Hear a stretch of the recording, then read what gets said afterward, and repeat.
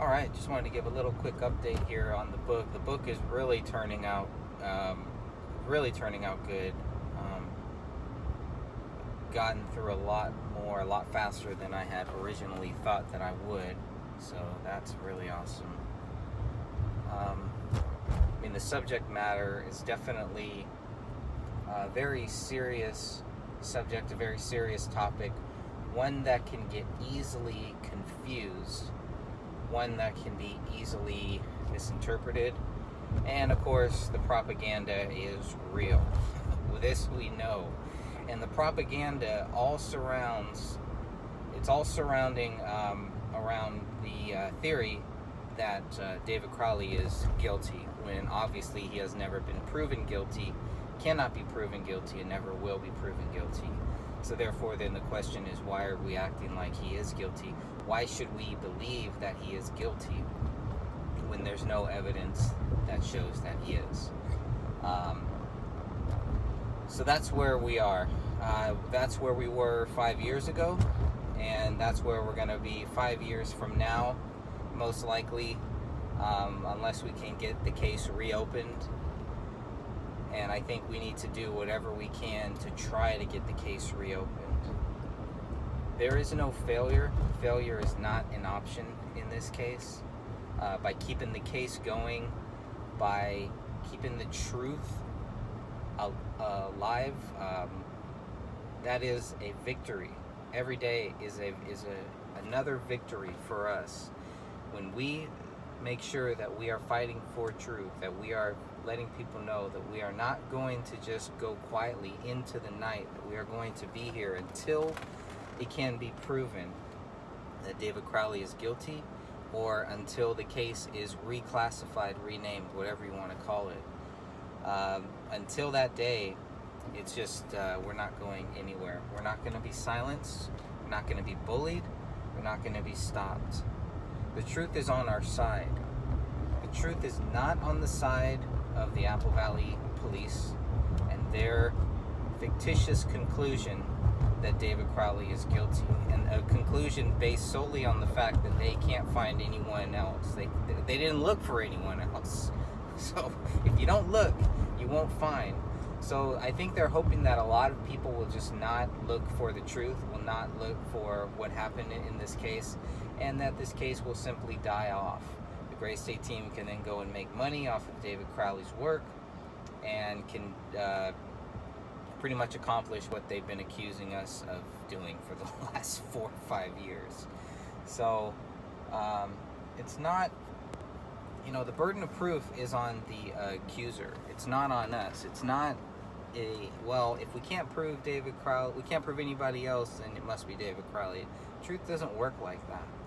It really doesn't. And I know some would like it to work like that, or that's the only thing that they can do, is just say, well, if you can't prove anybody else did it, then it must be David. That's lazy. That's lazy. It's not truthful. It's bullshit. And it can be frustrating, because obviously there's a lot more to this. Now, we could get way off into theories and everything, but you have to remember, the official theory is a conspiracy theory, because you have all of these people conspiring to accuse David Crowley of being guilty. So, yeah, that frustrates me too. The whole pack theory thing. Well, that would be a conspiracy between David and his wife to kill their daughter and kill themselves. No proof of that either. But it hasn't stopped many people from trying to keep those fictitious lies, to keep those lies going for whatever reason, for whatever purpose. I don't know what the purpose is, but I know that it's not true. There's a few things in this case that we do know are true. What is in the document, what the DNA tests show, what the autopsies show, and none of it really shows you why David Crowley is obviously guilty. Therefore, it leads back to the question is that he's not, right? So the David Crowley questions will continue. This story will live on. And I do believe that one day justice will be served. Justice will come. It's just a matter of time.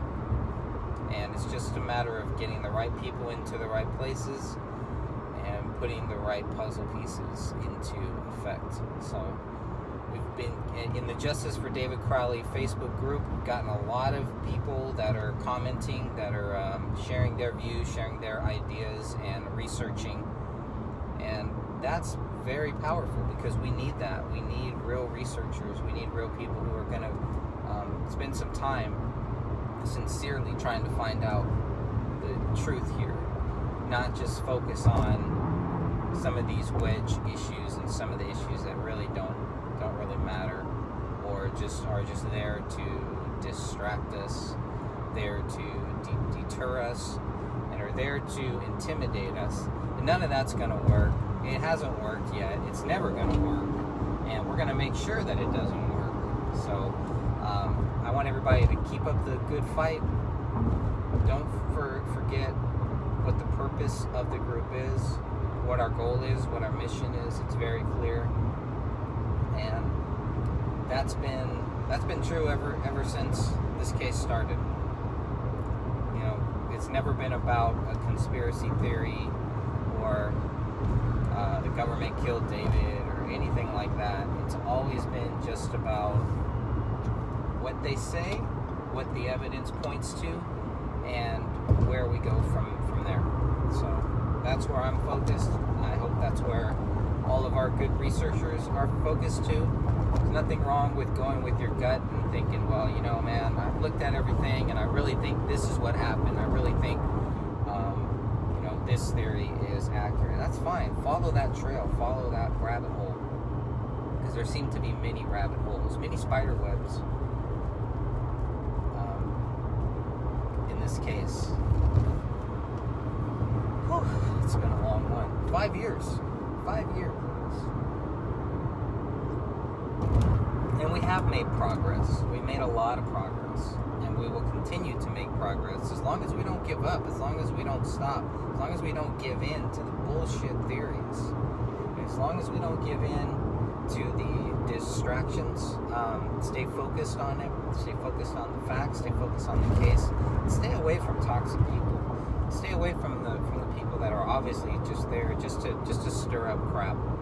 Those people are always going to be around, and this case is way too important to put any type of focus, any type of meaningful thoughts onto such just ignorant behavior. And thankfully, that is a very, very small portion of people.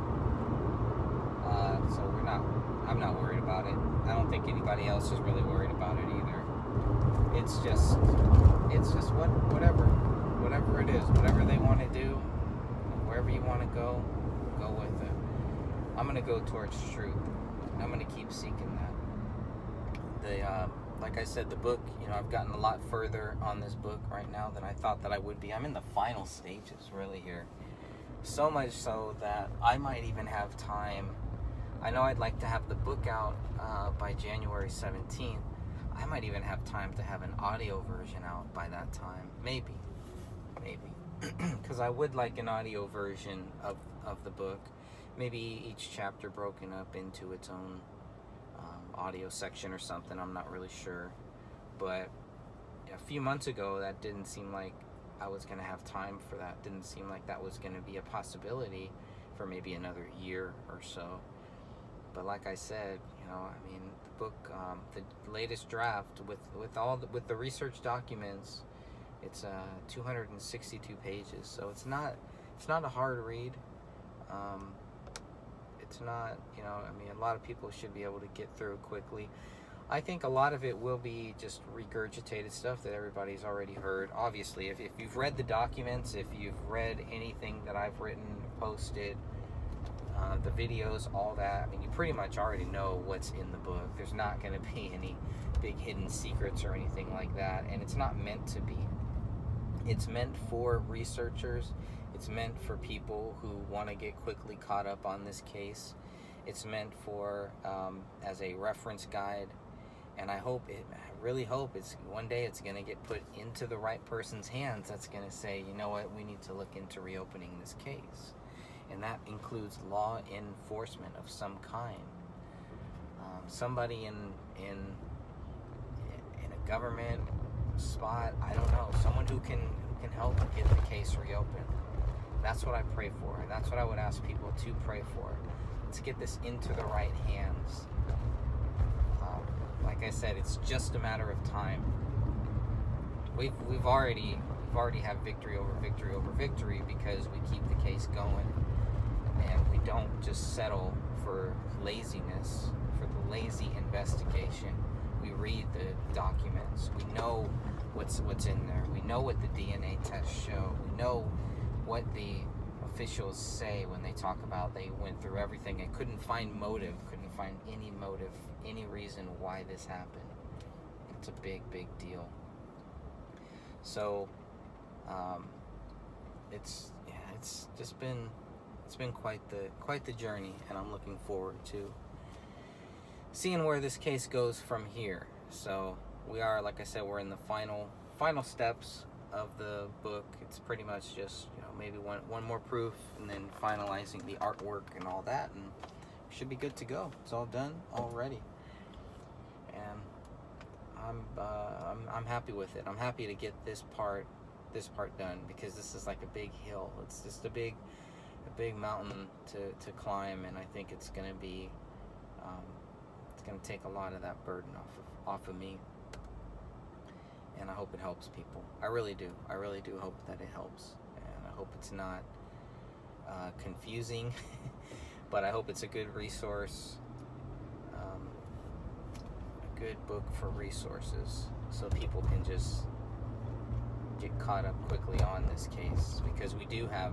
many people continually, even now, new people coming to this case, wanting to learn about what people's views are and why they believe this, why they believe that. So we need that. We need, I'd like to see other books too. I don't think that just because I've written one book, I don't think that this should be the only book out there on the Crowley case. So I hope that other members of the group, other truth seekers, people that are looking for truth, will consider writing their own book on this case too.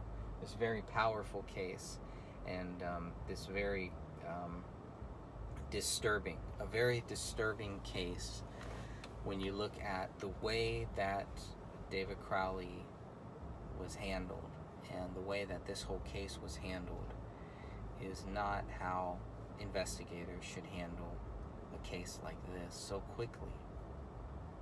And that's one of the biggest things, and I hope that they learn from that. I really do. I hope that other investigators look at what they did wrong and don't make the same mistakes that they made. So that's what I really hope. I really hope that happens. Now, we're going to do another live show this Sunday, coming up this Sunday at 1 p.m. Pacific time. This will be on the Gray Stage YouTube channel, and we're going to try to go over the notebook, whatever you want to call it, in David's office, the one that had the writing, Submit to Allah Now, Open the Rise, most latest version. So there's 59 pages. This was an 80-page notebook, and there's only 59 pages in it. There's blood on several pages, blood on more pages than I thought, blood on more pages that is actually mentioned in the final reports. So it's very important to look at these and see where the blood is, what was written on these pages, what this notepad was used for, because it was used for many things. It looks like it started out as kind of a cookbook. It was a budget book at first, and it kind of ends as a cookbook.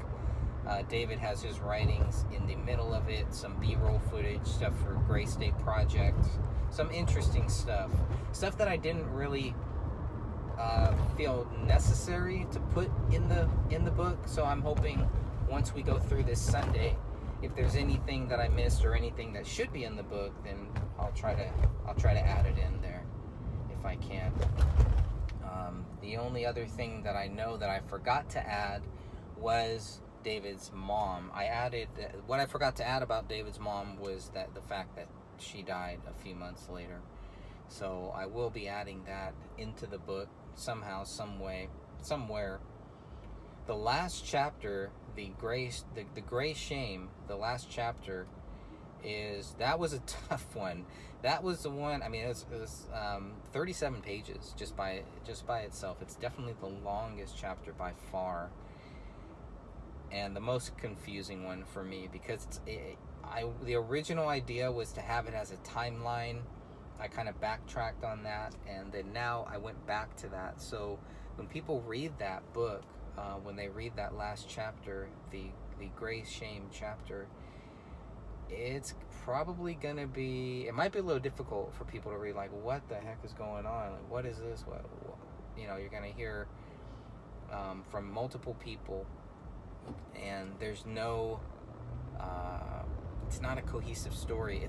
It is a timeline of dates, because the dates are the most important. Who saw David last, who saw the family last, when, why, where, what, and how. And I think people will find that very interesting. I found it very interesting.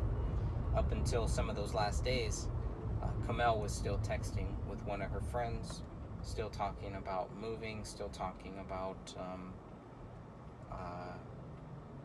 future plans, working on Gray State. She was going to write a book. All of this stuff that clearly shows that David and Kamel were planning for the future, not planning to end their life, all the way up until late December. And the police know this, the authorities have all this stuff, but yet we're still supposed to just think that just disregard all that, disregard David Crowley talking with Jason Allen, and I believe December 16th or so, and David wanted Jason Allen to be an executive producer on the Gray State TV series, all the way up until December 16th, December 17th. But we're supposed to just think that sometime after that, for whatever reason, David Crowley snaps and kills his family. I mean, knowing what's in those documents, it's hard to buy that. I'm having a hard time buying that. And I know that I'm not the only one, too. So thanks, everybody. I really appreciate all of your support and help, the criticism, the constructive criticism, and the ever-going struggle to find the truth and to get this family justice. God bless you all, and we'll talk soon. All right, and I'm happy to say that we are just about complete with this book. The book is just about done. The Gray Stage, written by Greg Fernandez Jr. This is all about the David Crowley case. I hope that this book will help many researchers, past, present, and future, with their search for the truth here. So as we take a little journey down my search for the truth, it has not changed, has not wavered. It's always been the exact same thing. What proves David Crowley guilty? So we're going to go ahead and read from the final chapter of my book here.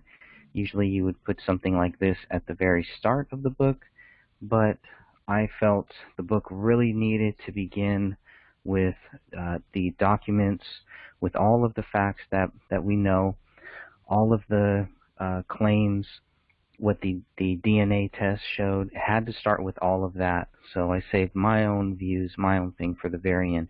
So this is just my view on this whole case here.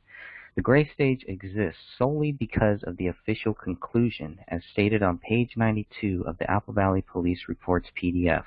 With the conclusion of the review of digital devices, Detective Brian Bone reported on October 7, 2015, there is no other information available for further investigation. Throughout this investigation, the AVPD has not discovered any information or evidence that shows anybody but David is the perpetrator of these crimes, including the killing of his wife, child, and himself. This book, The Gray Stage, is a direct response to the allegations against David Crowley. Due to the lack of evidence against David, I felt it necessary to write this book. One of the reasons I decided to write The Gray Stage was to help convince the Apple Valley Police Department to reopen case number 1500303. Either the Apple Valley Police Department should be forced to prove David Crowley guilty, or they should admit the case is unsolved. Because of the official Because the official investigation failed to prove David Crowley guilty, I can only assume he is not. What other conclusion could I possibly reach under the current circumstances? Time and time again, we are asked to believe David is guilty simply because the official narrative declares it so. We wait and wait and wait for evidence of David's guilt, evidence that is never produced. Delay after delay after delay did not deter my efforts or many other people's efforts to find evidence of the allegations against David. During the official investigation, I waited patiently for a conclusion based on facts. I researched as much as I could, documenting comments and actions of those involved in this case. What I soon realized was what the official theory believers and myself had in common. None of us were able to prove David guilty. In fact, no human being on earth can prove David is guilty of a double murder-suicide. So why should we act like David has been proven guilty?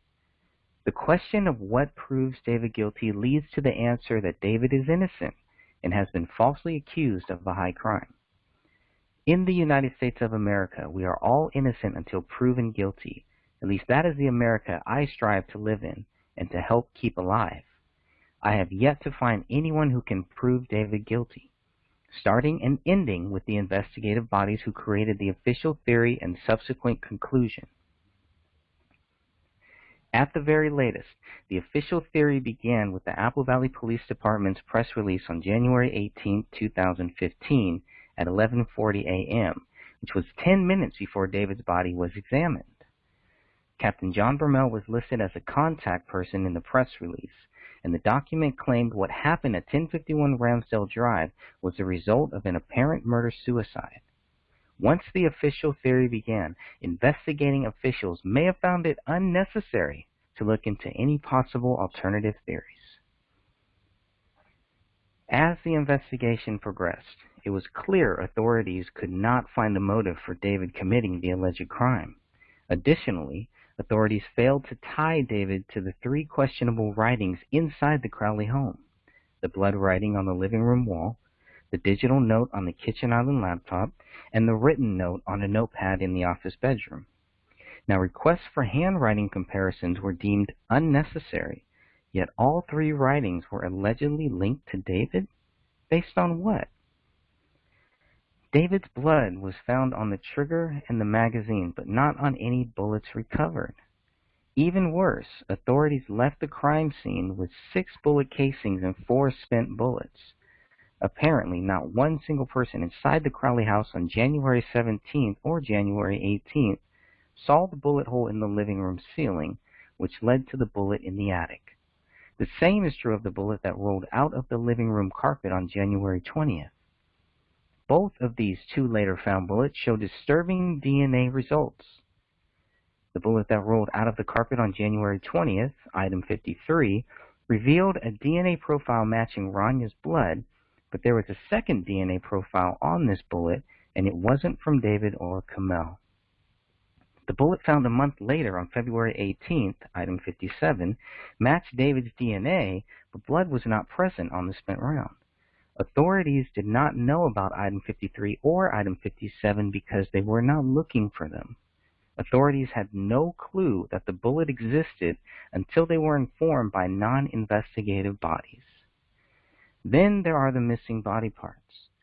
David's right hand, both of Kamel's hands, and Rania's entire right arm were reportedly missing. Most of the heads of David and Kamel were also missing. Paleo, the family dog, is credited with the missing body parts, and apparently Rania's fractured rib. Yet there is no indication Paleo deserves credit since dog feces tests were never conducted as far as we know.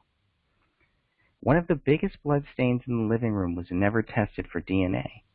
There was a large circular blood stain on the lower right corner of this recliner. The blood was swabbed and labeled as item 34. This item was never tested for DNA results. Plain and simple, this was a staged event. Some believe David staged the scene, while others believe the scene was staged by parties other than David Crowley. Either way, I believe this was a staged event. I believe David has been falsely accused, and unless authorities can prove the double murder-suicide theory, this case should be reopened, and the status should be changed from exceptionally cleared to unsolved. Thank you all very much. That is the final chapter of the book, The Gray Stage by Greg Fernandez, coming out very, very soon. The rough cut just finished, and I hope to have the final version out soon. Thank you all. God bless.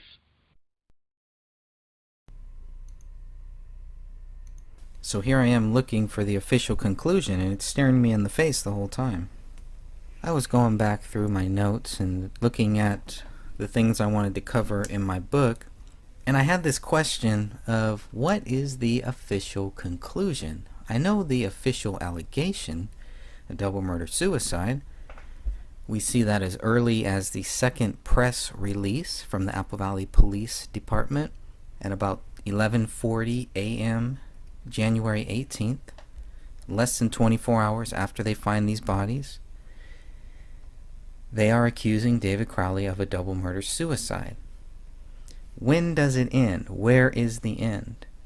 What is the official conclusion? In the Philip Marshall case, we got this, I think, 15-page report from the Calaveras County Sheriff's Office. I was kind of expecting something similar, something that would help everybody understand why the police, why the authorities, why the investigators came to the conclusion that David Crowley is guilty. I was expecting to see that there was something else out there. There was more out there, that they had documentation, that they had something that actually showed that David Crowley is guilty. I was expecting to see something, anything. And I looked and I looked and I went back through all of the documents that we had. Where is the official conclusion? When did this whole case end? When was it wrapped up? What is it? What do we have here? What do they have? And I'll tell you, I was really shocked. I was really shocked because at first I thought, okay, maybe I just missed it. But no, it was there. It was there in front of my face the whole time. It was there. Page 92 of 94 in the Apple Valley Police reports. It's right there. That's their conclusion. That is their final conclusion. That's it. There's nothing else. There's nothing more. Page 92 is it. I'm still a little shocked about it. I still find it hard to believe page 92 is the official conclusion. There's nothing else. This is it. This is supposed to solve the whole case here. This is the conclusion. I was shocked. I was shocked for two reasons. Well, first reason was kind of like it was already there. I had already assumed that page 92 was the unofficial conclusion. I had no idea that it is the official and final conclusion. That's it. That's all you get. So page 92 is written by Brian Bone. This is dated 10/7/2015, 1:08 p.m. The case is closed. It is exceptionally cleared. Okay, so the statement talks about the Dakota County Electronic Crime Task Force. They get all of this data, these terabytes of data. They go through these terabytes of data. Guess what they find? Nothing. Big shock here. Nothing. They did not find any information on the related devices that showed motive or cause for what happened during this or up to this incident. With the conclusion of the review of the digital devices, there is no other information available for further investigation. At 10/6, that's it. The terabytes of data was the last thing. It was the last thing that they were waiting for. On October 6, 2015, the case is closed. Goodbye. It's done. Throughout this investigation, the AVPD has not discovered any information or evidence that shows anybody but David Crowley is the perpetrator of these crimes, including the killing of his wife, child, and himself. And the status is changed to exceptionally cleared. So here is the real challenge. Here is the real question. What did they discover that shows that David Crowley was the perpetrator of these crimes? Because they're saying they have not discovered any information that shows that anybody but David Crowley was the perpetrator of these crimes. So the clear question is, and this is why I was expecting a final report, something that would answer the clear question, is what did the Apple Valley Police find that showed that David Crowley was the perpetrator of these crimes? If this is it, then there isn't anything. What do they have? One fingerprint? One fingerprint on David's left middle finger? Nothing that ties him to the bullet found in the attic 1 month later? Nothing. They found nothing. They have nothing. The case is built around nothing. They know nothing. And it brings us to the question of what really happened here.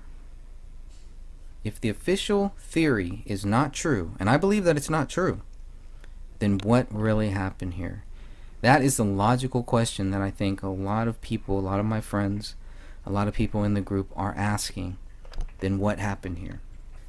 For me, I move a little slower, I guess, because my question here is still, why are they accusing David Crowley of being the perpetrator of these crimes? In these 94 pages, what shows that David Crowley was the perpetrator of these crimes? We know that they found nothing in the terabytes of data. We know that they have no motive. We know that they're guessing.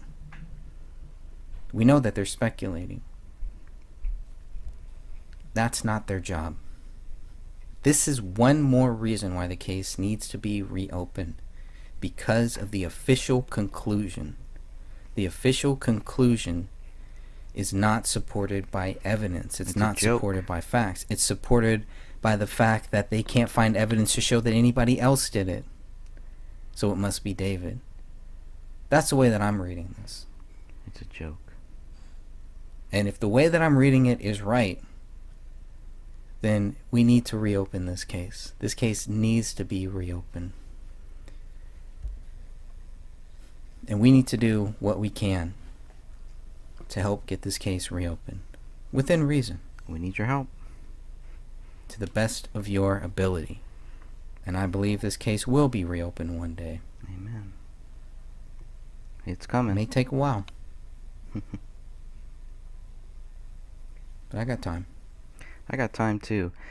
Thanks everybody for joining us here. When I do these live shows, I'm gonna always kind of start off with a little intro video to give people a little bit of time to come and join in. If you want to join into this chat room here, this is the Gray Stage live stream number 1. The date is August 5th. 2019. It's about 6 p.m. Pacific Standard Time here in the local Bay Area, San Francisco, California, the S-hole of America. And a few things that I wanted to talk about here, to cover here. Hopefully we'll have enough time. I'm going to try to keep these to about an hour or so, maybe a little bit less if I can. Please let me know how the audio is, if the audio is okay. So far it sounds alright. I'm going to skip here to a interview that David Crowley did in 2012. I want to go back to this, to what he was doing in 2012. This took place after after David Crowley had already finished the trailer kind of taken off, all that stuff. So let's go back to 2012 for a second. This is a reading from my feature book titled The Gray Stage, of course. This is in the 2012 section. There obviously is going to be a lot more in this 2012 section. I'm sure you can all understand that. Hey, Pat Hansen, thanks for joining us here. Oh, good. Quality's good? All right. I'm hoping everybody will be able to find us over here. We'll see how this goes. But, so looking at 2012, this is what I got. This is from chapter 11 of my book. This is part of the chapter called The Gray Shame. This is one of the most difficult chapters that I had to write. What's weird is I thought this was going to be the easiest one, because this is basically, a lot of this stuff is basically stuff that I've written from 2015 on. So, after 2 years in the making, the Gray State movie trailer was released to the public on August 7, 2012. A month after its release, David Crowley was interviewed by Freedom Fiends talk radio show. The interview, conducted by Michael W. Dean, was recorded 2 weeks prior to its release on September 15, 2012. The Gray State movie trailer cost David Crowley and Mitch House $6,000 to make. That's impressive. Very impressive. $6,000, that's it. I was really impressed by that. And that trailer, I wonder how long it took them to make. If somebody has that, can maybe help me find that answer. I'm sure it's out there. We've probably covered it 1,000 times, but this is 1,001 time we need to go back. I need to go back over it. So, and David says, that's just out of pocket. Through our production company, David explained to Michael W. Dean. That's just money spent harnessing the actors to our set and getting the props that we needed. But we spent another year in post doing 17-hour days. So how do you put a price tag on that, really? I even got the little timestamps there, too. I hope the timestamps will kind of help. Let's see if I can move this down, or if I have to... Oh, I'm probably going to have to drag this. Sorry about that. Hope it's not making you dizzy there. All right. Now, the story of Gray State continually evolved. It's gotten deeper, David said of Gray State's story. It's gotten very much darker. So people, when they see this, their response is, as I knew they would be, they're very divided. First of all, they're very supportive, like, wow, this is like a future scenario that we can face, that we are facing right now unless we wake up. Then what they want to do is they want to assign their responsibility for activism to my project and assume that's what I want to do, is wake people up with Gray State, when in fact I can't make any such moral distinction because I'm a filmmaker. I'm an artist. What I'm going to do is explore human truths, and I can do so through a pretty messed up context like the Gray State world. But how real or how not real it is completely irrelevant. Interesting. Okay. I think I'm going to have to utilize this little bad boy here. What I'm saying is, David continued, people kind of expect me to tell their story, their vision of truth with Gray State, and that's not my intent. If it resonates with truth with you, that is great. If it doesn't, that's also great. But what I've been seeing is that the 3% or so who really hate Gray State, they don't hate it because it was shot poorly, or that story could never work, and here's why. They hate it because it threatens them. It threatens their reality. And that just tells me that what I'm doing is close to the truth, at least, because they're that threatened by it. I think that the reality that most people live in is almost like a religion. Like if you challenge a Christian or a Muslim who just grew up believing what they believe, they don't know how to defend it logically. What they're going to do is they're going to lash out in a very knee-jerk and negative way. Let me read that again. What they're going to do is they're going to lash out in a very knee-jerk and negative response to defend their reality. And that's just the nature of humanity, I think. So what I'm seeing is in their reaction to Gray State is either a very positive or very negative. It's a very polarized argument. I agree with that. He's right on the money with that one. David made it clear he was not interested in selling the Gray State project unless it was for serious money. If a studio bought this project, David said to the host, it would just get put on a shelf or be drastically changed from its original message. So in the interest of maintaining creative control, I will not sell this project. However, if it goes nowhere and someone's offering me $200 million or so, or something awesome like that, who knows? I gotta feed the monkey. I still don't know what that means when he says that. It must be some inside joke or something. But as it stands right now, I want to get this film funded, and I will get it made for whatever budget I can get. If that means $500,000, great. If that means $25 million, like it needs, then that's great too. But this movie will get made, even if it's a long-term haul. Looking at the situation now, looking at everything that we know now, you can see this passion. Now, you can argue this is 2012, and by 2014, by the end of 2014, things had changed. I don't think so. Okay, so when Michael W. Dean asked if the eventual movie would have a happy ending, David responded by asking the host a question. What do you think? You tell me. I would guess and hope that it probably has a triumphant ending, Dean answered. But it's the hero standing on a pile of bodies, some of them people he knew. That's pretty close, David admitted. That's pretty astute. I'm proud of you. There will be a pile of bodies. You won't know who's going to end up in that pile when you're watching it. A film has to follow convention. It has to follow that storytelling formula. Otherwise, the story doesn't work. But once you know those rules, you can break those rules. And Gray State breaks rules in that it's not only immediately physical, it's interdimensional. It's very layered.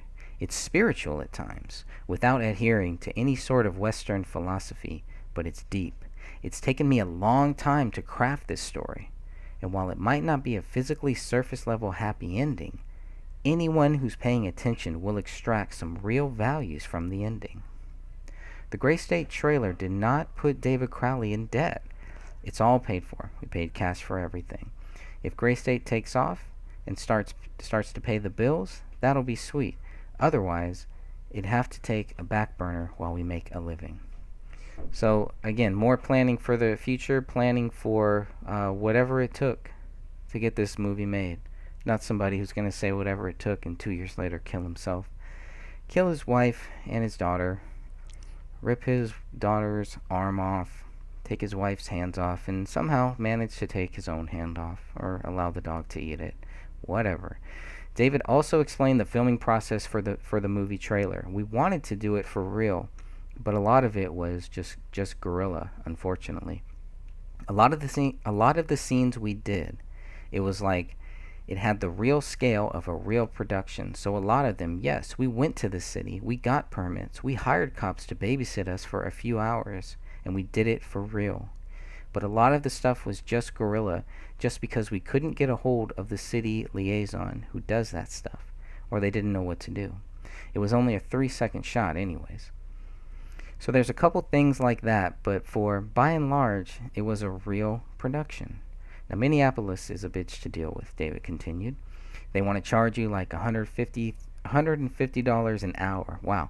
Even if you're just a freelance photographer.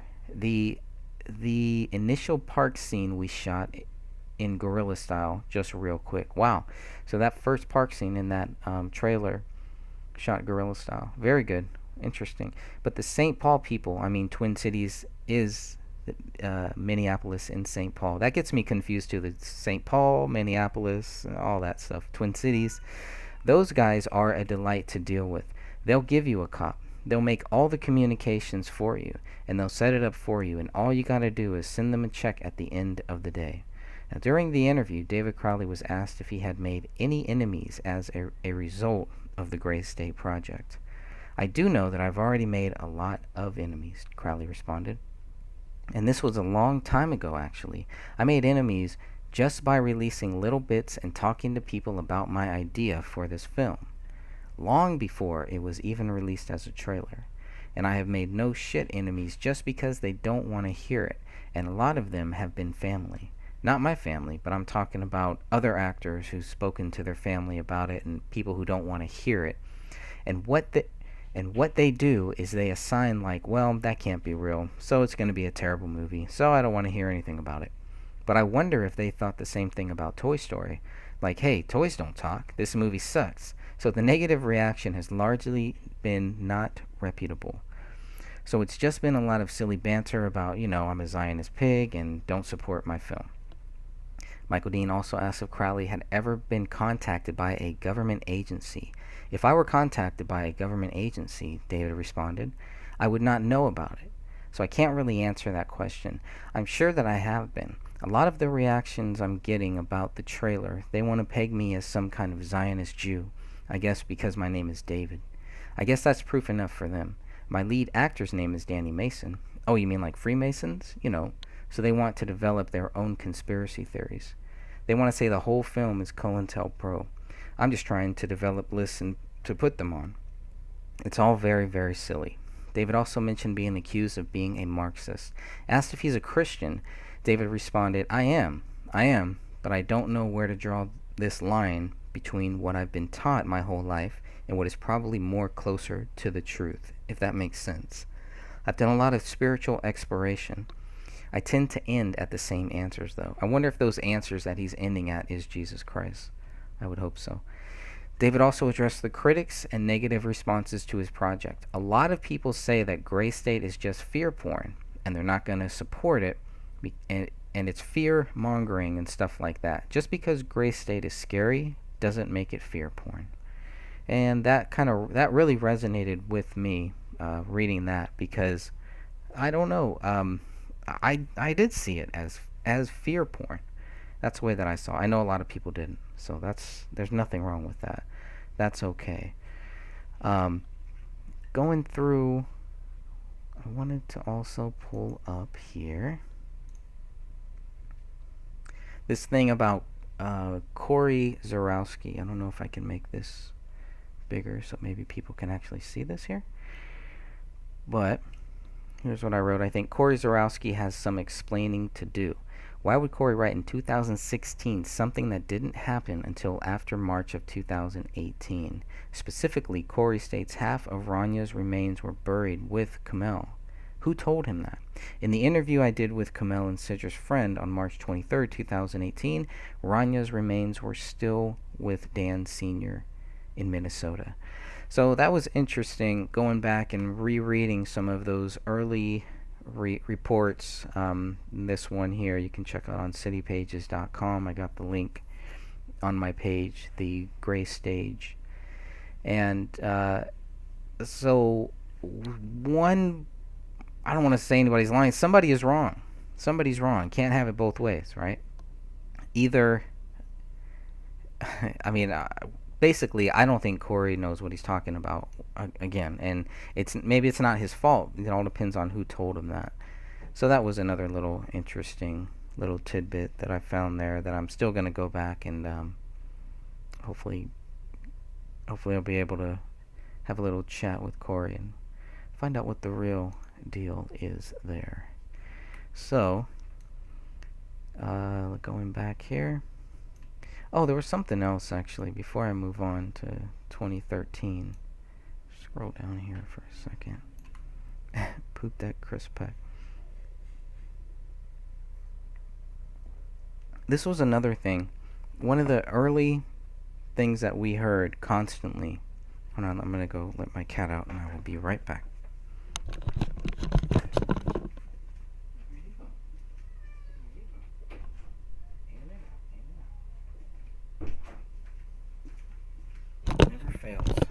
Never ceases to fail. Okay. Now, what I was saying, this is from Chris Peck. Chris Peck is another person who tried to make it seem like David's movie came crashing down. It was all over. There was nothing else, and that was it. So this is just a weird thing. And this is from the New Yorker. This is from Alec Wilkinson's article, Death of a Dystopian. And Alec writes, he stopped saying, when he says he means David, he stopped saying that he was going to be famous. He didn't say they were moving to California anymore either. A friend named Chris Peck told me.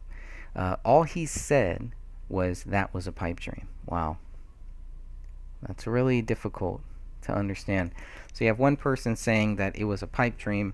You have the two mics, and let's go back to the two mics. I think I got a little something on the two mics here. Kitty's name is Kisa. Kisa, which in Russian just means cat. Not very creative, sorry, Pat.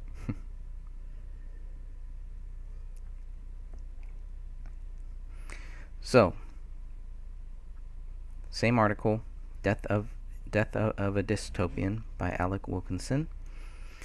And Alec writes that the mics as producers, these are MEG. David Crowley was in talks with MEG, Michael Entertainment Group. They were going to make the TV series Gray State. So Gray State had moved from a movie. It's true, maybe the movie deal fell through and that came crashing down, but it's really not true because they were going to make this into a TV series and then try to make a film based on that TV series, multiple films, games, all of these different things. There was a lot of plans. There was a lot of things happening there. So Alec Wilkinson writes that the Mikes reacted as producers do, by considering the script's merits and difficulties. My first pass from story content was, this is kind of a roadmap for the next American Revolution. This is from Michael O'Donnell. So that's what Michael O'Donnell tells Alec Wilkinson. My second pass was breaking it down to what it costs. When David finally heard from them on September 26, they said that Gray State might be better as a TV series. They did not offer him the contract he had counted on, which technically might be true, but they did have a contract. They were working on a contract, and I do believe Dan Hinnon was able to get those contracts. Now, whether the contracts were signed and all that stuff, that's a whole nother thing. But the contracts were here. You have two. On July 25th, 2014, the MEG option, the purchase agreement right here. So this also shows that the project was not dead. It was moving forward. But there you go. They might say, well, this was a July thing, blah, blah, blah. But the option's there. They're moving forward. And talking to Mike Boggio, Dan Hinnon had Mike Boggio reinforce that view, that they were moving forward, that they were continually moving forward. There wasn't going to be an end. This was not just ending. This was a project that was going to be optioned. There was money involved. Okay, so just going off my little rant there. Where was the other one? Okay, so didn't get the contract he was offered, or he was counting on, but he got something. They don't mention that. Maybe Alec Wilkinson didn't know about all that. I don't know. David was devastated. Making Gray State was his whole world, Sidra said. Sidra is Kamel's sister. In a Facebook post written after David's death, Mitch Heil said that he didn't think David knew how to cope with failure on this scale. But there was no failure, again. And he went on, in my heart, I feel like the stress, the message, the story, and his thought process caused his world of fiction and reality to blur. Well, it sounds like that's what the cops are saying, too. If you listen to what the cops said to Tom Lydon, they're kind of saying that same thing, that David snapped, he went to a dark place, and that was it, right? And we're all just supposed to just believe it, pretty much. Believe it or not. It's that's our only choice. So I was trying to find that article, if I have it here or not. We'll see. Oh, there it is, Tom Lydon from the Fox 9.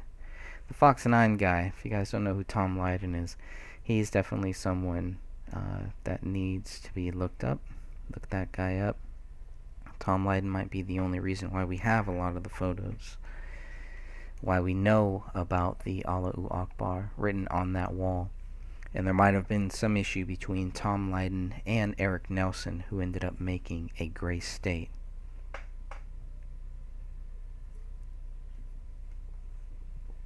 I'm gonna go down here, trying to find one of the quotes. Basically what they're saying is, because talking about those blurred lines, that David went to a very dark place, and because of that he killed himself, killed his wife and his daughter brutally, in such a brutal fashion too. I think that was an interesting one. So let's go back here. Okay, so Tom Lydon began his investigative segment declaring it's important at this point to really get all the facts out on the table. I think that's the most important thing here. Mr. Lydon, if you really want to get all the facts on the table, please consider researching the numerous facts you forgot to mention. Chief John Reichel described the Crowley family as the ideal family, seemingly, before stating he believed something went terribly wrong inside the Crowley house. Now, without providing any substantial evidence, the chief then claimed David Crowley snapped.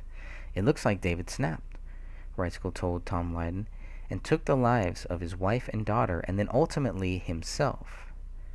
The chief also believed a great deal of the Gray State movie was the reason why David killed his wife, child, and himself. From all accounts, the police chief told Tom Lydon, he was consumed with producing this film, and it was a dark topic. Here you're talking about conspiracy theories and potentially the fall of society.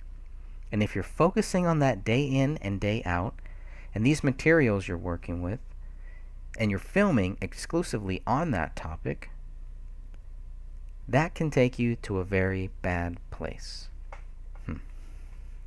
Yeah, that always struck me as odd too. They say it can take him to a very bad place. And now you have all these other people who were trying to work on the Gray State after David died.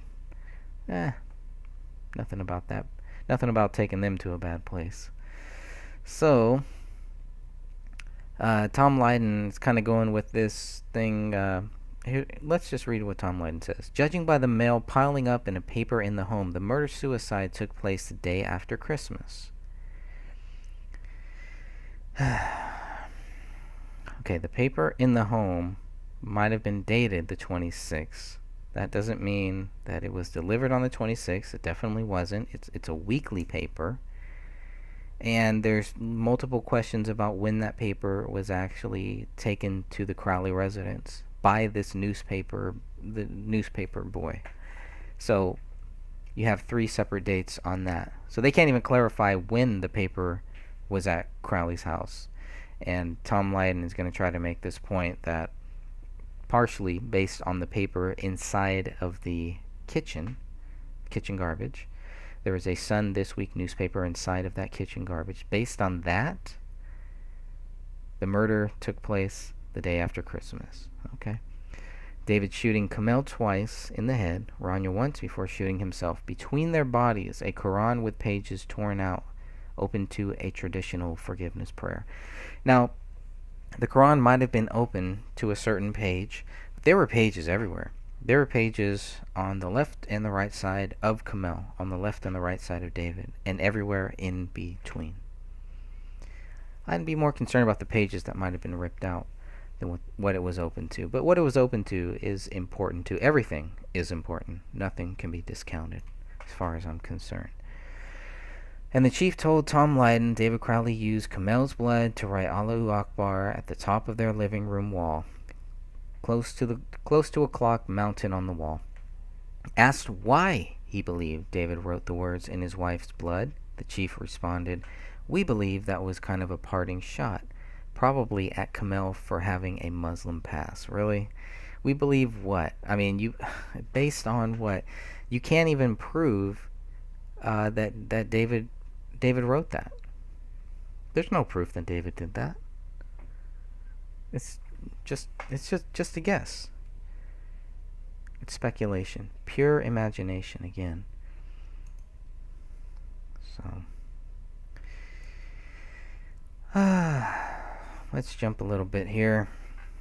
2013, David Crowley completed a revised script of the Gray State movie on June 2nd, 2013, and asked a select group of people to review the updated version of the story.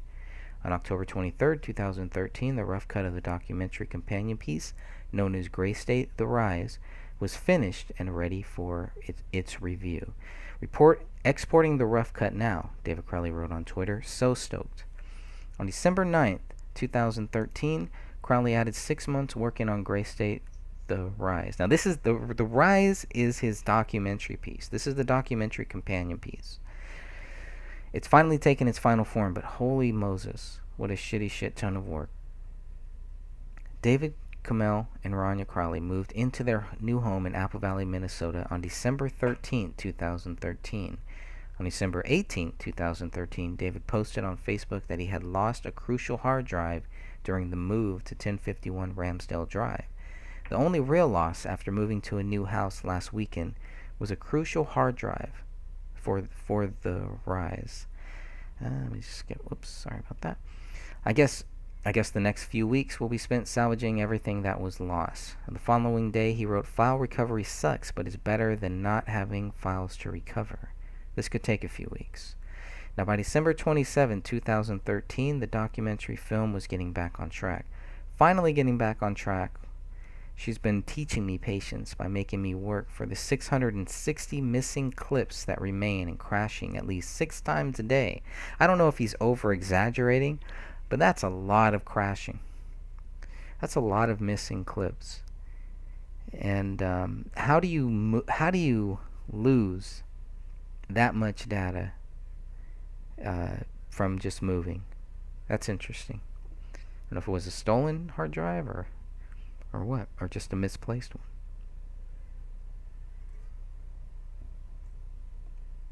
There's going to be a lot of things missing here, including the evidence that David Crowley is guilty, but that goes without saying. So we can go ahead and jump, what time? Okay, we still got a little time here. We can go ahead and jump a little bit into 2014. Again, we're reading from the 11th chapter of my book. The book is titled The Gray Stage, and this is the Gray Shame chapter. And this is an early, I wouldn't say an early version, but this is not the finished cut here. This is the rough cut. Now the manuscript for Gray State was about, now we're talking about the fictional Gray State here. I need to make that clear. I mean, it should be clear if you know what a manuscript is, I guess. But the script for the Gray State was about to go through a serious revision on January 15th, 2014. Some seclusion writing this weekend, David Crowley wrote on Facebook. For those of you who read the Gray State script, it's about to get gutted for the necessity of a clear, concise, entertaining, and effective film. For all the chewy details that are going to get cut, well, it's always the novel. 5 days later, on January 20th, the story had completely changed.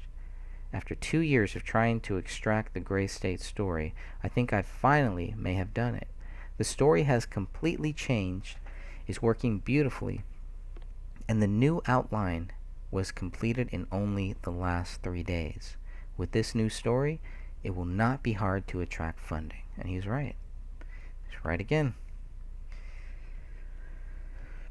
Now, the following day, David Crowley explained he had rediscovered the ending to the Gray State story. It's a strange experience finally feeling genuine love for characters I've created.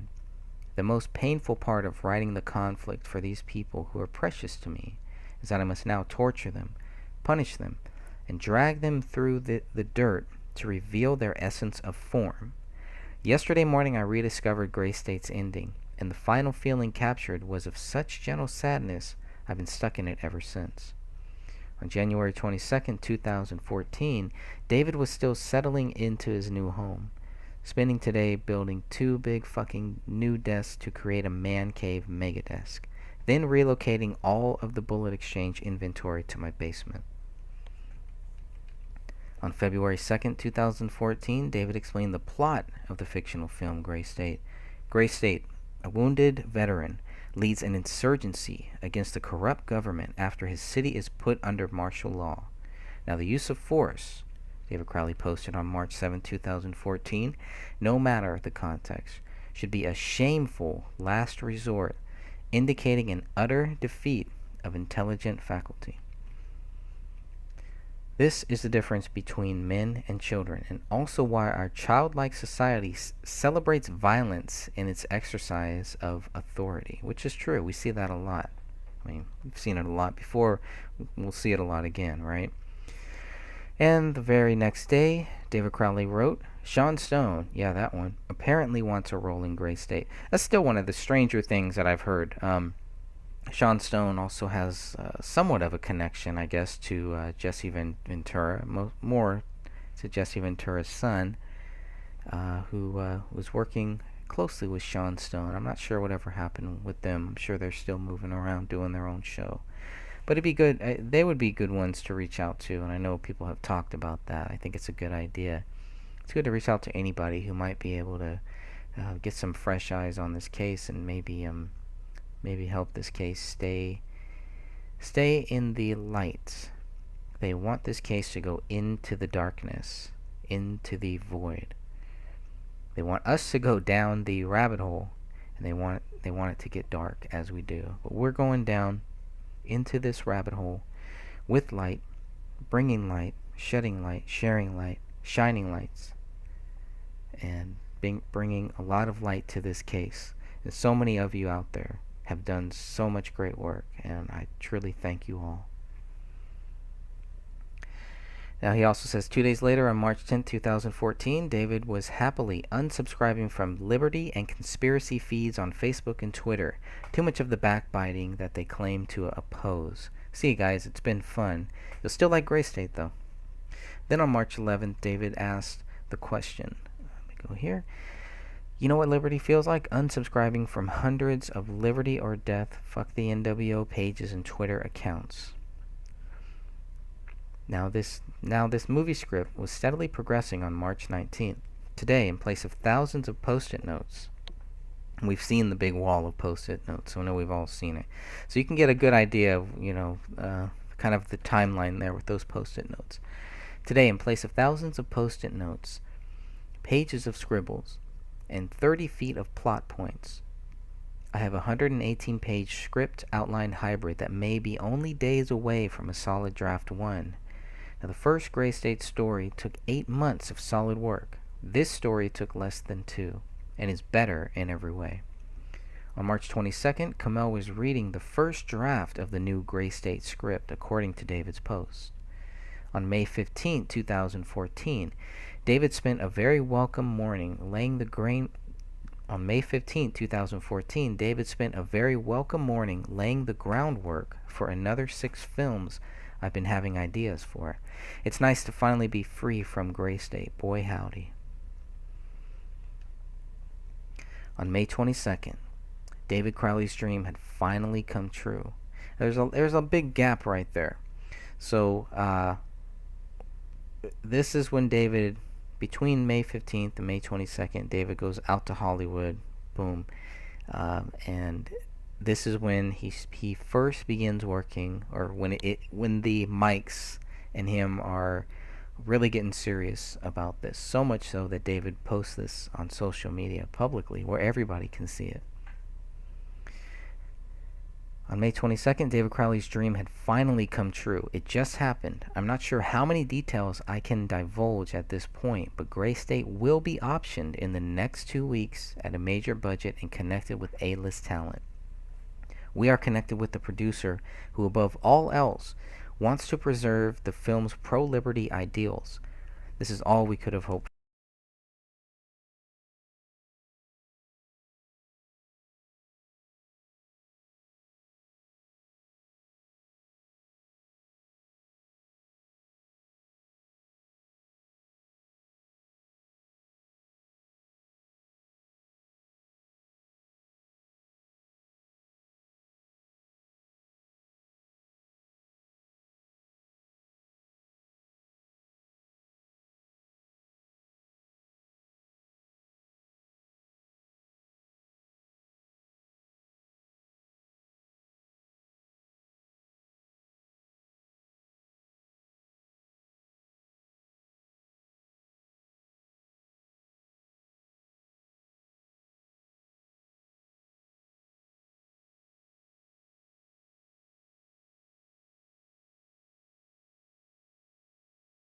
for and more.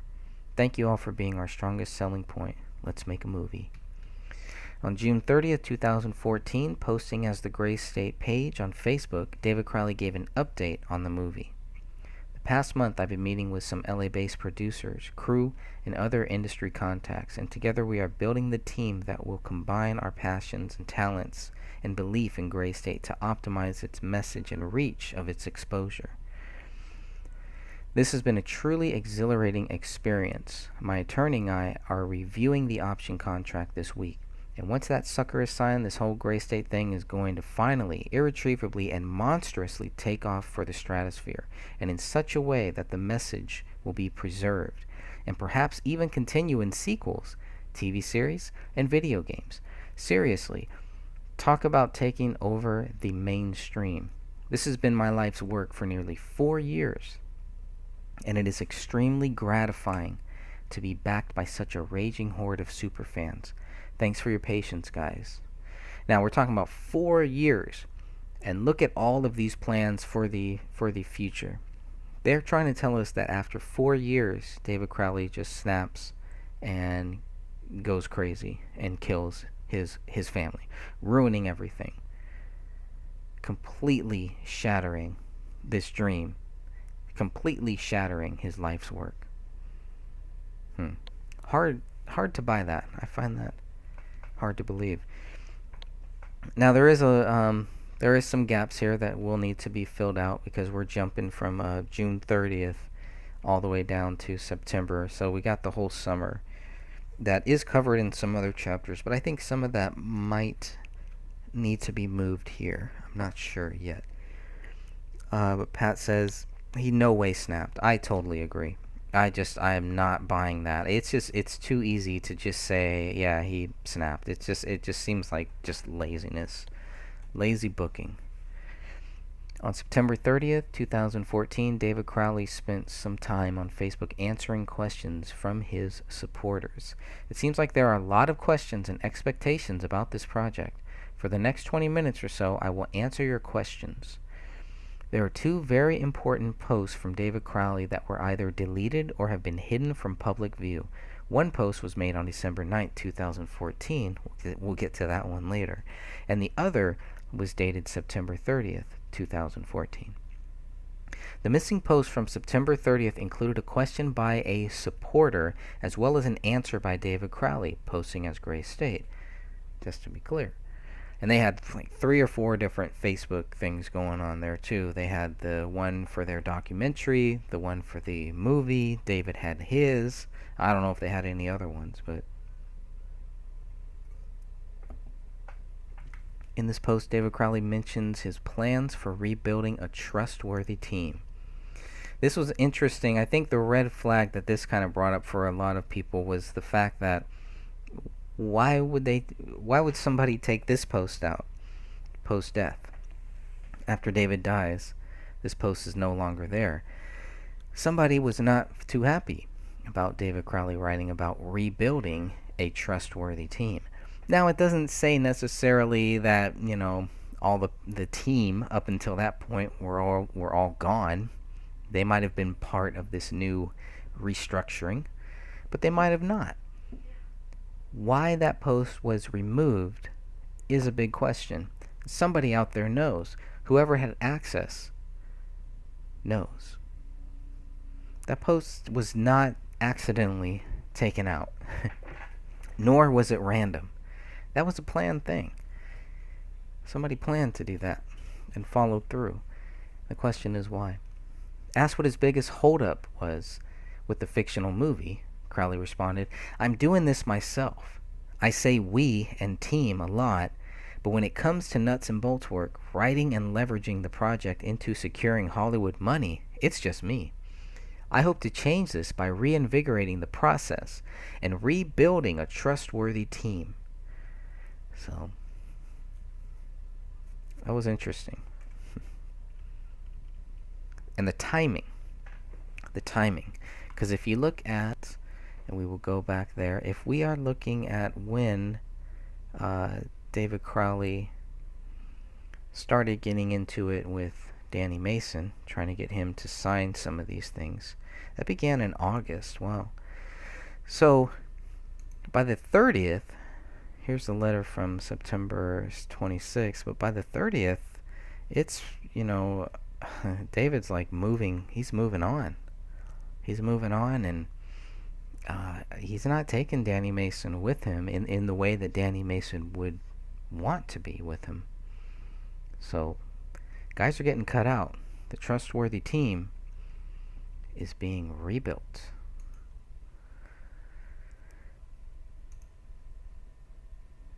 Alright, so let's keep going. We're still on September 30th. If you can go back, if people ever go back to look at the Gray State's posts from September 30th, 2014, there's a lot of interesting ones there. A lot of interesting comments. And a lot of win. We can't wait. We gotta see it. Want to see it. Pat says, he knew his team soured on him. They got upset because he caught on. It's possible.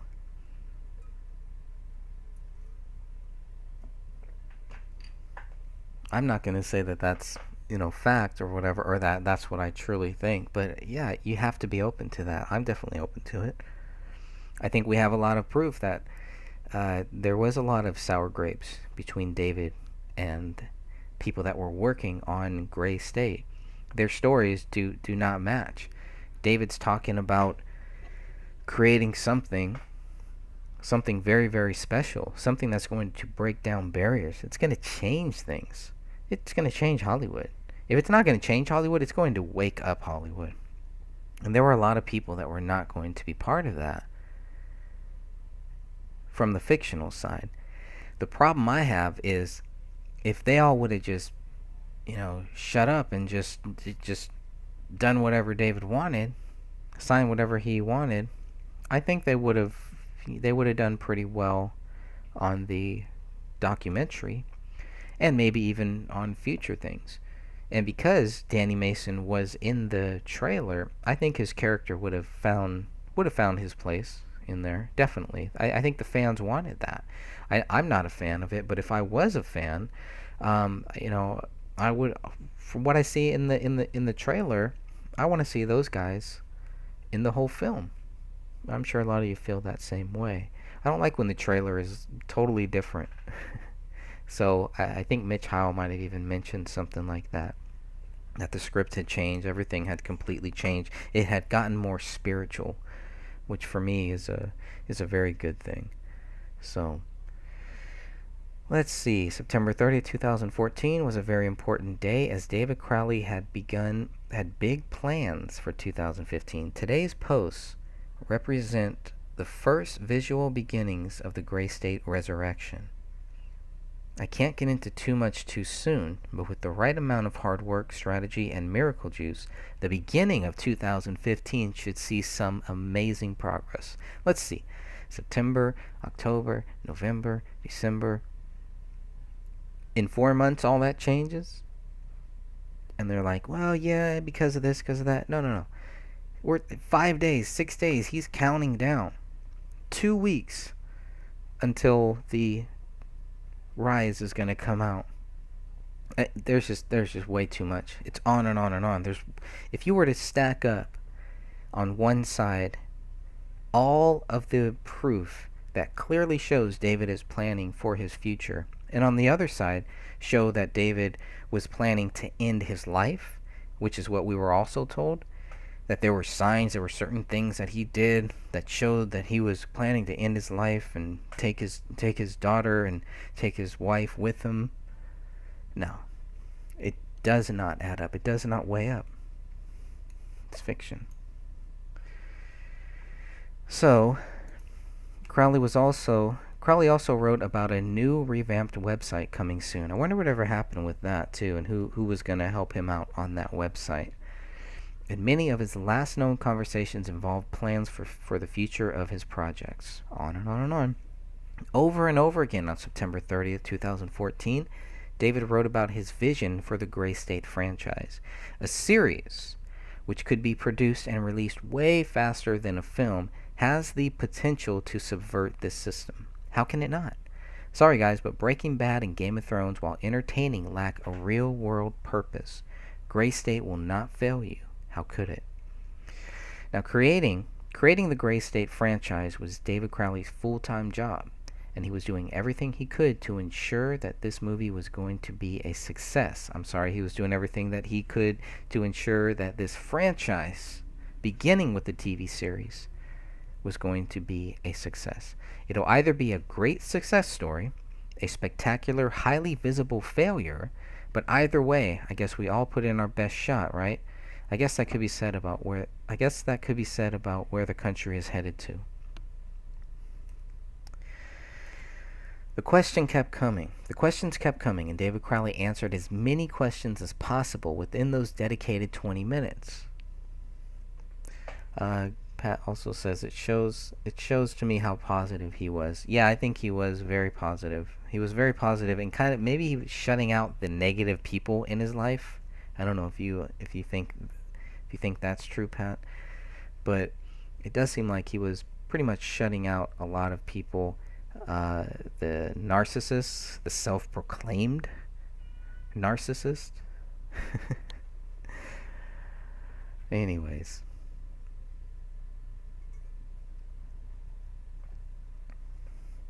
Crowley was attempting to reach out directly to his supporters and doubters in order to address the criticism the project received for its multiple delays in production. Starting a Kickstarter campaign for a future production cost is more evidence that David Crowley was actively planning for the future in September of 2014. We want to run a Kickstarter, but if we do, it'll be for a very specific purpose, like hiring a behind-the-scenes crew to document, run live broadcasts, and give constant updates to the fans. I never wanted fans to fund this. That's like making your kids pay for their own Christmas presents. Now, regarding this Kickstarter, I was wondering who was going to be the crew on the documentary side of this whole thing, doing these behind-the-scene documents and live broadcasts. Come here, Kenny. Somebody was going to get paid for that, and I guess fans were going to fund it. Let's see. David Crowley was still trying to get big budget funding for Gray State in September of 2014. Hopefully, wrote David, the strength of this project as a whole and what it represents with the people will help me get a big budget without sacrificing my intent. But hey, if I can't, then I will take it back to low budget indie like the 2012 trailer. This too shows David had a plan B, just in case the big budget dreams came crashing down. Do you have a plan B? Come here. You're the plan A. So that's my cat again. New developments have enhanced the project's honesty and dedication to its origins, wrote Crowley. This is going to be brutal. Crowley also reminded people to stay tuned for updates. We will keep the entire production process as wide open as possible. In response to the comment that it's been 3 years since Gray State was first developed, Crowley responded, no, it's been a lot longer, and there are years to go. In a separate comment, Crowley confirmed his long-term plans. The film is ready to go, but it might take forever, and then still fail at any point in production. A series might be immediately tangible, and instead of interfering with the film, set it up for success a year or two down the road. Big picture stuff. That probably would have been more of what Danny Mason's character might have been involved in.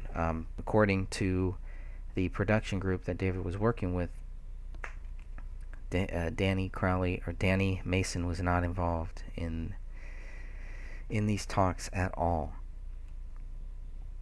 David Crowley's most challenging thing about the project was trailblazing this timeline. It's been either a very small team or just me alone working on this thing for years, trying to make it work.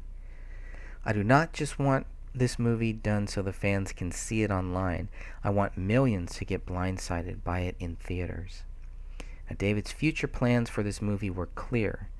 We're talking to producers about it. If we can't tease a producer into splitting 15 to 30 million, which is still our goal, then we will take it back and do it independently. The point is, we want Hollywood money, but not Hollywood politics. Now, 1 month later, on October 27, 2014, David Crowley contacted David Kirk West on Facebook. I like your operation, ethics, friends, and location. When I put together the Gray State web series and shoot nationwide, would you want to produce for the Northwest? On a constant basis, David Crowley was again planning for the future of his franchise and moving forward to see his life's work become a reality. All of these people know this. All of these people that later are going to tell us that that it was over. Project was done. He was finished. He couldn't deal with it and died. Killed himself. Killed everybody with him. These people know that's not true. They know that. You work consistently with Christian themes, Crowley wrote to David Kirk West. Yeah, I guess I do, David Kirk West answered. It's not really a conscious thing. It just sort of happens. Stick to what you believe in, David Crowley told Mr. West. There isn't much honesty left out there. Now, in his article, in his shameful article, Why I Don't Think Gray State director David Crowley was assassinated, David Kirk West mentioned some very weird, surreal, occultist stuff written into the Gray State script he was given. The script is interesting, to be sure, West wrote in his article. It's a bit messy and hard to follow at times, and whether or not the movie would have been any good would have really depended on the execution, more so than most films are. But I have to at least applaud it for being different. It is far weirder and more surreal than I think anyone who saw the concept trailer would have been expecting. Though there are elements of it present, it isn't exactly the Red Dawn-esque insurgency epic that I think a lot of people were expecting. It delves into some very weird, surreal, occultist stuff. It probably could have been awesome, but it also could have devolved into an absolute mess. An interesting mess, but a mess nonetheless.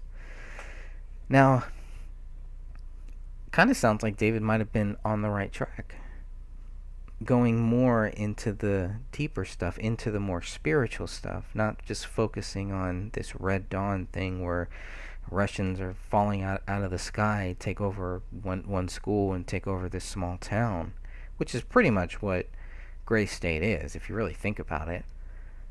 Consciously or subconsciously, it's very, very similar.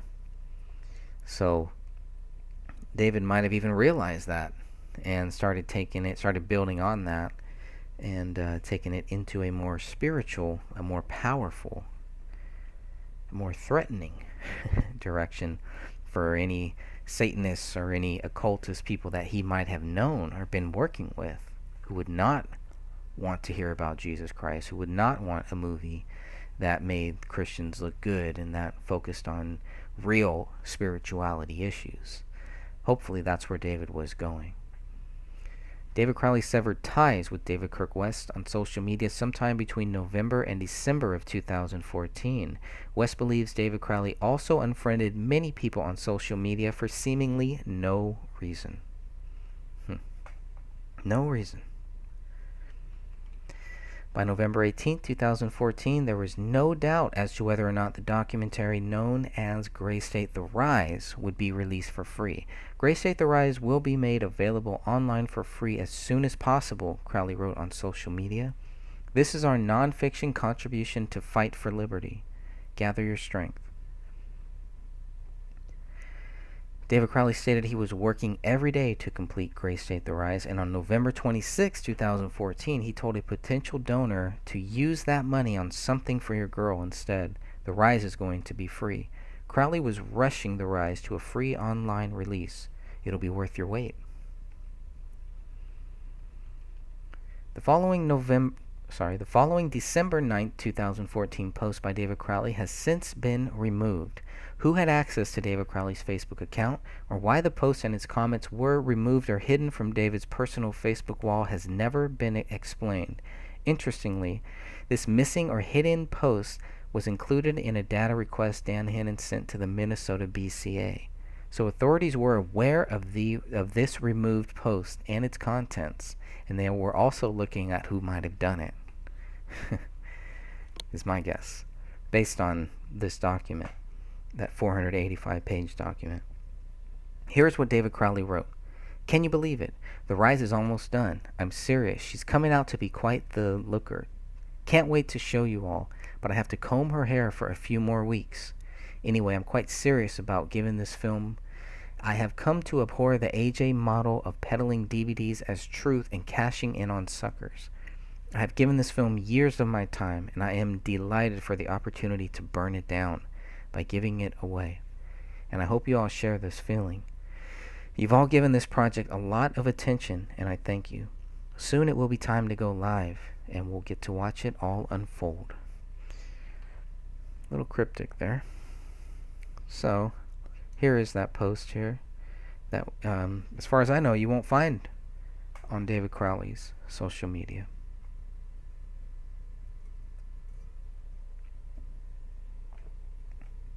Anyone want to guess why? Let's keep reading.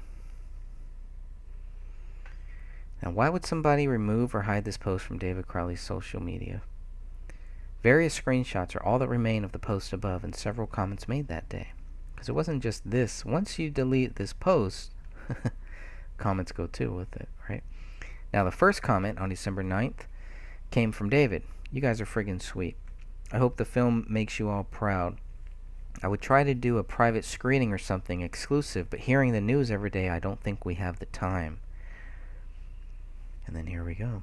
I want to make sure everybody gets this. So this was included in the BCA documents that Dan Hannon got. This is interesting, and I'm very glad that somebody actually grabbed this. I don't know if they screen captured it, whatever they did. Without this, things might have been a lot different. Let's just say that. Now, the first person to comment on David's post wrote, "It's taken a lot out of you, I'm sure. The iron is hot, waiting for you to strike." I don't know if that's the Gray State The Rise, maybe, or not sure exactly who that other person is on top. But the second person to leave a comment was Sean Wright, who wrote, "You need to call me. I'm all good with getting out free intact. I brought that up. But if it's released before my court, you may send me to prison instead of beating my case. For real, though, David Crowley, call me." Sean also posted his phone number in this public comment. Now, Sean's tax stuff is in the leaked version of Gray State, the one that was released right after the documentary that was released called The Rough Cut right after David died. Sean was worried that that release could send him to prison. And we're going to add the results of Sean's tax stuff there too. Shouldn't be too hard to find, right? I mean, we know we have the quotes about what he had to do, and it won't be hard to find out.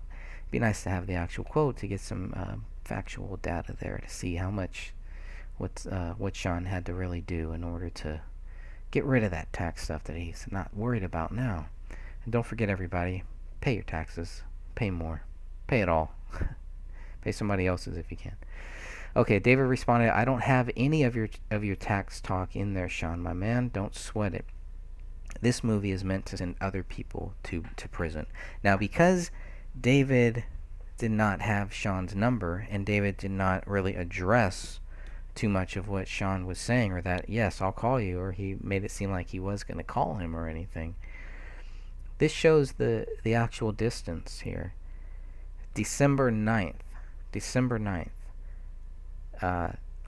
Sean Wright might have been one of the people that was cut out that David was not talking to, not seriously talking to, kind of shying away from during this time.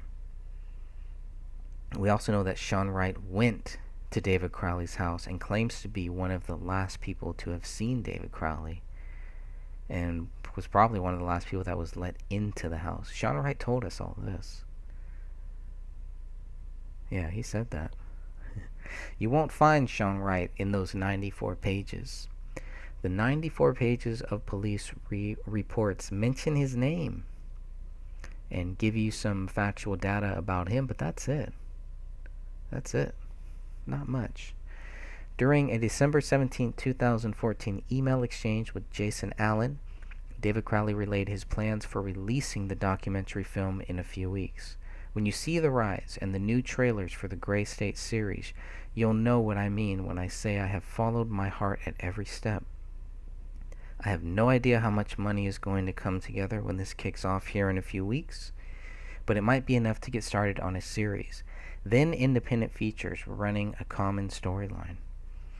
David Crowley met with Jason Allen in Los Angeles sometime in September of 2014. And was very much excited about releasing this documentary, according to what Allen said in a Pioneer Press News article. The email exchange also revealed the rising interest in the Gray State project. Gray State fans are growing at a rate of 100 to 200 per day, even now, Crowley wrote to Allen, and when I get started, I can only expect they'll keep coming. David asked Jason Allen to be an executive producer for Gray State for the fictional film. But before Allen could respond to the request, the deceased Crowley was already being accused of a double murder-suicide. Jason Allen found it hard to believe that David Crowley would murder his wife and child before taking his own life. David had this consistency and this very steady way about him. In many ways, it felt very contradictory to the actions of a murder-suicide. I truly saw an optimism to him. At the same time David is allegedly distancing himself from family and select friends, Kamel was helping her husband build a database of professionals, actors, and other industry contacts interested in the project, according to Nick Ferraro's Pioneer Press article. In the first hour of December 25, 2014, Gray State The Rise posted a link to the Patriots Guild Facebook page with the following comment: "An excellent group/page run by some real patriots that are close friends of ours. Make sure to give them a like. They have a lot of great things on the horizon." Now that was possibly David's last post before he died, if in fact it was David Crowley posting as Gray State at that time. In the comment section, somebody asked when the Gray State movie would be released. And Gray State The Rise responds, "Make sure to follow this page, Gray State, for updates on filming." In a separate comment, Gray State The Rise wrote, "And it's not an easy feat when trying to maintain the story's integrity without selling out and having such a small team. Who was part of the small team at that time? And who was not?" Very important to know.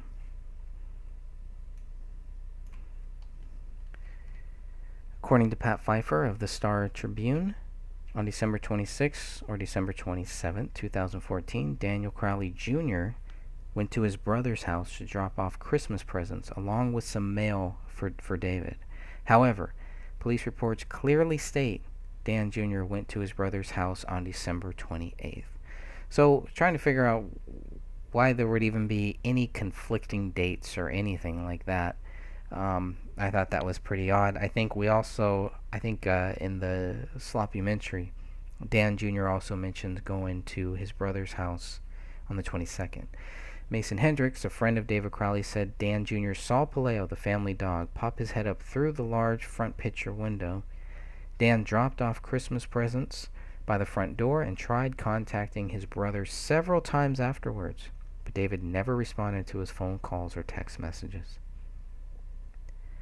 Dan Jr. and David's father, Daniel Crowley Sr., also tried to contact David and Kamel, but was unsuccessful. According to Pat Pfeiffer's Star Tribune article, Daniel Crowley hadn't heard from his son and daughter-in-law over the holidays. During a brief interview, presumably with Pat Pfeiffer, Daniel Crowley Sr. was quoted with, "We tried."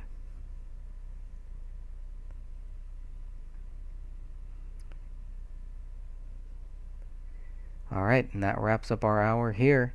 Thank you everybody for joining me. I really appreciate you all coming on here, and we will be back next time. We're going to discuss some other things. I think maybe next time we'll go through the notepad, David Crowley's notepad, and we can jump around here, and if any other topics want to get brought up, we'll talk about those too. Until next time, keep up the great fight, and again, thank you all. Hey there, good peeps. Just want to drop a few lines here. Thinking about this case and thinking about all the different aspects of it, how far we've come, how far we still have to go, and all the theories, and continually being asked to speculate on what I think happened, what the theory is, what the, if David didn't do it, then who did, right?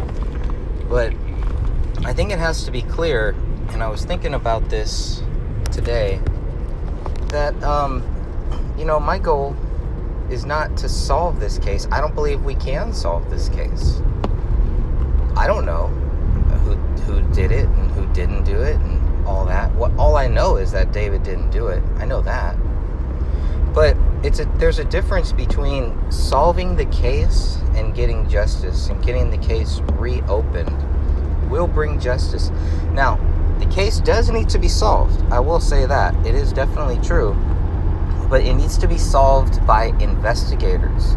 It needs to be solved by some type of law enforcement, whether that be federal, state, whatever. We know that local didn't do it, and it seems they have no interest in solving this case, unless we could put pressure on them. And even if we do, I wouldn't really want them investigating themselves or reinvestigating this case based on the horrible job that they all did. It should be at a federal level at some point, I think. But basically the point is, we are not going to solve this case. The investigators can solve this case. I do believe that. We can reopen this case. We can help get the case reopened. That will eventually lead to finding out who did what and when, why, and how. But it's not going to be us. We could speculate on it, and we could think about what might have happened, who might have been involved, who has motive. All that stuff is good. That has to be done. It has to be brought up. It needs to be talked about so we can work through it. But in the end, it is not going to be us that solve this case. It has to be the investigators, real investigators.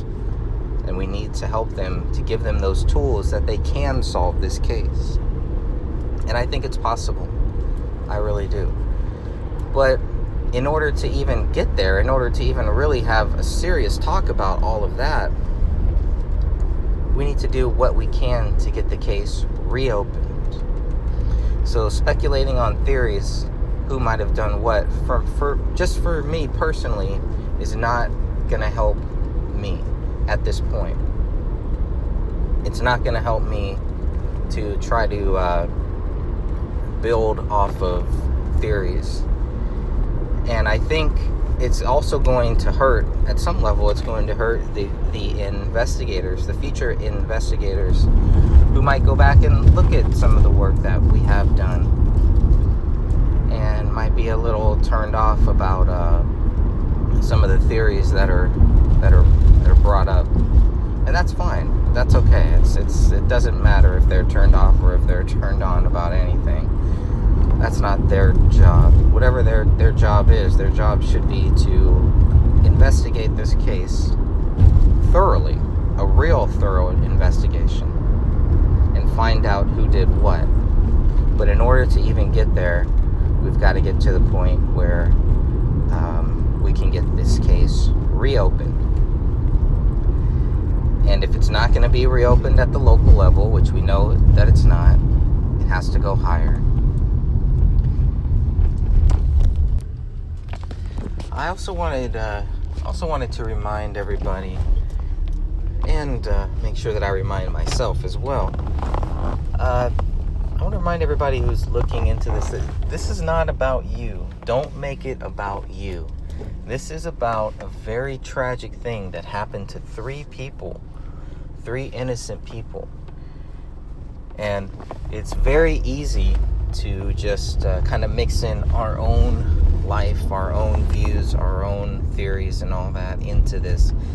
And you can't stop from doing that at some point, sometimes, but I just want to make sure that we don't make it about us. It's not about us. It's not about us getting it right and proving other people wrong or anything like that. This is about getting justice. This is about finding the absolute truth in regards to this tragedy here. Now, we know part of the truth, right? Because we obviously know that David Crowley is not proven guilty and can never be proven guilty. It is a guess. Not even an educated guess, as they might say. Just a guess.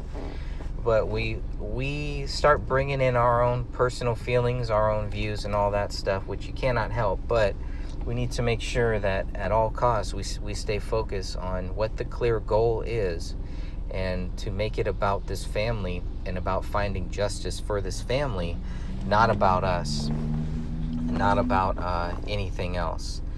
And I hope that's clear. I just want that to be said, just as a reminder. Keep it in the back of your head, and hopefully that will help. Hopefully these things will lead to us finally one day getting justice. And the first part of justice is obviously to get the case reopened. I also want to remind people that it's very important in a case like this to be honest, to be open, and to not be deceptive. It's very important. Everything that we do should be done with love. That includes being honest. So don't play games. Stay away from the people that are playing games. And don't feed the trolls. Don't give them anything. Let them do what they do. That's what they're going to do. That's what they want to do. That's their choice. That's their problem that they'll have to deal with when they meet God. So I just want to make that very, very clear that it is never a good idea to play all of these games. And if you do, and if you wake up one day and you realize that it's wrong, you ask God to forgive you for what you've done. You go to the people that you've wronged and you ask them. And that's all that you can really do. And hopefully it becomes something learned. It's a lesson learned. Those are the best ones. Because we need good people here. And we don't need people that are just trying to distract, trying to discourage, and trying to divide. The 3Ds. Alright, we don't need any of those. What we need is real truth seekers, real people that really care about getting to the absolute truth. That's what we need. That's all we've ever needed. And pacing yourself is not a bad thing. That's fine if you can solve this case in a couple days. That's great. That's wonderful. If you can do something that will help get the case reopened so that the investigators can actually do their job and solve this case, awesome. That's great. But it's also very important that you do it your way and allow other people to do it their way. Sometimes worlds collide. Sometimes people clash. Sometimes we're stronger when we work as a team, but not always. And it's always very important to know who is on your team, to build a trustworthy team. And to remind people not to laugh, not to make fun of other people because they don't know anything, or to just spend all your time calling out other people for what they don't know. It's better, your time is better spent, from my view, your time is better spent just on showing people why they should pay attention to ABCD. That's what I think. There's enough drama in the world. There's enough gaga. There's enough, lying. There's enough all of that stuff. We don't need to add more on top of a case that is so serious. So it's very important to not get involved in these games that people play, to be honest and to do your best. Because every day you have to wake up and look yourself in that mirror and know that you did the best that you could. That's important. And if you got your own problems, try not to bring your issues into the group, into this case, because it is very, very serious. It's not something to be taken lightly. And unfortunately, it's not something that is just going to be solved overnight. I wish it would. I really do. But maybe somebody will wake up tomorrow and, solve it. But not really solve it, but at least get to the point where the case is being reopened, or at least their official conclusion has been changed to unknown. I think that will be a huge victory. I think in the mind and in the eyes of the general public, I think we've already won that battle. I think we've already proven that nobody can prove David Crowley guilty, and the ones that try are just spinning wheels, and are just doing it for their own purposes. But it's obviously not for truth, because there is no truth in that. We know what the truth is here. It's very clear. So with that said, just again, try to remind everybody, be honest, be truthful, don't be deceptive, don't get involved in the games, stay focused, and we will get there.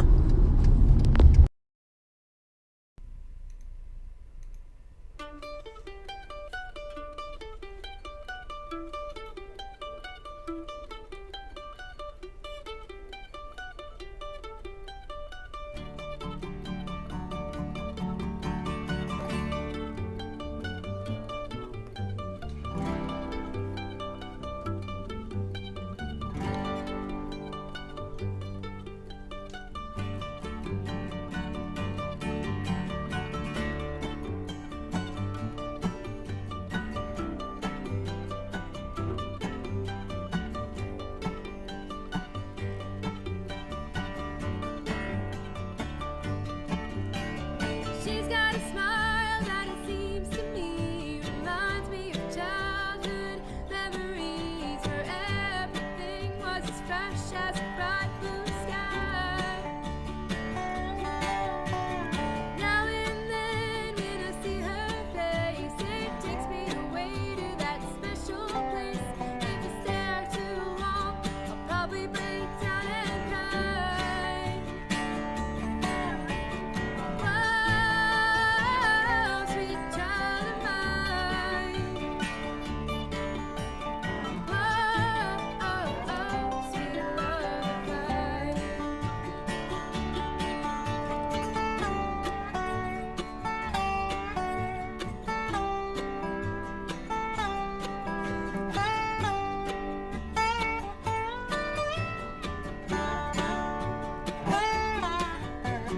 She's got eyes of the bluest skies, as if they thought of rain. I'd hate to look into those eyes and see down to pain. Her hair reminds me of a warm, safe place where, as a child, I'd hide and wait for the thunder and the rain to quietly pass me by. Whoa,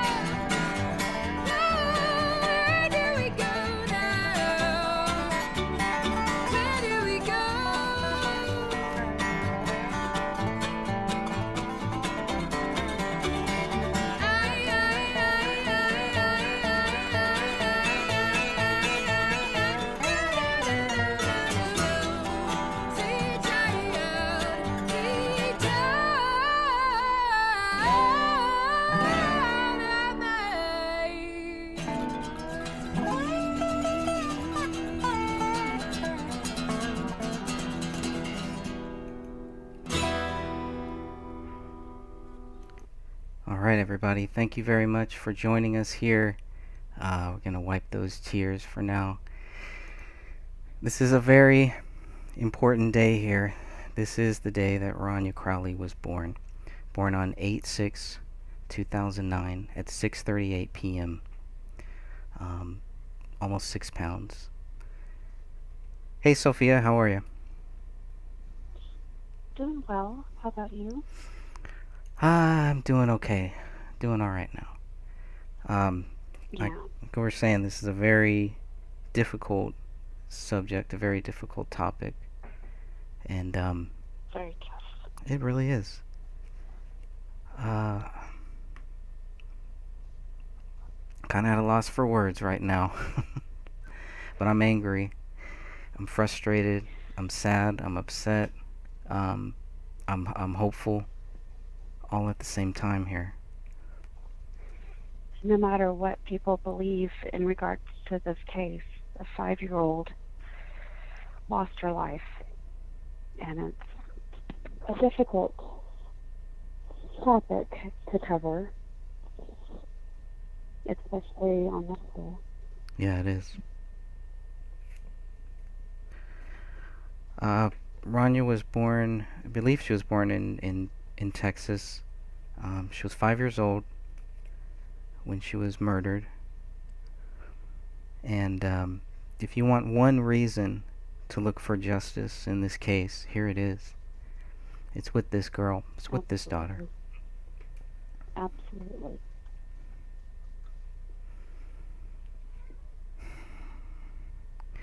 Just going through some of these pictures here, and I just cannot understand, considering what we know, what the police knew, and considering the circumstances, why more was not done to investigate. If David was guilty, if he killed his daughter, why wasn't more done to prove that? And you can show how little that they did by the fact that they didn't even leave the house with that bullet that they're gonna be able to tie to her later on. And I know it's supposed to be a happy thing, and we were supposed to keep it all bright and everything, but it's tough. It really is tough, and so many people just want this to go. They don't want to think about it, don't want to talk about it, don't want to hear about it. That's fine.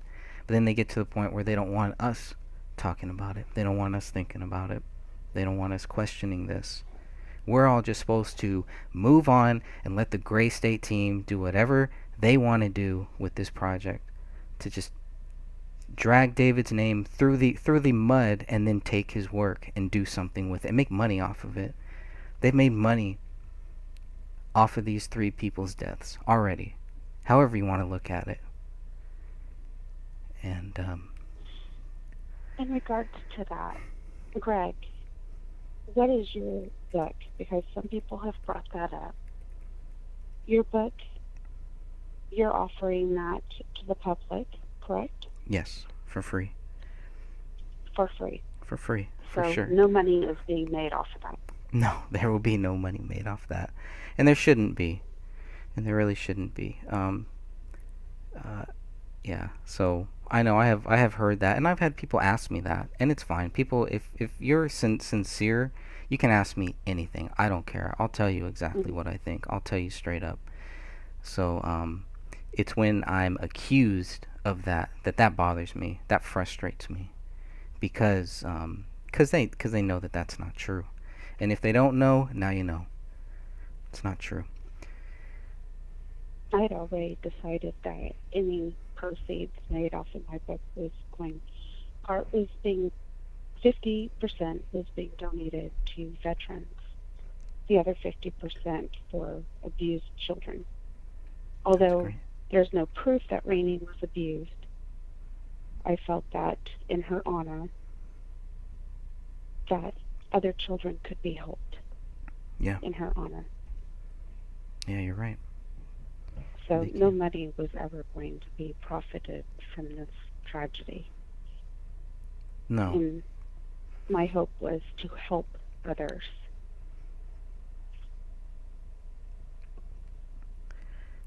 what makes this case so sad is that child in there, right? I mean, it would have been one thing if it was, okay, well, David snapped, he couldn't deal with the pressure, and he just decided to off himself. But to go to this length, to go to say, well, it wasn't just that he offed himself, he had to take his wife and his daughter with him. And then you have idiots on the Gray State team claiming that this was a pact, that they were all in on it, that they all were going to go, and that's it, and they're okay with that. These people are There's idiots. no proof of that. They're just slandering now Yeah. at the cost of their friend's reputation. It's just sad. It's very sad. It is disgusting. They have no morals. No morals. It's a bunch of sellouts. It's tragic. It's tragic. She's such a beautiful little girl. Yeah. Full of energy. Full of life. Extremely creative and smart. What a loss. It's a big loss. For all of their I family. don't know if I'm going to be able to get through this one. Me either. I'm getting really upset here. Looking at this, people can see this t-shirt here. And I believe this was made in response to Rania, basically in today, I think this was the domestic violence or something like that. Some tied to that, some crazy crap thing like that, you know. I hope if the police, I hope if you learn anything from this photo here, learn how to look up above a Christmas tree. Learn how to do your job. This is disgusting. The whole thing on so many levels. And it's not about placing blame, oh, the police should have done this, or we're just going after them, or whatever. You know, this is about murder. Nobody is... They politicized her murder. They politicized her murder. You're right. They sure did. And why? I mean, the people who are trying to... I'm going to pull up a really disgusting photo here, if I can find it here. There you go. Hear my voice. Victim, Rania Crowley, died December 2014 at age 5. Domestic violence awareness. Really? Do some research. I forget where this came from, but wherever this came from, it puts all of their stats into question for me.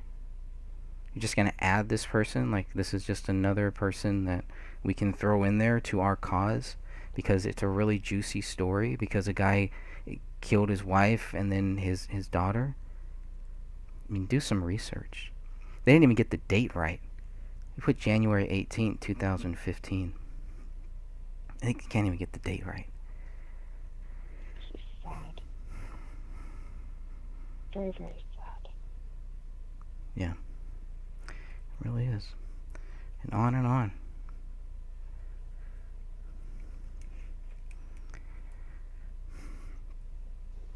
This boy had lost a beautiful soul.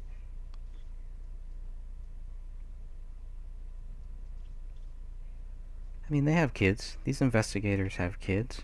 They should know this. They should know what they're doing. I mean, look at this family here.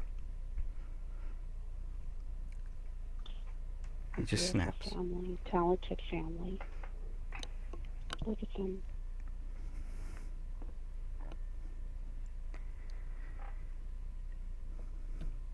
It's really frustrating.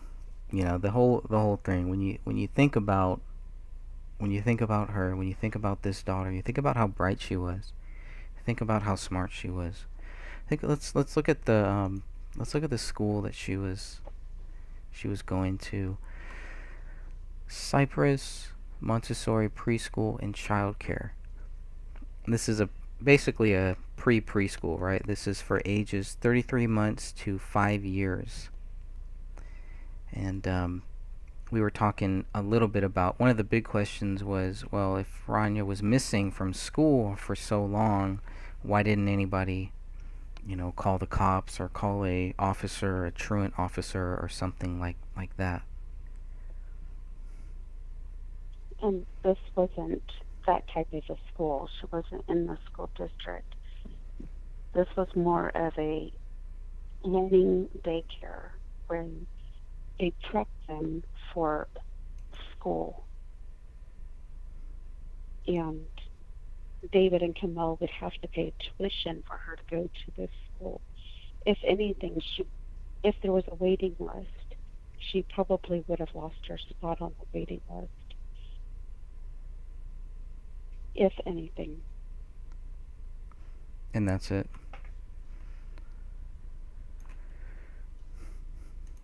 And I think one of the members in the group even stated that for the laws in Minnesota, she would have to be at least age 7 before truancy officers would have been involved. Oh, okay. I think I read that over the weekend. That's good to know. And reading a little bit here from uglytruth.info. This is Dan Hannon's website, the preschool question. 5-year-old Rania was enrolled at the Cypress Classical Montessori School in the fall of 2014. Cypress is a NAEYC accredited Montessori preschool for 2 to 5-year-old children with the Super K gifted and talented programs for 4 to 5-year-olds. 4 to 5-year-old children in Burnsville, Minnesota. And Dan says the bodies were found on January 17, 2015. The question is this: was Rania enrolled at the school in January 2015? And if so, and if so, were attempts made to reach the family when she didn't show up for class for 10 straight days? So Sophia, you've looked at those phone records. Yes. Do they show that calls were made? There were several attempts made? Yes, calls were made to Camille and even to David throughout those 10 days.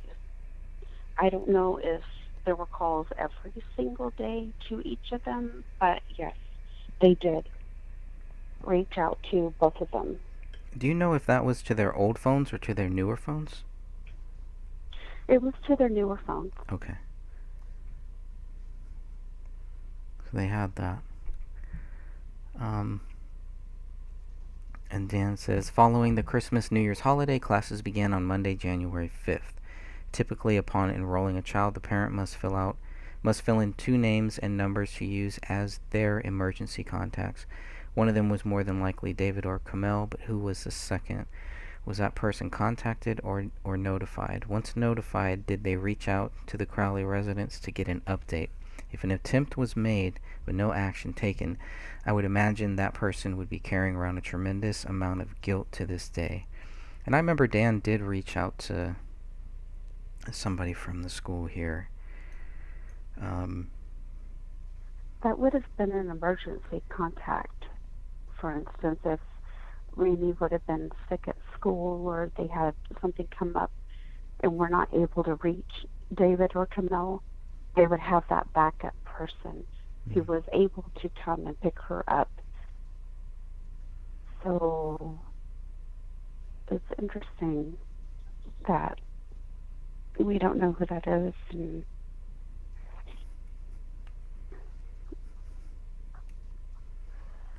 that would be something to find out. Dan goes on, the Facebook group Justice for David Crowley and Family had at one time 2 people close to the school as members of that page. I do briefly remember that, vaguely. My memory is shot. One was a teacher, and one was a daycare provider in the area that knew about Cypress. Both were quickly harassed and eventually driven away by members that were rude and inconsiderate. One contacted me privately, Dan says, to say that they were being harassed and threatened in the middle of the night with phone calls that involved yelling in other languages for about a week straight. The phone number was blocked, and after that, the calls stopped. And he makes a good point. The number of threats in the aftermath of this event is astonishing, especially for people like that. Anybody who was coming forward, anybody who worked for law enforcement, anything like that. And they were coming there just to, to try to help out. And this is what happens. I mean, and this is early on. So if it's happening to them, it's not too crazy to think that it's happening to a lot of other people as well. And the question would be why? What are they afraid of? What are they afraid of? Truth?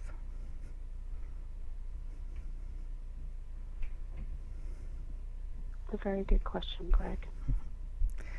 I want to say hi to Butterfly Kisses. Thank you for joining us. Everybody who's in the chat right now, thank you all for joining us here.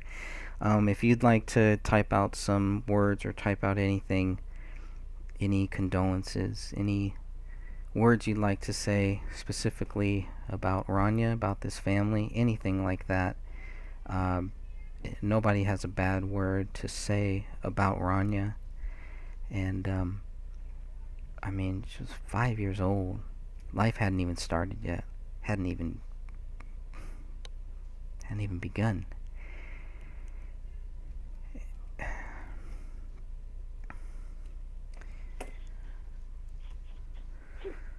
All right.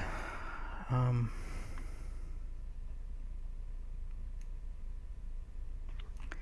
gonna pull up Rania's school emergency contact information. We'll take a quick look at that. I'd like to give a shout out to She Wolfie 2. Hi there. Hey, She Wolfie 2, not 1 but 2. Thanks for joining us. Wasn't it her first one because of the catnip? Yeah. She couldn't say that word. Yeah, she got in trouble. YouTube busted her for something, and that was it for her. For catnip. Catnip, yeah. You can say cat and you can say nip, but not in the same sentence, apparently. So, but thank you all for joining us here. Butterfly Kisses said, it's hard to imagine someone could do that to a little innocent child. It really is. And I'm so glad that so many people keep bringing up the fact that, even though it's so brutal, the fact that her rib was broken. And that's a big deal. Other people have also brought up the fact that her whole torso was exposed when her body was found. Her shirt was up to her neck. Part of her pants were kind of down. It's weird stuff. And hey, we'll just blame the dog. We won't do any tests or anything, but screw it. It's disturbing.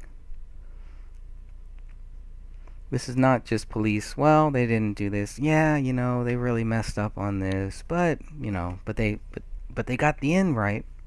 No, it doesn't work like that.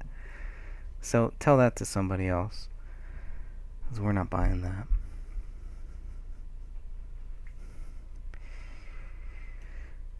So it looks like there were 3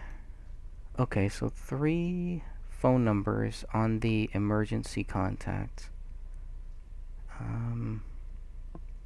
Do you happen to have... I have the numbers here. Let's see if I have the corresponding information. Let's see if I recognize him. I think I have it Okay, here. David, Camille. Oh, okay, so they have 2 of David's phone numbers. One which was actually, I think that might be Camille's number. David's new number, Camille's old number, Camille's new number. Okay. Okay, so tell us which... So they didn't have an emergency contact. The top one, I think, is David's phone number. The middle one is Camille's, and the last one is Camille's new number, I believe. Interesting. They all belong, those 3 numbers belong to them. Yeah, and reading her old number, um, it seems like Kamel's dad didn't shut it off. He limited the service. I don't know what that means either. I don't know how he could, or how he was on this bill, how Kamel's dad was paying for all of this stuff, but I don't know. Phone bills look like they're just tied to David and Kamel, right? Or maybe that's why it's still being paid, because Kamel's dad is still paying for the phones. I don't know. Kamel's dad wouldn't be paying for David's phone number That's true. underneath his name. That's true. So, which I haven't found out any more information in regards to that. Things have been crazy around here. Yeah. Our life is crazy without all this. Yeah, it is. Shiwa, just to clarify, go look at the BCA, the 485-page BCA document that Dan Hinnon got. Look at page 102 and 103. And that's where it talks about it talks about Ranya's gray sweatpants. I also found it weird. I could be wrong here, but aside from David, I mean, Kamel and Ranya were both wearing gray sweatpants. It doesn't mean anything, right? It doesn't necessarily mean anything, but I just going back over my notes, that was something that kind of stuck out to me a little bit. Ranya's fingers and toes were mummified. So I've been trying to figure out, how early, how late that happens. Purple discoloration on both of her feet and skin slippage. And the reason why I'm saying this, even though we were trying to keep it light, and obviously I totally failed at that, just because of how serious this stuff is, and when people wonder why we care, why do we waste our time? Why do we spend our time on this? When I've had people tell me that, just enjoy life. These are the same bastards, that have been lying and have been doing a lot of nasty things. And God sees all the things. Everything that we do, it all comes back to us. Nothing and no one will escape the judgment of God. It's very clear. So, there's still time for somebody to really help us get this case reopened, to help us get justice. If not for anybody else, but for this little girl here. For every father out there, for every daughter. Something like that could happen to anybody. Don't think just because it happened to David that it can't happen to you. First they come for David, and you do nothing. When they come for you, might not be anybody else to do anything either. So, Not only that, but now they're roping in to Mel, that's right. saying that she's just as guilty, when there's no proof of that whatsoever. No. And I think that's where some of the split starts happening, where you have all of these people who are so convinced that David Crowley is guilty, and then they go a little too far like this. The narrative changes almost overnight, and then changes back, and then changes again, to the point where... And then they have to add in... Yeah. They add in more details, like, because he was an alcoholic, and there's no proof of that. Yeah, Catherine did a great video on that yesterday, I think. Yes, she really, really did. She covered a lot of bases in that video. Yeah, in like 15 minutes, she covered a lot of stuff. Hmm. Takes me like 2 hours to get one point across sometimes, but you know, we all work at our own pace. The toxicology screens were clear. There was no alcohol, there was no drugs. Shrooms didn't cause them to spaz out and snap. They didn't hallucinate and decide that they were going to kill each other. He wasn't drunk. There was no bottles in the house. There was no alcohol in his system. Next slide, because we're debunking you right now. Those facts are in the autopsy reports. Go back and read them, folks.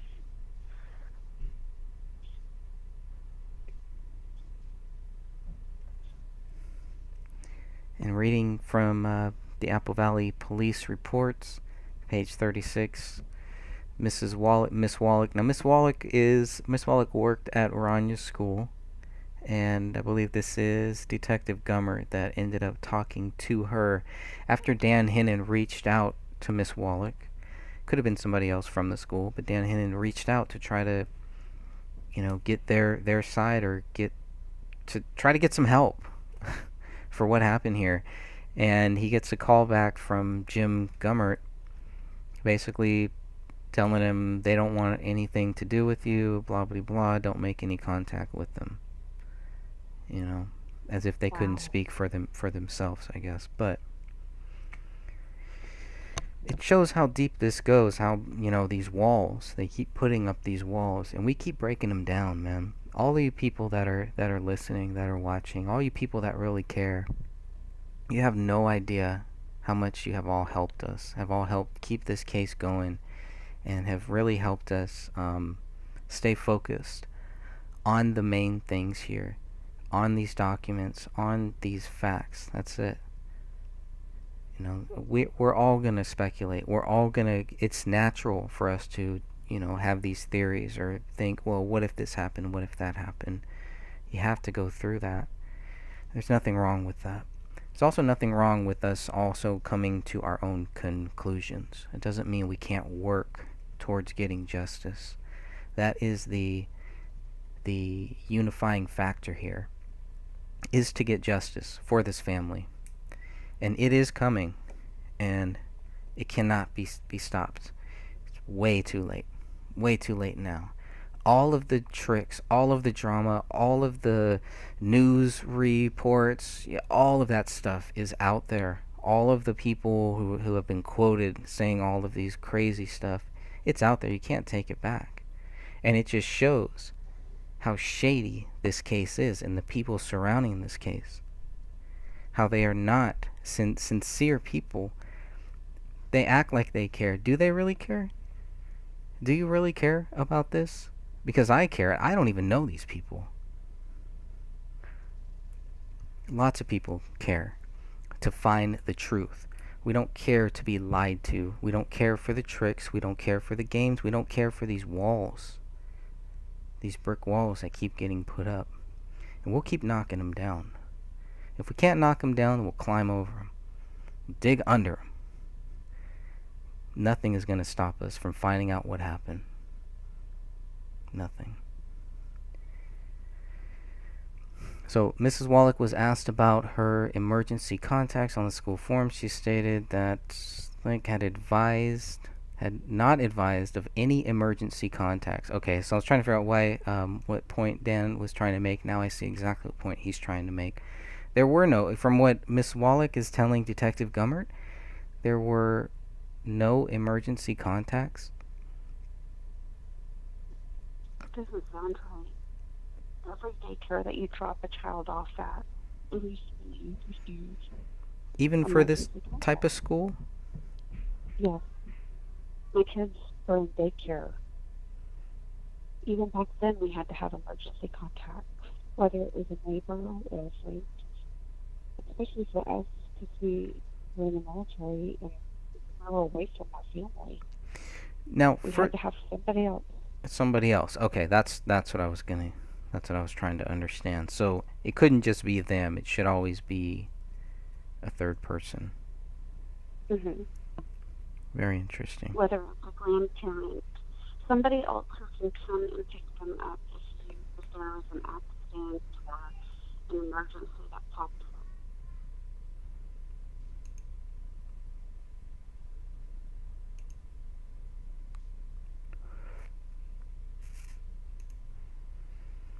Let's go back a little bit here. Reading from the timeline.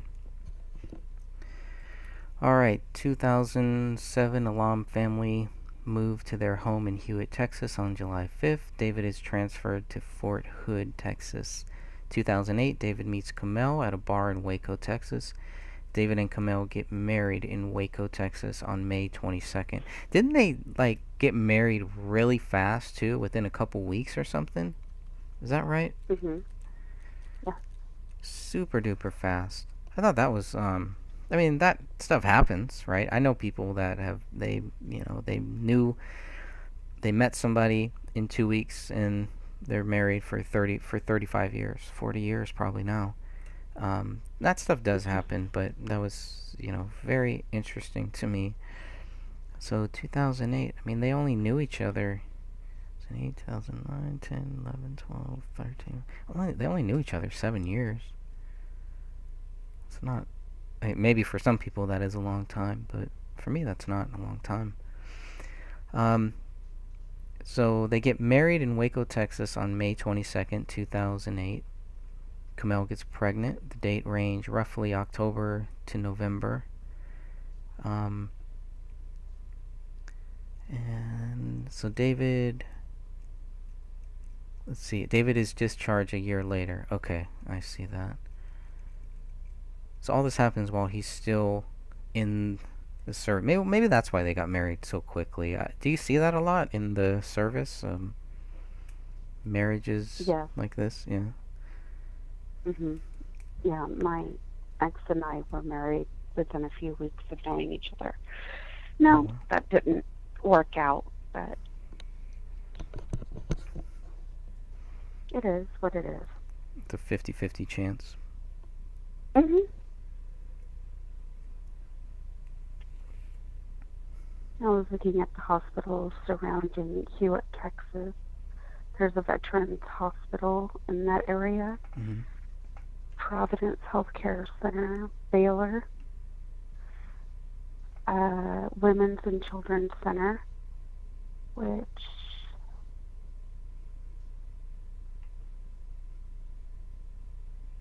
is a maternity wing there. It's probably where she was born.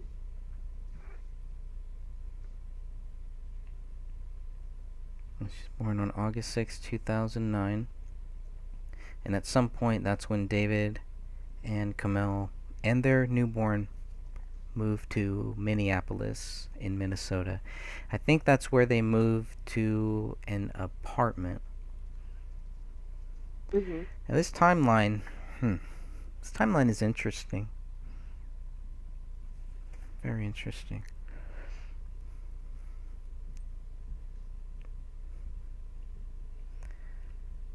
I don't want to get off too much into the paranormal stuff here, but with the paranormal incident that allegedly happened in 2011, Rania would have only been 2 years old. That's interesting. Let's see. Hothead Productions LLC is created on January 7, 2010. David meets Danny August Mason in 2010.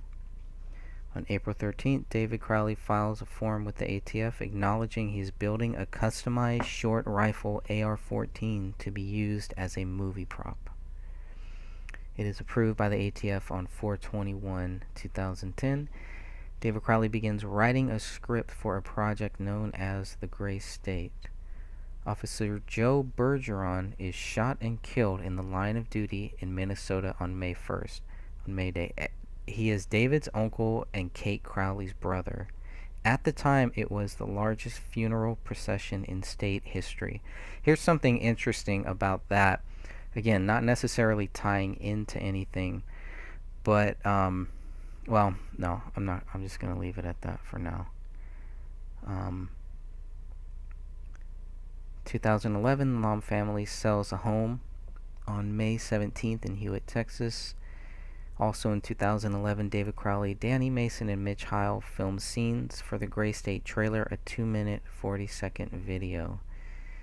There is a video out there. This is way after this. Must have been 2013. I don't know if you've seen it. It was a live stream. Somebody posted it in the group, and it was a live stream that shows David Crowley filming some scenes where they were going to have basically a bunch of police kick down a couple people's doors, take them out of their house while the children are screaming and everybody's crying and it's just loud, all this noise. And Ranya's there. She was actually in that scene. She's one of the kids screaming in that. She couldn't have been more. I mean, obviously, if she passed when she was 5, she couldn't have been more than 4 maybe. So she was exposed to a lot of this stuff. That did kind of bother me too. I don't know. I mean, some kids are strong enough to deal with that. And maybe she was strong enough to deal with that, or else I don't think her parents would have put her in that spot. But again, I'm just guessing here. It seemed like they talked with her a lot about things that were going on and what the movie was about. Oh, sorry, your phone's cutting. Was a little muffled there. I'm sorry. That's okay. It seemed to me, because of the documentary, it seemed like David and Camille talked to her a lot about the movie and about... It sounds like you're really far... Okay, that sounds better. Whatever Let you me did. switch hands. Okay. Sorry, it's Much a better. newer phone and I'm still getting used to it. Because of the documentary, it seemed to me that Camille and David were really keeping her up to date with the movie and things that were going on. Where we think that she might have been too young. I don't know. Maybe they were just... I don't know. I don't know what the point was. I'm sorry. The point was maybe she could handle that, I think, and Yeah. That's how they were raising her, and there's nothing negative about that. That was David's profession. Yes, that's correct, She-Wolfie. This was the Crowley life. yeah, pretty much. She was an actor too.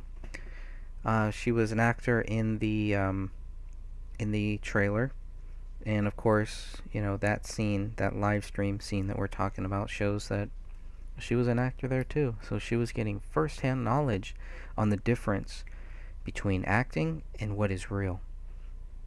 Mm-hmm. They keep saying David Crowley, even Mitch Heil saying, at the end, he started blurring those lines. Was it Mitch Heil? It was either David Kirk West or Mitch Heil. One of them was saying that. But, they all try to make it seem like that. Like he was blurring those lines. What are you guys talking about? In 2012, those lines were blurred. They were already blurred, and all of you guys were part of that. Mm-hmm. They were all part of that. They didn't have any problem with blurring those lines then, when there might have been money involved. Once they realize, hey, it's not this cash cow that we thought that this was gonna be. Things start changing. Maybe that's when David really figured out who was really gonna be with him through thick and thin, and who was just hanging around to make money. Or it just doesn't fit the narrative of the movie that they made. Yeah. They needed David to be the bad guy. Yeah. But they had no issues filming with Rania in the earlier years. So Yeah, that was all fine. That was all fine. It's only till later. Then it became a problem. 2012, the Gray State concept trailer for the fictional film Gray State is published on YouTube on 8/7/2012. Roughly 2.5 million views as of February 2017. I'm sure it's up now, too. Kamel receives her master's degree in public health nutrition from the University of Minnesota on 10/31/2012. The Alam family arrived from Texas to celebrate. Nyla Alam is probably one of the least talked about people, Kamel's mom. And I'm not exactly sure why, other than she was probably the last person, maybe the last person on earth at this point, to know that her daughter and her son-in-law and her granddaughter were all dead. And do you think they're gonna leave any room open? Do you think they left any room open for the fact that maybe what they were told is not true? Maybe what she was told was not true?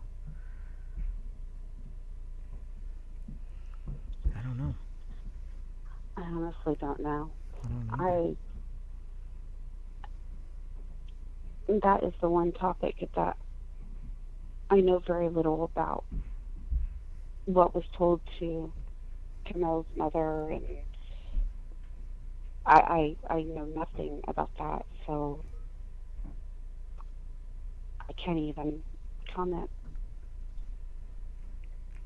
Yeah, I mean, we can only go by what is in these documents, and then go by what people say. You have to consider the source in all of these cases, but I don't necessarily just discount what people say just because their stories don't necessarily add up. But I always thought that Kamel's mom and Kamel's dad could really help us, and I think that made them a target. I think it still makes them a target. Which is sad, because nobody in this case should be a target. Right. Nobody should be receiving threatening phone calls. That's right.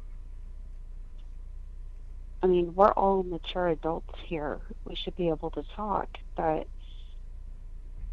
I don't understand why these threats are going on, and why people are being scared away and threatened and harassed. I don't understand that. What's the point?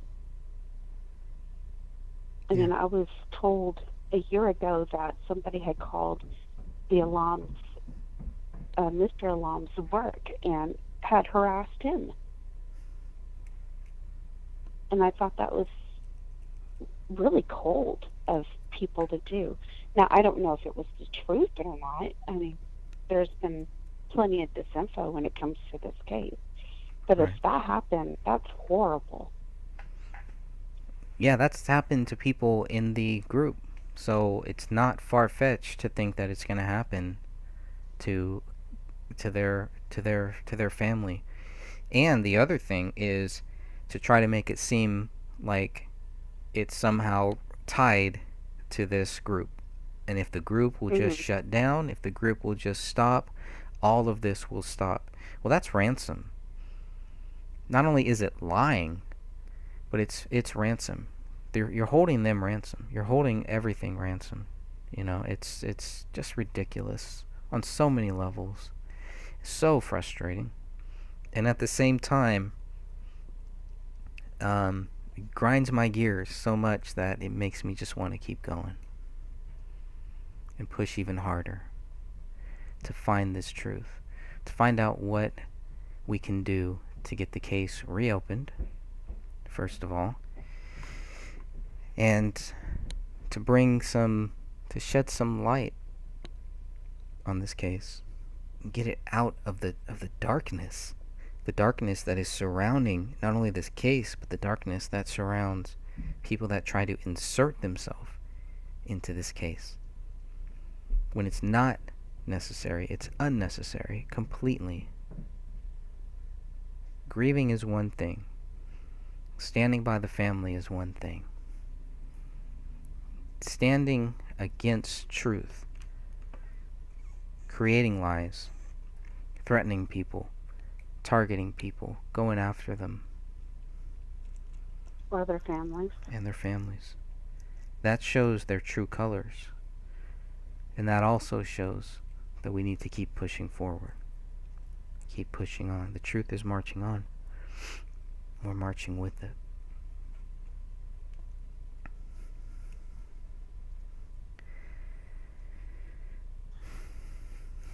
I know my goal is to find the truth not only for Camille and David, but for Ronnie. Right. And no matter what that road leads us down, I want to find it for them so that they can finally rest in peace. Yeah. They deserve to rest in peace, They do. to have their names cleared. They surely do. And resting in peace, they're not going to rest in peace the way things are. The way that this case has gone, with all the lies and with all this, all the, just the drama of just people asking questions and trying to get some clear answers here. How can these three people truly rest in peace when you have somebody accused of a double murder suicide to the extent that we're seeing? Missing hands, missing arm, heads missing. Brutal. The brutality involved. The cryptic stuff. So many things in that house just do not make sense. They just do not add up. And then blaming it all on the poor dog. Yeah.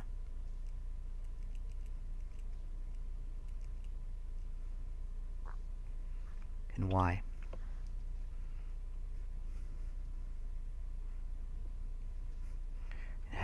How did we get here? How do we get to this point when any rational human being can clearly see this is not a double murder suicide? And you have conversations with people, and that's fine. You go back and forth and share differing views about why this would be a double murder suicide. I've not heard any good thing. I've not heard anything that would help me understand why this is a double murder suicide. In fact, the more that I researched and the more documents that we got, it showed the opposite. That's clear. It's very, very clear. She-Wolf says, if what the police said is the truth, why would anyone need to be threatened or shut up? Yeah. There you go. Well, I mean, Dan Hinnon, was one of those people, one of the first people who the Gray State team tried to come after. When Dan Hinnon started the Justice for David Crowley and Family Facebook group, they really tried to come after him.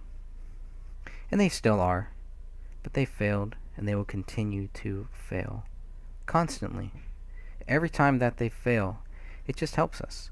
Every time that they play these games, every time that they do all of this stuff, they don't realize. They should, by now. Eric Nelson probably learned a very valuable lesson. Right. Very valuable lesson. And if he didn't, then he's more clueless than I thought he ever was. Of course, to make a movie like that. I was wondering, do you have any updates from Christian in regards to the newer documentary? Has he told you anything? I think we're still a long ways off from that. I do think it is. I do think he will follow through on it. But when you talk about how many serious talks we've had about that, we're still in the very early stages here. And I've been thinking about that, and maybe people have some thoughts on that too. I'm gonna take a quick time out here to just go and help my cat out, but uh, maybe we can think about this for a minute while I take a little short break. Um, what should be in the documentary? What should we talk about? What should be the focus of this? Because I want Christian to, obviously, to make the movie, the documentary he wants to make, and I have no idea what his vision is, if he has one, or if he's counting on us to kind of come up with one or something too. So let's think about that for a second, and I'll be right back. If there's anybody in the chat, if you want to address anything in the chat, I'll be right back. Give me about 30 seconds here. Okay.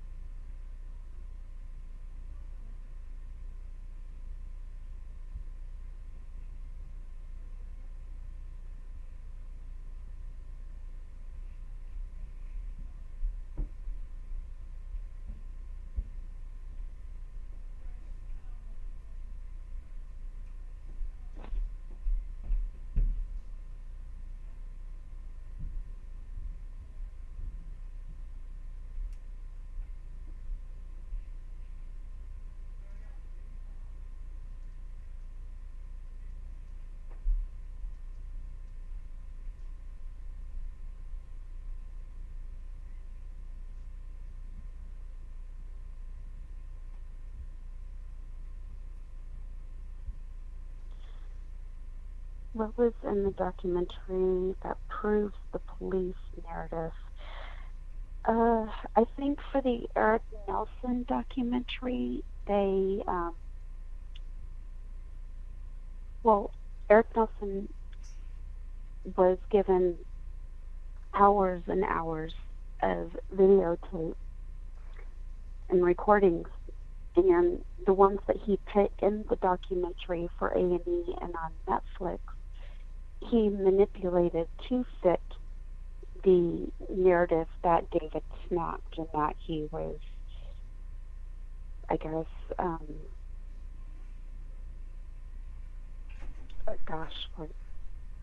Sidra was trying to lead people to believe that David was abusive, and so he had picked the temper tantrum that Rainey had downstairs, and David was filming that. Eric Nelson had also picked the Transformers reenactment scene where David is saying, fuck yeah, in the basement as he's getting, I guess, prepped for a scene.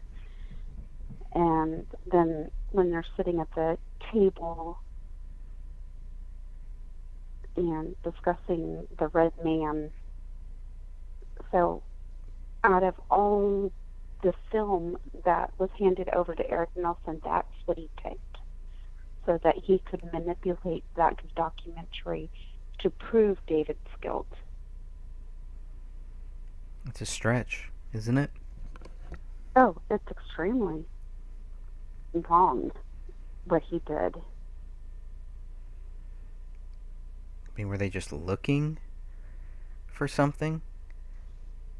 When you talk about within 24 hours, they're already, I think they have what they need to show that David Crowley is guilty.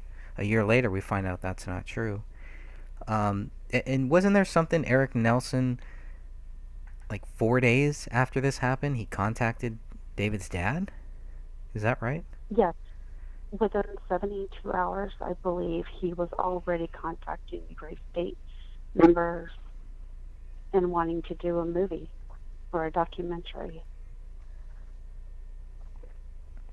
And yet he says he had no knowledge of David or anything before this. He just read it in a newspaper. Wait, do we know for a fact that he contacted the Gray State team, or did the Gray State team reach out to him? If I remember correctly, a person in the group stated that he contacted David's dad after 4 days. I could be wrong on that. We'll have to clarify that too, but it was quick. But I thought it was David's dad. I could be wrong on that though. I mean, it's not too far-fetched when you look at the people David's dad was probably surrounding himself with, and it's a lot of the same people that you'll see in that film that, wanted admin rights from Dan Hennon. It's all the same group. People that called me, tried to start drama with me too, all in that same group. These are the guys that you're going to trust with that? These are the guys that we're supposed to take seriously? No, I don't think so. Worse, they couldn't even be honest about it. They couldn't even say that they were involved in it. It was all a big game, a big haha. Now we got them. You didn't get anything. You didn't get truth. What you got is what you put out there. Go ahead. Who sits around and on Facebook and gives out this info in regards to how your friend died, or make up stories about the wall and how that was done? I mean, only sick people do that.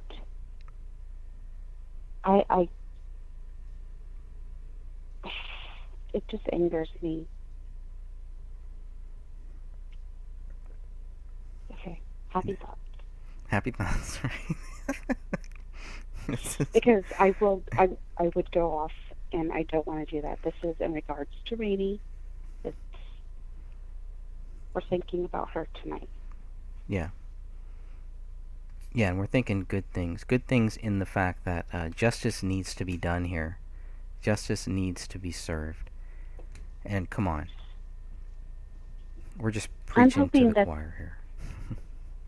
I'm hoping that the new documentary will show some footage of David with his family, and not only that, but what led up to what happened to them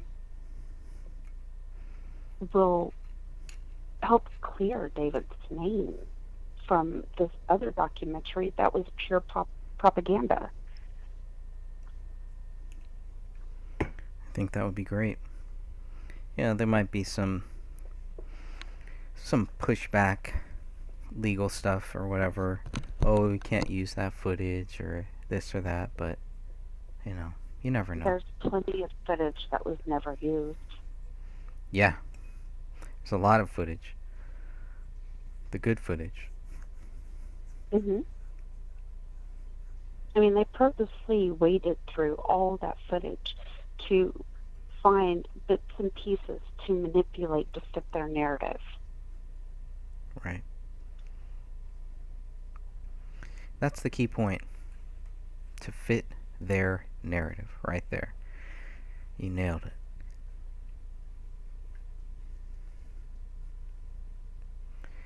So it was so good to hear the people that went to see Eric Nelson's film and the response that he got from that film, how people reacted. He's never going to live that down. Never. He can never take that. That is a scar on his face. It is because of that documentary that I no longer believe documentaries or even news stories. I know when I hear something, it's like, okay, what's the rest of the story? We're having a hard time hearing you again. Oh, because I switched the phone. Okay. It is because of Eric Nelson's documentary that I no longer believe documentaries. Did that ruin it for you? Oh, it absolutely did. And now I want to know the rest of the story. Okay, I saw your view. Now I want the truth. And so now I no longer will sit and watch these because everything is made with a narrative. And once people realize that this documentary was made to convince us that David was guilty. It wasn't a true documentary, it was a propaganda piece. Right. It's a poopymentary. Let's Well, see. not only that, but they politicized their deaths. That's right, Because in they many call ways. him alt-right. Yeah. They're talking about guns. They're talking about mental illness that doesn't exist. And drugs. They were politicizing it. Right. And there was no need for that. Only if they could back it All they up, had- which they couldn't. which they can't. Yeah.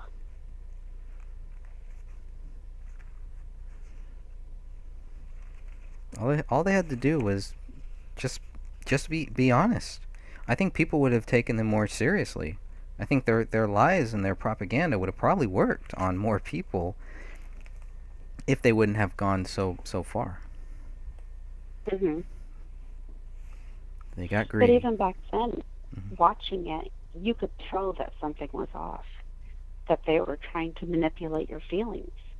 And I think that is why so many people, after watching that documentary, were saying, hey, I was just lied to. People Why don't was like. I lied to? That's right. People don't like that. It's one of the worst things you could ever do to any person on this earth is lie to them. Now, sometimes you've been lied to and you spread that lie and you don't know it. That's different. hmm That's different. That happens. That can happen to anybody. I remember the early days when researching this case.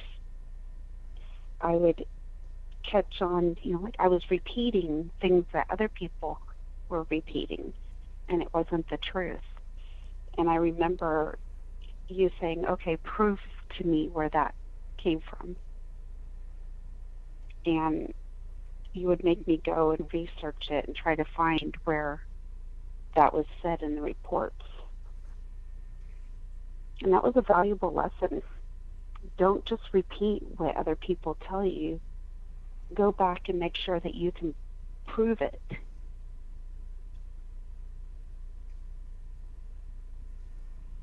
Amen.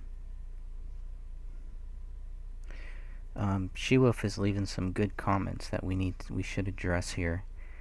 Let's go to a few of these. You're right. She says, what was in the documentary that proves the police narrative? Nothing, because the police can't even prove their own. The police did not want to be involved in this whole documentary. The only reason, they make it seem like the police were, but they weren't.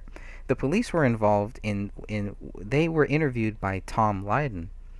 And then after that, I don't think the police were taking questions from anybody. It was like Tom Lydon was their guy, and we'll give him the exclusive, and that's it. And Tom Lydon sat there and acted like he cared and all this stuff. Where's Tom Lydon now?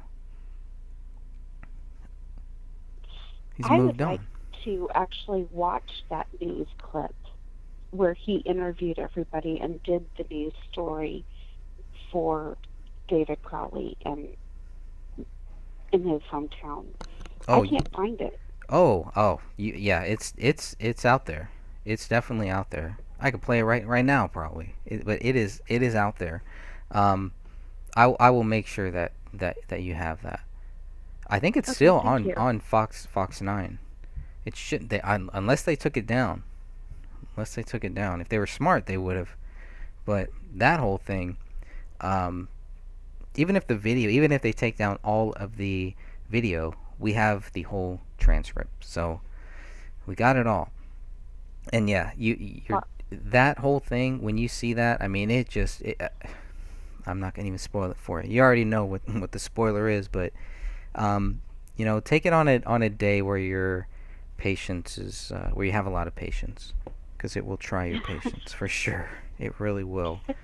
And he's sitting there all smug and just like acting like he does ask a couple good questions though, and he's the only reason why the public knows about that blood writing or anything to do with any of that Allah Akbar stuff. Tom Lydon is the only reason.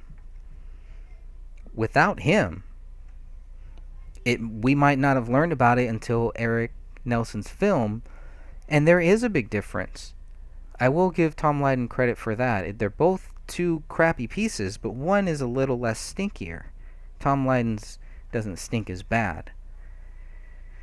At least that's my view on it.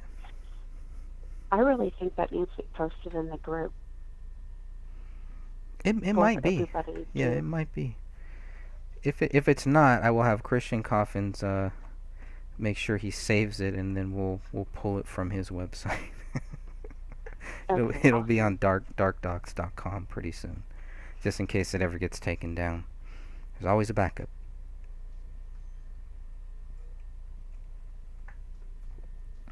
She-Wolf also says, let's see. Oh, and what shows the narrative was wrong? That's a great question. In the Sloppymentary, they don't really talk about any of the doubt except for me and Dan. We get a couple minutes, and that's really it. And we just answered whatever questions they wanted, whatever they were going to say. We weren't scripted. I think a lot of the other people were actually scripted. Dan Senior, he was scripted. He's reading from a script. He has a piece of paper there, and he's reading from it. That's a script. And how long did they film you that day, Greg? They filmed me probably for about an hour, and then Dan and I did our live stream, which we thought was also going to make it into there maybe, but I don't think they put anything. Well, they might have put one or two things that was said in there, but that was it. So just like a couple hours, and they narrowed it down to like, what, a couple sentences? Pretty much. Taken out of context? 2 sentences. Wow. And then me fighting a fly. that made it in. They couldn't my talk about item 57 and how they missed the most important bullet, the bullet that they say killed David. That didn't make it in. The fact, that Gummert told Dan Hennon one thing and told me something totally different, that didn't make it in. Even Sean Wright's threats, all of his calls and all of that drama, that didn't make it in. But me fighting a fly made it in. I was pretty happy about that. Yeah. It'd be interesting to see what else didn't make it in. Oh, well, we know everything from Kamel's family. That didn't make it in. Mm-hmm. Wonder why? I do. I think about that a lot. A lot. How they turned on them, too. They burned them. Burned the whole family. Might as well put them on an altar before a giant 40-foot owl. She-Wolf also says, what made it like everyone was being forced to believe this narrative? That's what Christians should address in the new documentary. I love that. I'm going to read that again. So, what should be in Christian's documentary, according to She-Wolfie 2, not She-Wolfie 1, She-Wolfie 2. This is the good She-Wolfie. She says, what made it like everyone was being forced to believe this narrative? I love that. Because I do think that that's more in line of where Christian is coming from, and I think his another thing that he should focus on too is he didn't even know about this, right? He didn't really know, and there's so many people that don't know about this case, and when they find it, they have a hard time just letting it go. Some people, I think, jump in and they want to solve this case, and that's great. And I have no problem with that. If you can solve this case with the snap of your fingers, please do. But I can't, obviously. Been here 5 years now. 4.5 maybe, right? I mean, we're coming up on 5 years. This is Yeah. crazy. Not only solve the case, but have the proof backing up what you say. That's really, really big for me. I want to see the facts backing it up. Not hearsay, not found evidence from mystical journals. I want facts backing this case up. Here's another good thing that She Wolfie 2 says. Why was there nothing negative?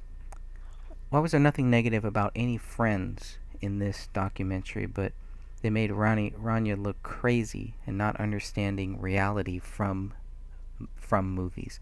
They also made Kamel look crazy, and they tried to Yeah, make David I- look crazy. They tried to make all three of them look crazy. If you think about it, it's a great point.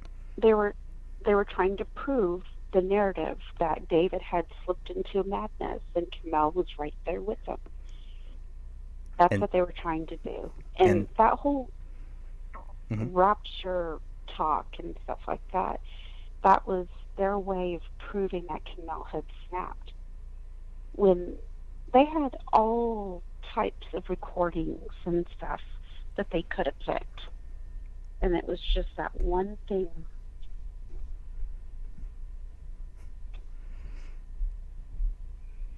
My personal opinion is that that was just a dream that she had.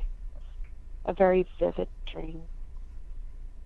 I can't prove it, but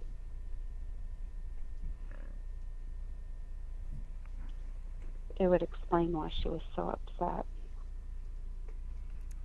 Well, again, I go back to the whole the paranormal thing. You know, I do think there was something going on there. I really do. And again, I can't prove that. It's great. A lot of Well- people won't even talk about it. Whether it was paranormal or that she was being a targeted individual, which is very possible, considering the type of work that David was doing. Right. But we don't know and we can't prove it. Right. And that's the whole thing. Just like, What can be proven? If David Crowley's guilt cannot be proven, what can be? Yeah. Sorry, I cut you off there. I know you're trying to make a point, but no, you're right.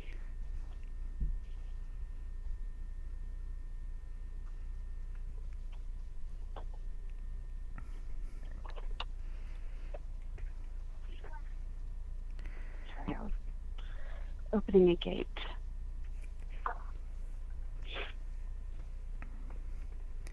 so I guess we should start to wrap this up unless you have anything else here to kind of cover here or any words that you want to say about this family, about Rania, about all of this. I'm kind of at a loss a little bit. Pretty angry here, but I'm gonna turn that anger into something positive, and I'm gonna use it to keep me going, to pray about this, to ask God what I should do, where I should go, and pray about how we can get this case reopened. Absolutely. It hurts my heart that a 5-year-old had to suffer. And I pray that she is resting in peace. She's a beautiful soul. And now I'm going to start crying again. Well, we don't want that, so let's go Yeah, ahead and grab some Kleenexes. This is a tough one. This is a really tough case, and I know a lot of people are drawn to it, and it can be toxic. But we have to make sure that we're not bringing our own negativity into this case, that we're not trying to make this case all about us, because it's not about us, man. It has nothing to do with us, right? We get to go home. We get to, keep living life. And but I want people to really understand this could happen to anybody, and this does happen. This is not just a one-time thing. So we're gonna keep truth going, and I thank everybody for listening to this. If you do have anything you'd like to say, anything that you could do to help us, please, because we need all the help that we can get. And Absolutely. there is strength in numbers. There is strength in having more people, but whatever we can do.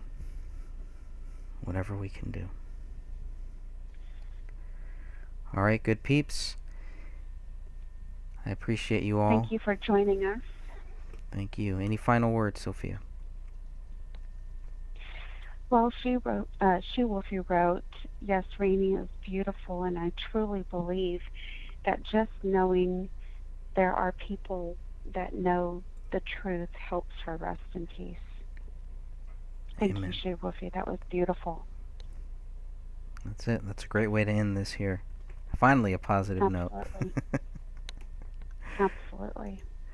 All right. Until we meet again. Thank you all for joining us and looking back over Rainey's 5 short years. And let's all keep her in our hearts and our thoughts. Thank Amen. you all. Have a good night. Good night, and God bless you all.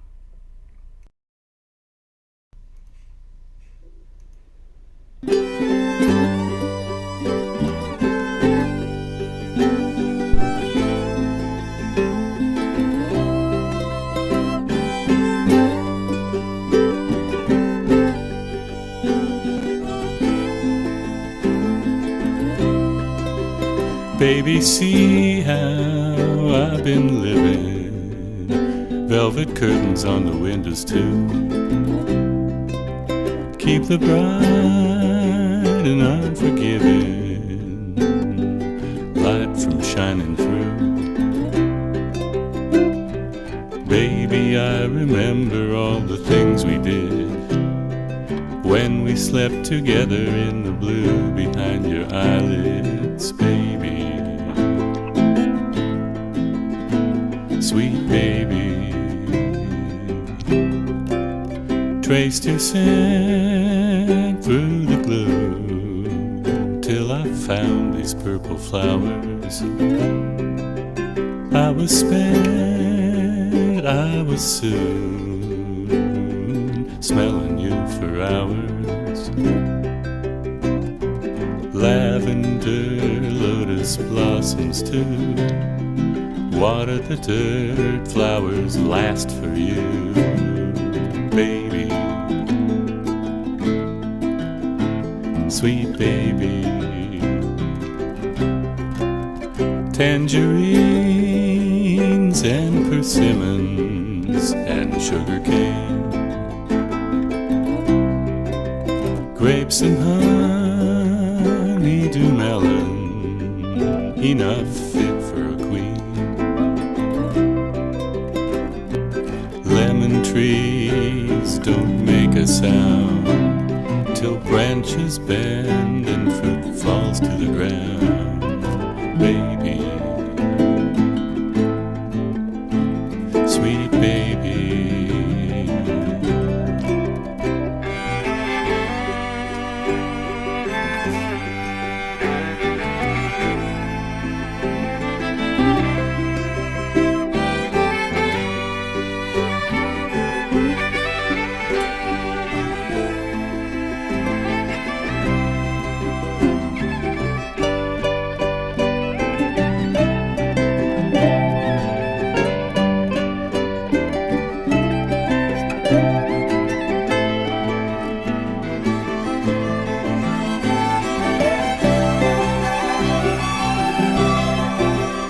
Come to my world and witness the way things have changed. Yes, I finally did it, babe. I got out of LaGrange, got in my Mercury and drove out west, pedal to the metal and my love to the test, baby, sweet baby. I've been trying to enjoy all the fruits of my labor. I've been crying for you, girl, but truth is my savior. Baby, sweet baby, if it's all the same, take the glory any day over the fame, baby. Sweet baby, I've been trying to enjoy all the fruits of my labor. I've been crying for you, girl, but truth is my savior. Baby, sweet baby, if it's all the same, take the glory any day over the fame, baby. Hello? Sweet baby. It's good. I can hear you. Try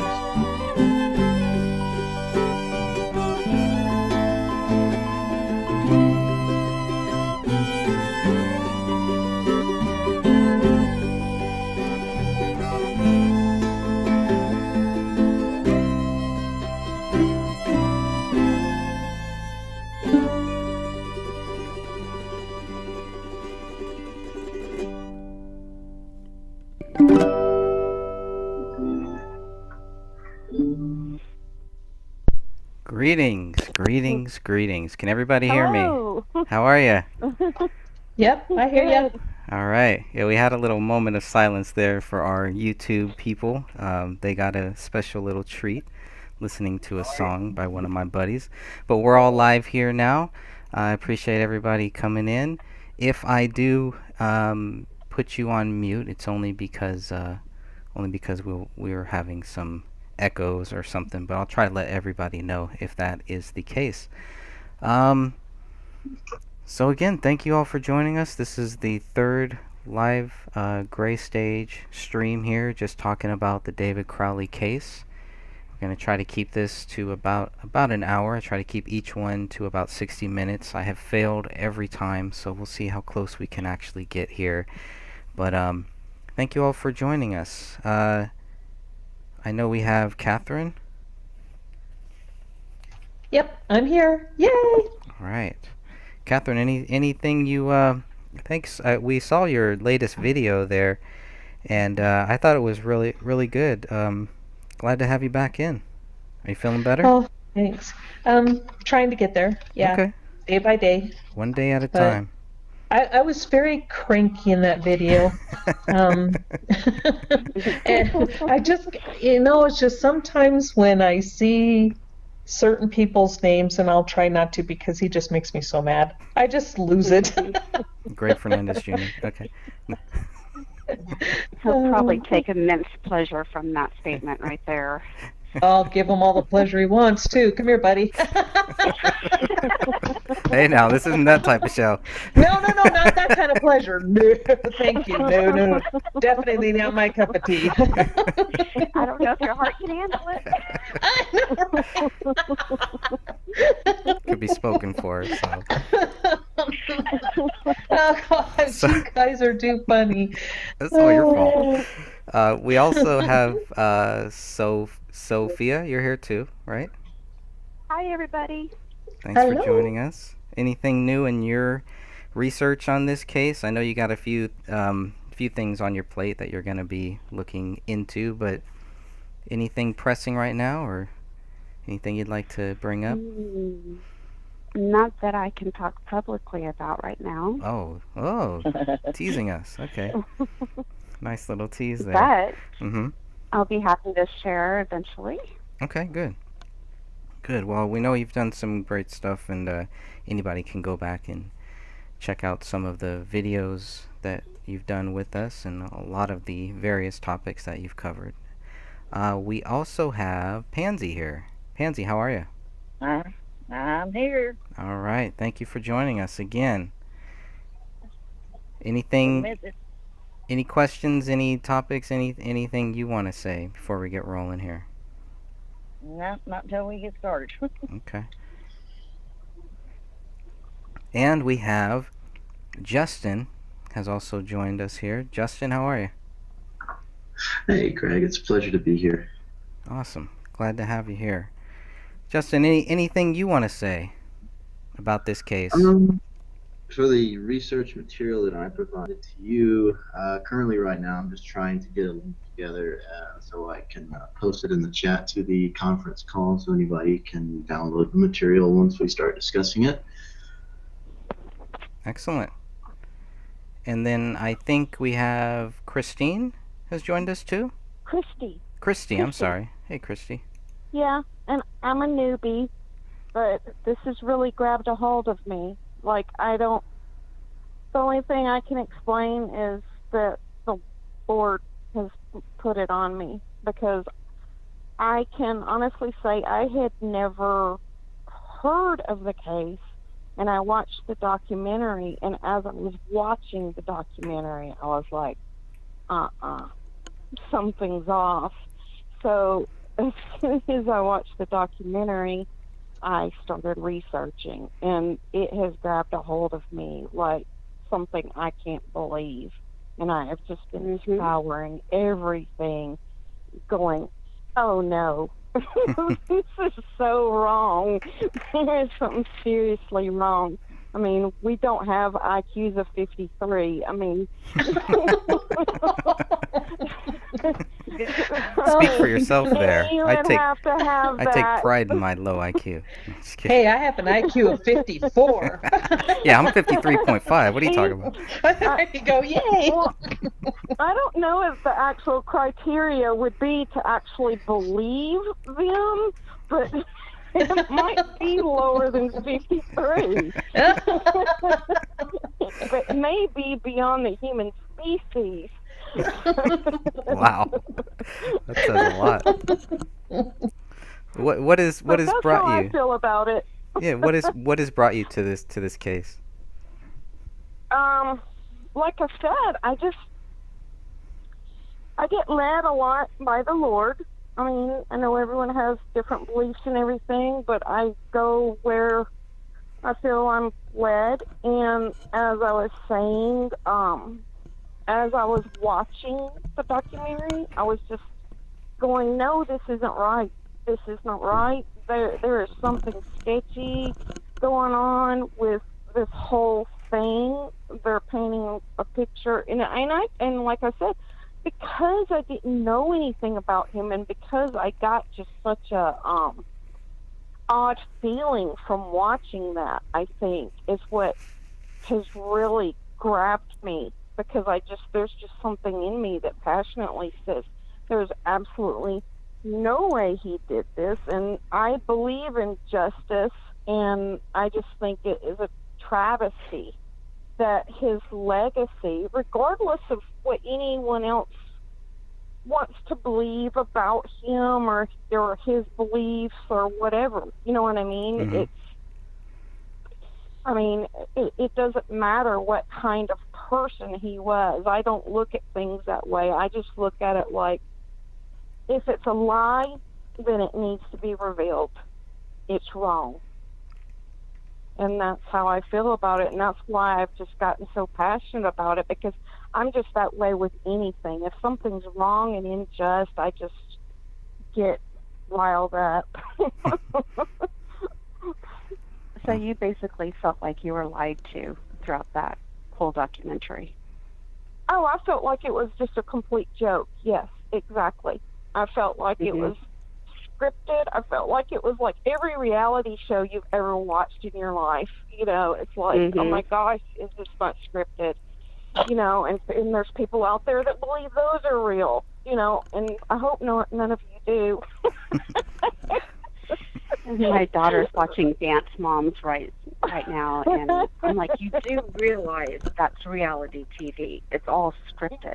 So she gets so passionate about it. And I just have to roll my eyes at her. It's just, they're all basically soap operas, and I kind of felt like that's what this was. It was like this drama unfolding, and they were, you know, leading to a certain direction. And I really read people's body language, and especially eyes. I really look at a person's eyes. And when I was watching it, I was looking at certain people's eyes and going, they're hiding something. They know something, they're hiding something. And just, you know, the drama and it, the build up and the crescendo, and then, I mean, and I think I heard someone else, I know who it was. It was the medium that said she had the exact same feeling that I had. I was like, and my poor husband, he's having to hear about this constantly. But I was telling him, I was like, why on earth the dog at the end of the documentary? I mean, they make it like it's walking off into the sunset happy. It was just so disturbing. It just, I mean, and then the other thing is when, and of course I went back and I watched it multiple times after that because I was trying to like pick up on other things and watch people even more closely. And the, you know, it's just, I mean, there are certain people that they're movie people, and there's a reason they say certain things end up on the cutting room floor. They basically slice together certain things to paint the picture that they wanted painted. They didn't show every single thing, and that's what I believe is so wrong about that documentary, is the fact that they only picked and chose what they wanted there. And it just made me sick that his dad didn't even defend him. I was just like, you know, that's just unbelievable. But, I mean, as a parent, I mean, if the evidence was like right there in my face, I think it would be hard for me to accept and believe. You know, I mean, I would come to a point if it was so blatant, but it would still be hard to accept. I mean, that's the thing about families and tragedy and death and things like that. A lot of times families, when it actually is something that's true, they go into denial mode and they start looking for other causes because they don't believe that that person could have possibly committed suicide or that that person could have possibly committed that crime. So they start looking and seeking out, even though it's not real. But for him, with all of these holes in this, to go on there and not defend his child, to just, I mean, that made me sick. And also, after looking at it a couple of times, and then when I started researching, I was like, okay, what's the timeline of his mother passing away and this documentary being made? Does anyone know? His mom died, what, 8 months after? Yeah, it was 7 or 8 months after. But yeah, we can definitely talk about that. But Greg, I'm going to make you stick to the hour. We're 30 minutes in. Yeah, I'm okay. sorry. That's fine. I'm sorry. No, you're okay, Christy. I'm just giving Greg a hard I time. just don't understand why they didn't mention the mom in the documentary. Oh yeah, That's that the only bothered thing me I was too. putting out Yeah. there. Yeah, I don't I even was think like, they that's showed her. weird. They didn't even show her in the movie, did No. Nope. they? The other thing was, That It was wasn't my point. until go ahead. because it wasn't until I got into the group after I watched the documentary that I even knew that his mother had passed away. I thought that she just wasn't a part of the picture at all. It must have been And about it 4 or wasn't. 5 months afterwards, because she was still. I think when she died, I don't think the case had been closed yet. It was 5 months. I just read it 5 months? yesterday. Okay. Yeah. The thing about his dad is, did his dad, like, is there a quote, I guess, what I would look for? Is there a quote where the dad says that his son is guilty? I mean, I've only watched the documentary like once, so it's hard for me to go back and look at No, that.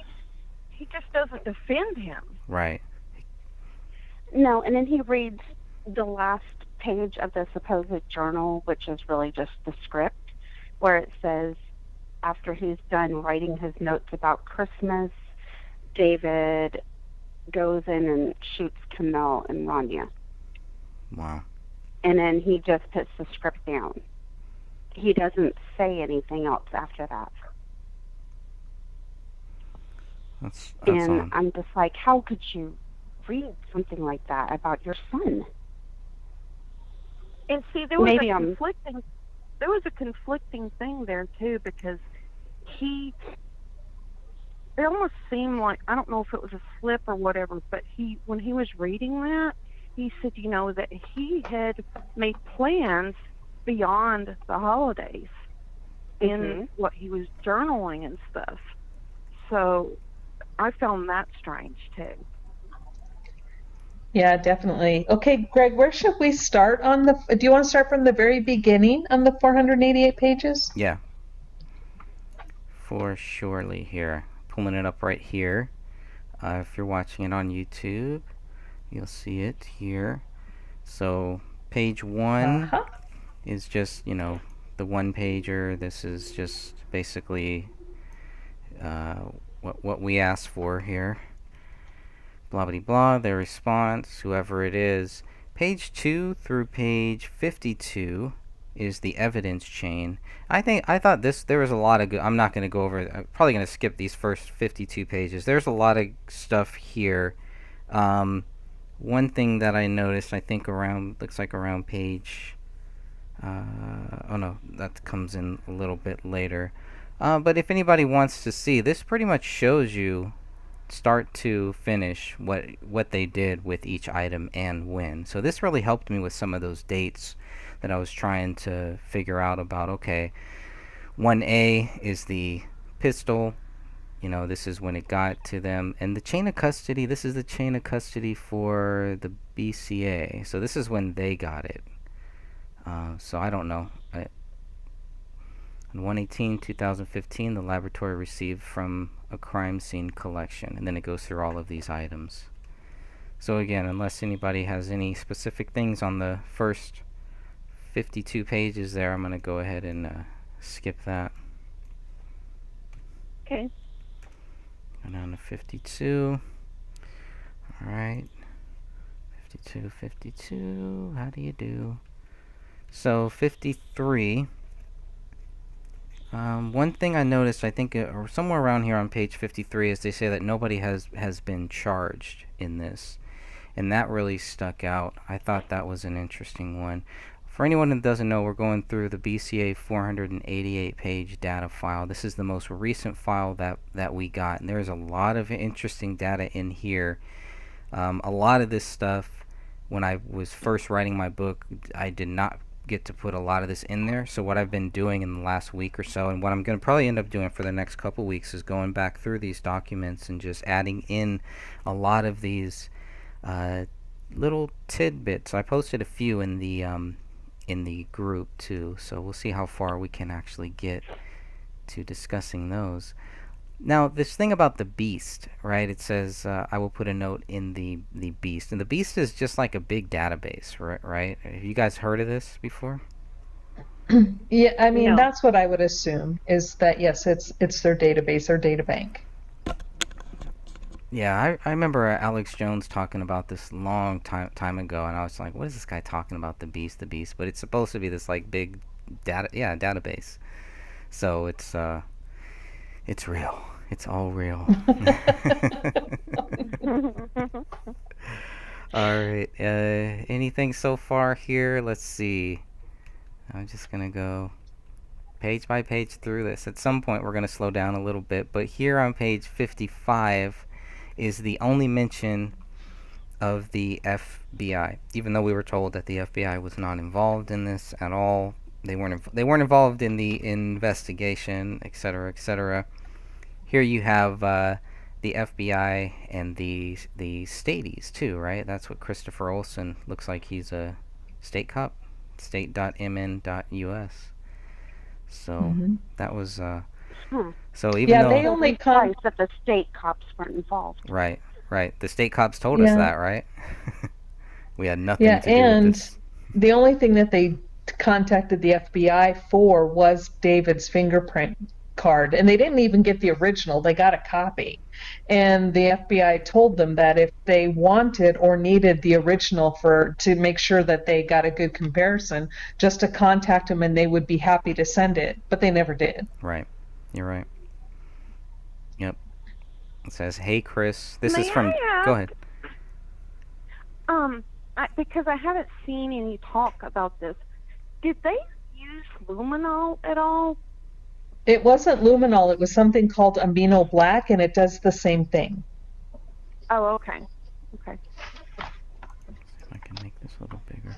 Yeah, good question. I mean, these are a lot of questions that people ask, and there are people that want to ask these questions but don't want to get, they don't want to feel stupid. And I just want people to know there are no stupid questions, and people should not make you feel dumb just because you ask a question. And just because somebody answers your question doesn't mean that they're trying to make you feel dumb either. So I just want to cover both of that basis. We're all just talking here.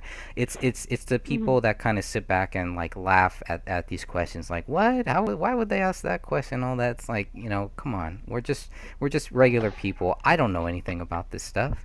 I'm not an investigator. I don't know anything about this. I'm learning as I go here. So I do try to be careful not to assume too much either, not to assume that other people are wrong too much either. So it's just kind of this balancing act for somebody like me, is just a complete outsider looking in here.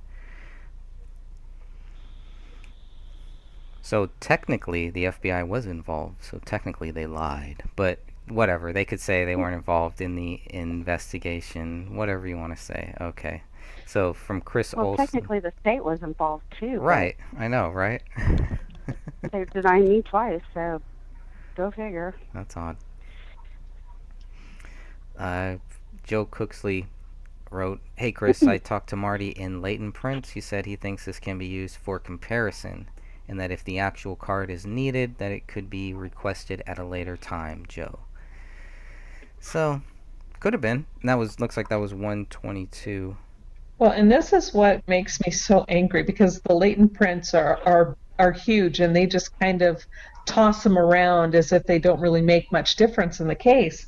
And, Marty thinks they can be used, and if they need the card, they could request it later, but they never do. And then they say the latent prints on the copy were not, and then supposedly not legible, or they couldn't read what they pulled, and they couldn't compare it to the card. And I'm like, there's some pretty good ridge detail, on some of those prints. And it's like, how could you not match it or not match it?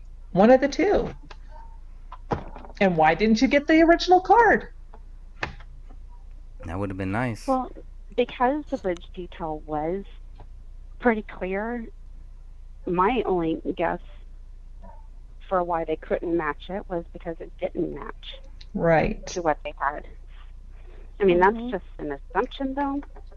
I'm not Right. stating a fact. It's just an assumption. Right.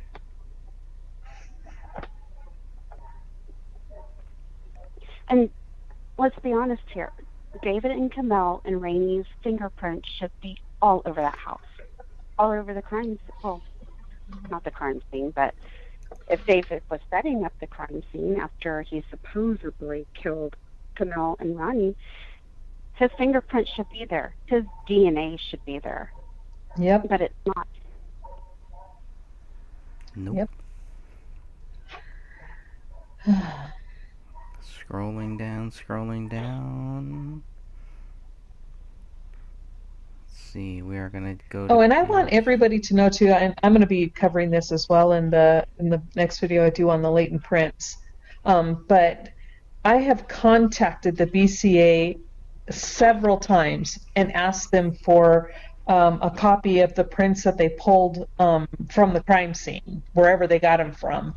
And I specifically asked for some that they didn't include, some they gave us, some they didn't, and they have not even written back to tell me to go jump off a cliff. They've just ignored all the requests, even though I sent an FOIA request. It has been completely ignored. It took them months to even respond to my request where we got this information that we're looking at right now. I sent it off in March, and I don't think we got it until, what was it, Bragg? Was it September or October? Yeah. And it wasn't until they finished processing that request, like a month before we received this information, did I even get an email. September. I thought that I was being ignored. Yeah, I got it. I got mine back September 20th, 2018. So, yeah. Okay, so I'll give them a little more time then. Give them another year. Come on. Yeah. Yeah, there you go. How dare you? I tried to warn you about that, Catherine, that the BCA will take forever. Girl, I have hardly any memory of what happened several months ago. It's like, so just keep refreshing my memory and telling me what you've told me before, because it's like hearing it for the first time. Okay, no problem. Okay. Awesome. All right. Here on page 57, and if anybody wants to say anything, feel free to go ahead and jump in here any time. It's fine. We're all just chatting here. We're looking at page 57 of 488, and this is from Tommy Booth. This is sent to Catherine Roach of the DPS. That's another interesting group of characters. DPS says, Good morning, Catherine. Nobody has been charged in this case, so I am giving you permission to use up some evidence in its entirety for DNA analysis. If you need anything else, please feel free to contact me. Thanks for all your hard work, Tommy Booth. And I thought that was, again, another interesting thing there, because haven't charged anybody. Well, yeah, of course you haven't charged anybody. Who are you looking for? Who could be charged? Could they charge David? Right, and the funny thing is when you start putting all of these pieces together, because you have the police chief being quoted in the news article stating that they knew within 2 hours David was guilty, and then somewhere else where they knew in 2 weeks or a month or whatever that he was guilty, and now we have a month later, and Tommy Booth is saying, well, nobody's being charged, so use up everything for your DNA test. Now, you were able to talk with the person who said that David was charged within hours, right? And you were able to get them to confirm that? I talked with was it Detective Sergeant Gummert, and that video is posted on my YouTube channel. But the police chief himself. Oh wait, no, I know what you're talking about now. Okay. Oh geez, I'm sorry, you guys. I'm trying to catch up here. But yes, I was talking to Nick Ferrari? someone who heard it directly. Okay. Are you talking about Nick? Well, no, these people, they didn't want to be tied to it. They're tied to it, but they're not tied to it. So I gave them my word that I wouldn't let anybody know who they were. But they were somebody who specifically talked to that police chief. And so, yeah. I mean, he said it. But it's like, okay, so what did you do?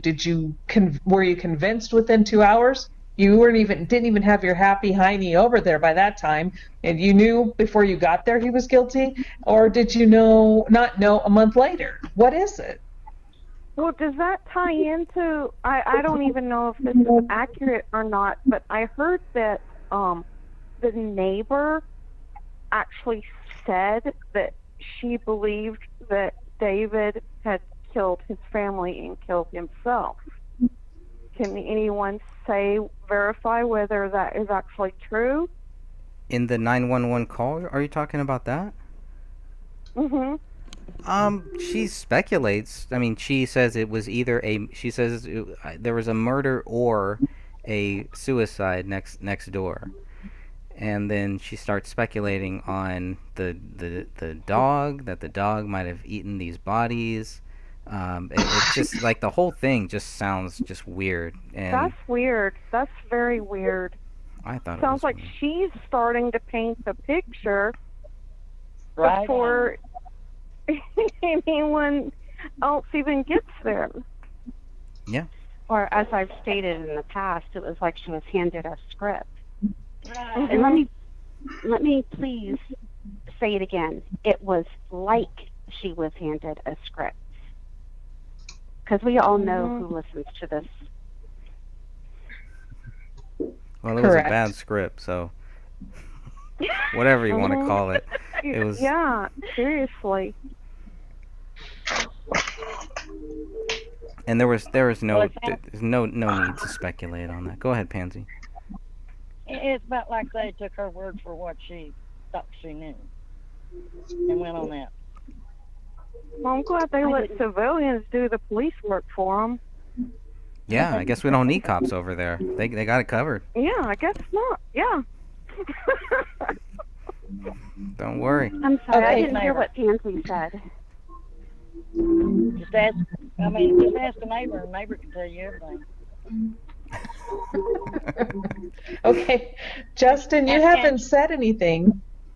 Oh, I'm still here. I'm just, I noticed y'all been discussing the evidence, and everything that I have pertinent is public record after the incident. So I just kind of waited for y'all to put forward what y'all have to put forward. I don't want to kind of steal your thunder, so to speak. No, that's okay. No, please steal Go for away. Go for it. Yeah. We Greg can has- believe me. yeah. He We're has gonna. 13 minutes left. Okay. That's not Well, gonna happen. We all know that. Go ahead, Justin. All right. I'm going to go ahead and I'm going to post a Dropbox link in the YouTube chat so all of you can download what I have found.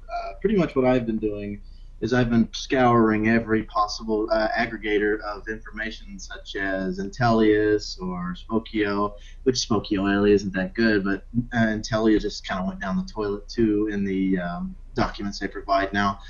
There has actually been a few changes to the public records of Kamel and David after their deaths. Rihanna will have a public record as soon as she reaches 18, even though she is deceased. So I mean that's Interesting. something to look out for in the future. I didn't know that. You generally Did you notice I'm that sorry? on Intellis?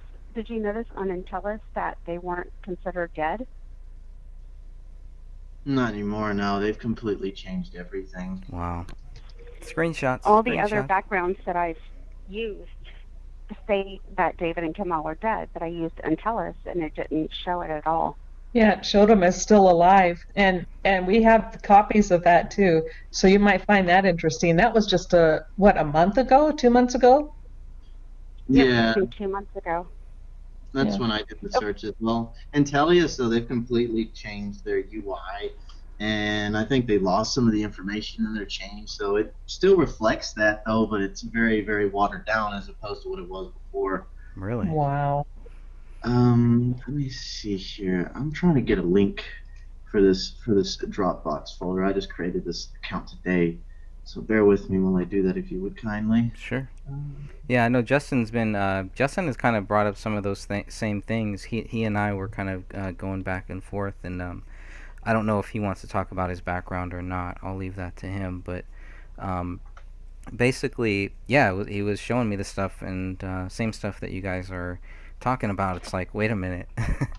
Yeah, why are they still alive here? Or why is this website or whatever it is, whatever Intellis is? I know it's been brought up a few times. I have no intelligence, so I don't know what Intellis is. But I do know that I keep hearing the same thing, and it's like, okay, now it's kind of watered down. What does that mean? Does that mean that they're finally catching up? We're gonna come back in a couple months, and they're finally gonna see that they're dead, or I don't know. I mean, you couple that in with all of the other things, and it just you can your mind can kind of start to wander. I guess is what I found with myself. And the only thing that I Did kept they go ahead. did they have life insurance policies? I don't know. I haven't heard of any. I haven't seen any, but I don't know how we could verify that. What would Which need would to be be done? interesting with him being retired military. I mean, I know you can get rid of it when you break away, but I mean it's unusual. If When he David did, left retired military, so yeah. when he left the military, he had life insurance, but I don't know if he continued to pay into it. Interesting. yeah, that's It- what, I think you can continue paying into it, but I'm not 100% certain. But doesn't that That's something I just was curious about. doesn't that kind of I don't know about this. I'm just asking, but doesn't that cancel it out if he kills himself? It depends on the clause in the policy. Certain Okay. policies have a suicide clause. Other ones have a certain time frame, so that you don't just go get like $1 million life insurance policy and then off yourself. Right. So I mean, some policies have a clause where there's a time frame. Some have a flat, suicide clause, and then other ones don't have a suicide clause Is at all. is that Like, stuff my public husband record? doesn't have a clause. Is that I stuff don't public know. record or not? I don't know either. That's what I'm curious about. I just thought of it. It's a good question.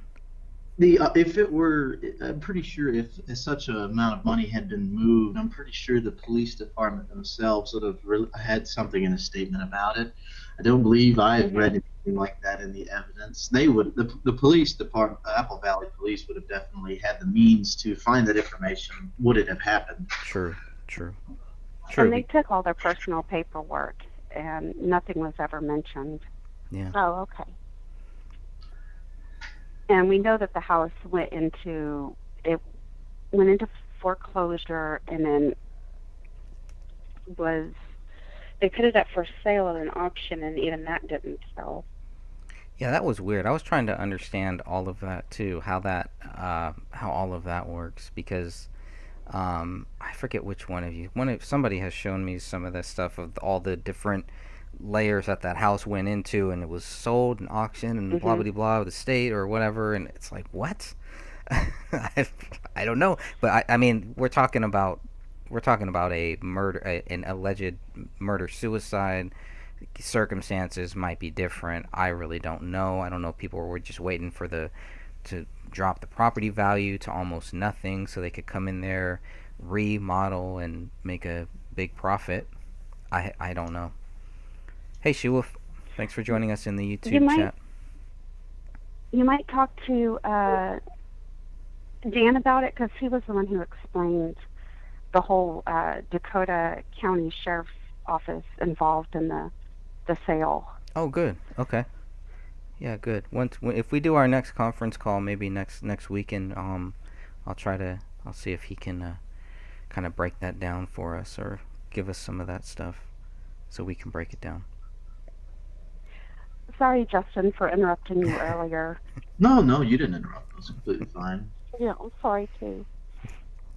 So I put the Dropbox of my findings in the YouTube public chat. So if anybody wants to pull those up and take a look at those.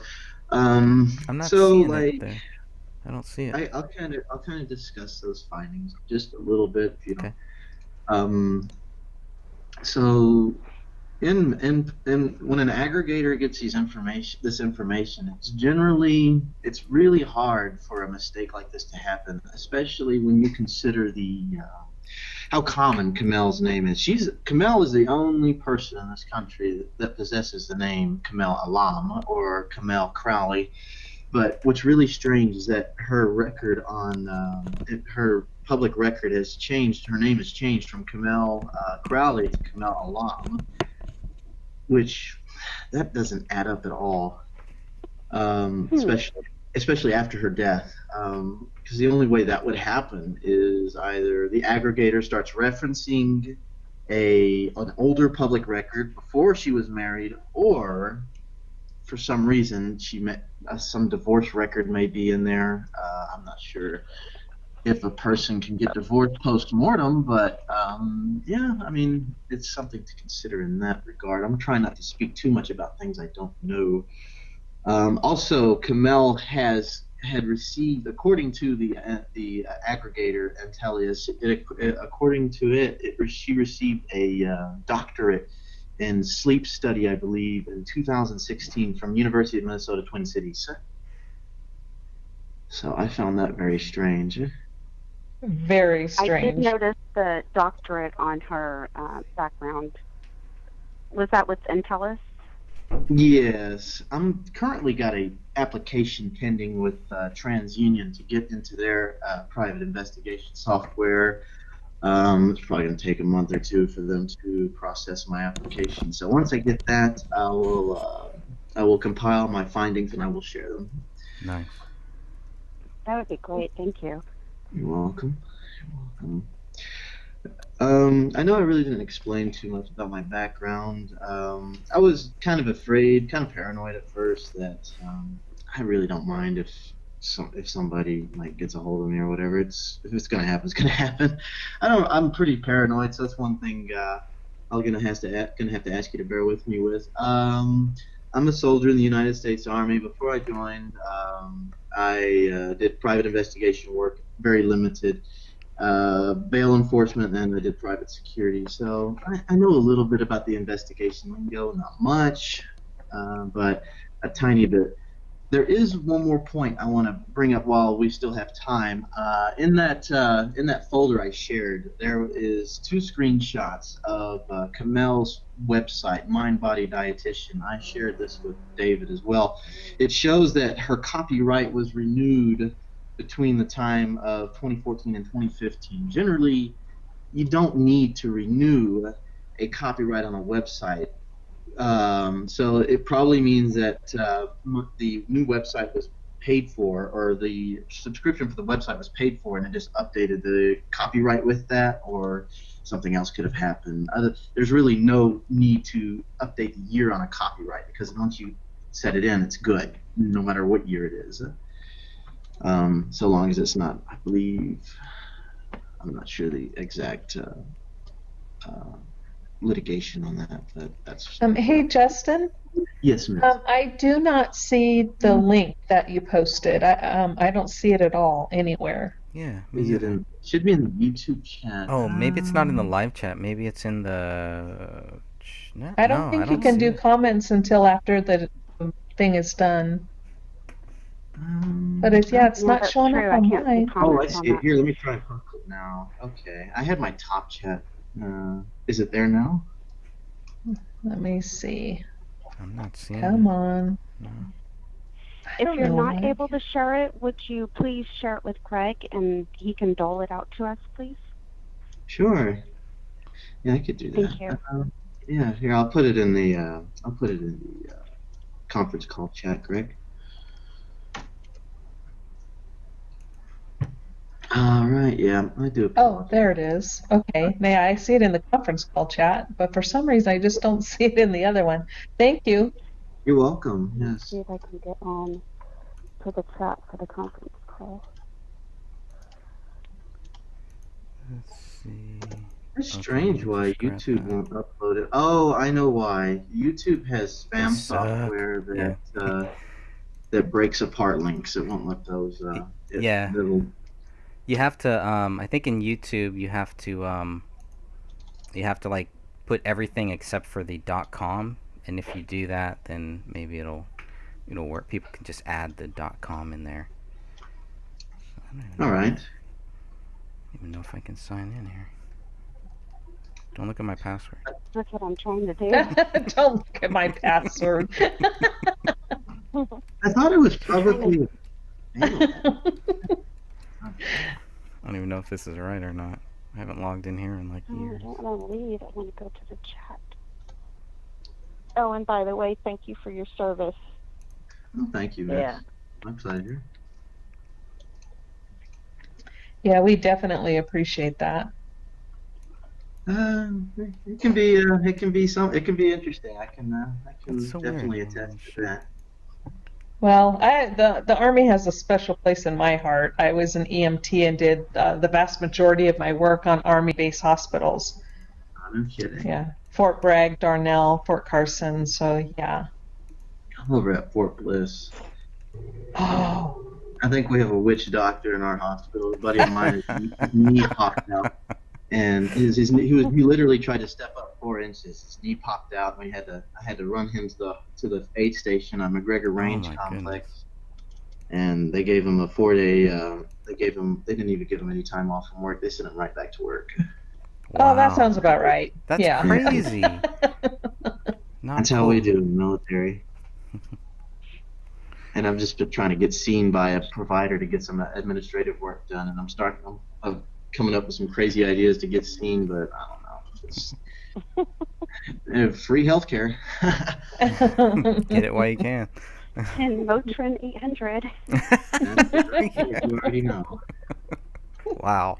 So- Greg, I see you brought that up on the screen now. Yep, I got the screen up here. Go ahead and guide us around. What are we looking at here?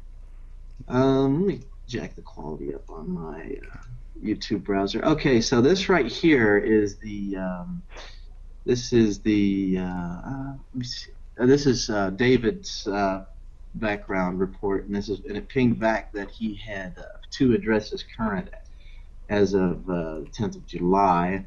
So, from what would ping back on that, I did a little research. So, public records such as either tax records or utility payments would ping back that. So, somebody's probably still using his name. Well, they are because somebody's paying his cell phone bill. Yes, that I remember going over that in a few videos back. So anybody, if I'm pretty sure if somebody else were paying the bill, it wouldn't ping back as him having a current address. So generally, when you're paying a bill, whoever's paying into that has to have a reference address and that name, and so that's the reason why that address is coming back. The 2 at either 700 Maple Lane or 867 North Fry Street. It could be somebody just still paying in his name and using their finances. So I'm not saying anything about that. I'm just saying that those are the conditions for which that would ping back. And ever since he's passed, he has lived at quite a few different places. Okay. I'm going to go here to the next slide that you've given us here, and we will make sure, if it's okay with Justin, maybe we'll figure out a way we can post this into the group and people can kind of look at it for themselves. This one bothered me here. I do not like this. I don't like anything about this one that we're looking at here. This looks fake to me. Oh, that's horrible. This looks like Yeah. somebody is just this is troll central here. That's just my view. Yes, and I found the. Why would the anybody reference- do that? That's tacky. Sorry, I'm sorry. She's not even Well, in you have Waco, to be a Texas. special kind of No. stupid to be a troll. Sorry. Not sorry. Oh, we have a special name for that. But this listing has been up for 2 years, and I just saw the date on it, and I was like, well, she's supposed to be dead, so why would anybody make that kind of accusation? That date is kind of weird too. Oh, yeah. April 20th has always been. Oh, good 420. catch. Good catch. 420. Not that I would know anything about that. Uh-huh. We want some of those brownies, Greg. I am in California. Oh, goodness. All right, so now we're looking at what are we looking at here in this third slide? Oh, mind body dietitian. I just want to say one thing here, because I got kind of called out when this case first came out, because I have a music company called Mind Body Soul, and people thought that was weird. It is a coincidence. This changed my mind about, well, we used to always say there are no coincidences. That is a coincidence. I just want to clarify that. Go ahead. Uh-huh, you're that special kind of person, aren't you, Greg? I'm a special kind of something. Yeah. Let's give us a T, give us an R. What does it spell? Oh. Okay, so this is the mind. Go ahead, Justin. I want to hear your view on Yes, this. sir. This is just the reference to her receiving to Kamel receiving the PhD in sleep study in 2016. Now, this I would find very, very the circumstances behind this are really shady, because being that Kamel is the only person in the nation to have the name she has, as well as just the circumstance of the year, as well as the education, because sleep study is kind of in line for which the degree she had before, which was in dietitian with dietary work, because it's both revolves around the body itself. It would be pretty easy to transfer over that and to get a degree in that, so that's kind of coincidental as well. What else can I say about this? It says she's still the current owner of the Mind Body Dietitian company that she had. I can't say anything about that because I don't have much information on that. But it's just, if this were to be a mistake in adding, it would be, I would say it'd be like 1 in 100,000, because I haven't yet got in contact with the University of Minnesota, Twin Cities, to see if in fact they did have somebody with this name graduate, but it could easily be a case of stolen identity or something to that effect, because if you use somebody else's identity to go and get a degree, I mean, there's a lot of schooling that you're skipping. So I could see somebody writing on the back of a deceased person to do that, but that's really all else I can say about that. It's all speculation. Right. We're just talking here, trying to figure out what's real and what's not. And Yeah. Justin did pull the correct Kamel, because the information, mine also showed this, and my information showed that she was connected to David and his relatives. But So here's this wasn't- I'm sorry, go ahead. No, go ahead. Oh, but this is what I found strange. So I think probably about maybe a day or two, or I think it was the exact day that I was pulling this record, Intellius has completely changed its guided interface. So Intellius looks nothing like this anymore, and there's only about a fourth of the information that you see here currently available on Intellius. Wow. Oh, wow. Yeah. I'm glad I saved it when I did. Back it up offline. Print it out. Paper files. Yeah. Well, I got rid of that system because there was a lot of like, junk data in it, and I didn't like the background. Like, you would get the known predators around them, and that would take up a lot of space when you downloaded it, and I didn't like that. Oh, I see. Yeah. That could be especially, it just clogs up, which that's what, once people use a background service, that's generally kind of what they're going for a lot of times, to see if, what kind of criminal offenses there may be. Mm-hmm. People who might live around them, which this software used to do a really good job of doing that. It doesn't do that anymore.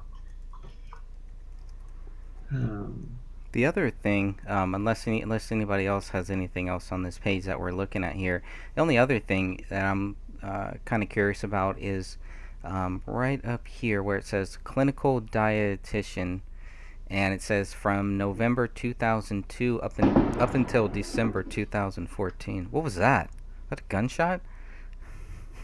No, there's somebody over here lighting off fireworks. Sorry, I forgot to mute my microphone. It's like, what the heck? Justin, Oops, you're not okay, broadcasting from the front lines, are you?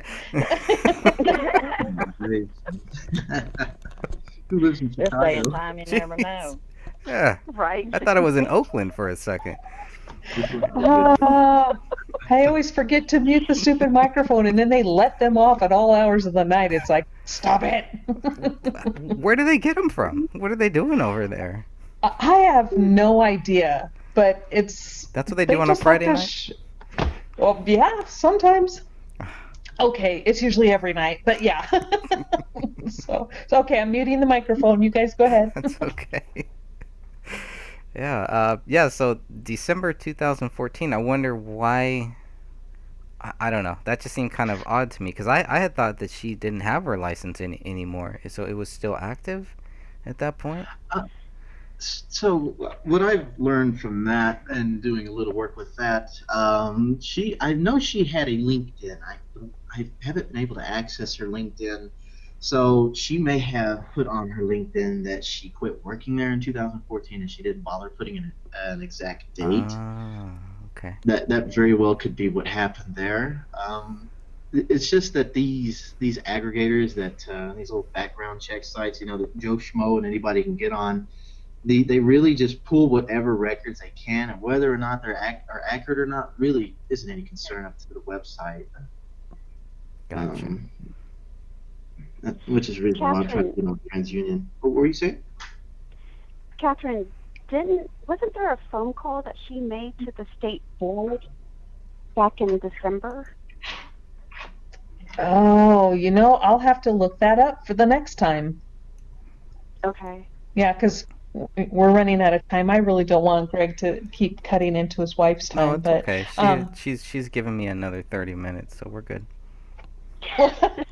She's too nice, man. She's way too nice. It's very important to have a supportive wife. Very important. It is, really and is. She's amazing. She has been. She's been great. I hope she keeps it up. No, I'm just kidding. Okay, now she's going to come and say, okay, that's it, your time's off now. All right, now you got 30 seconds. Right. Okay, I'll see if I can... I have one question that I want to throw out there that really doesn't have anything to do with what we're talking about, but I'm just curious.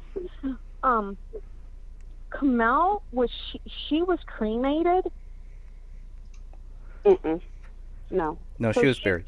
So Kamel and Ronnie were buried. Only Kamel was buried. No, just Kamel. So, okay, so they buried Kamel, but they cremated Ranny. Correct. Yes. Why would they cremate Ranny? Good question. I don't. That's strange. I mean, I would think there would have been a real big fight between the families with the belief, the Muslim faith, that they wouldn't want their granddaughter cremated. So I find that weird. Yeah. David and Ranny were cremated almost immediately, and Kamel was sent to Texas to be buried. That's weird. It is weird. Okay. From the profile that I get from the Alams is that they're fairly moderate Muslims. They're kind of like American Jews that are non-practicing, I would say. They're people very common like that. That's just the kind of vibe that I get from reading about them and listening to them speak. They don't really seem to be overtly religious. They don't cover themselves. So the women and the female Alams don't cover themselves. So I think they're just mainly just moderate practicers at best. Okay. So I'm not really sure how into that they would be. But yeah. Like Baptists that dance and drink. Pretty much. Yeah, it could be very well. I can say that I'm Baptist. Okay, Sophia, I looked it up, and Kamel did not make a phone call to any university or anything. No, the state board. Okay, no state board either. In December, you're talking about December of 2014, correct? I thought it was in December. Because the only calls she made were to Banfield Hospital, Pet Hospital, and Charter Communications. Now, what She about didn't the call other Wells phone? Fargo? That was in. Oh yeah. No. Yes, she did make 2 calls to Wells Fargo. You are correct. Gosh. Okay, then it had to have been November then. Let me go back to my files. Go back to the stack of papers. The I mountain. could have sworn she made a call to them in December. Greg, do you want to go ahead and just go through my stack and we Sure. can finish with what I have to present? Absolutely. We're on the 4th one So- here. Yeah, so this is this is a screenshot of Kamel's old website. It was taken down, I believe, sometime in 2015. You can pull it up on Wayback Machine if you so wish. The thing that struck me as odd here was the copyright date on the bottom updating. I think I said something about that already. But the last snapshot of the website, let me see when that was. I'm on the Wayback Machine right now. You have to bear with me. I'm having to use my cell phone as a tether spot because my internet network here is just trash. But the 2 pictures there is just the copyright date at the bottom is all that's pertinent to those. Okay. Copyright 2014, Mind Body Dietitian LLC. I wonder what happened with that LLC. Now we should be able to look up an LLC, right? Yes. It'd also be pertinent to find who else shared liability with her in that company. And this 214, that's her number, right? That's the number in one of the phone records? Ooh, let me check. 214-470-5794. I'll have you read that back to me here in a moment. Let's see, David Crowley, Kamel Crowley. No, that wasn't listed in any of the public records that I have. Really? Yeah, her current number is 651-644-8457. Oh, now I gotta look in my mountain of data now here. I have a nice little book with 2 pages of the all the phone numbers. I'm curious about this phone number here.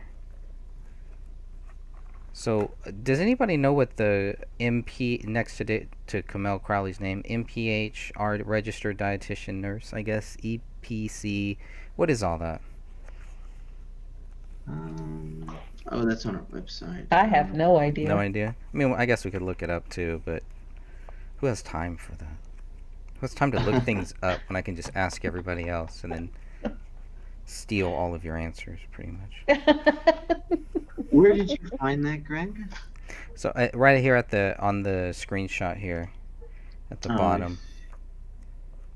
Registered and licensed dietitian. That's the only one I can think of. MP miles per hour. She's a. Oh, that's good. I'm gonna go for that. MPH. And I can't see that phone number, Greg, because it's so small. Was that 214-470-5794? 214-470-5794, yes. Okay, that was Kamel's old phone number. Okay. An MPH is a Masters of Public Health. So just her Masters of Public Health, what is that in exactly? So it's a 2-year program. It's not a clinical degree. So what is the? So like an MPH, a Masters of Public Health would study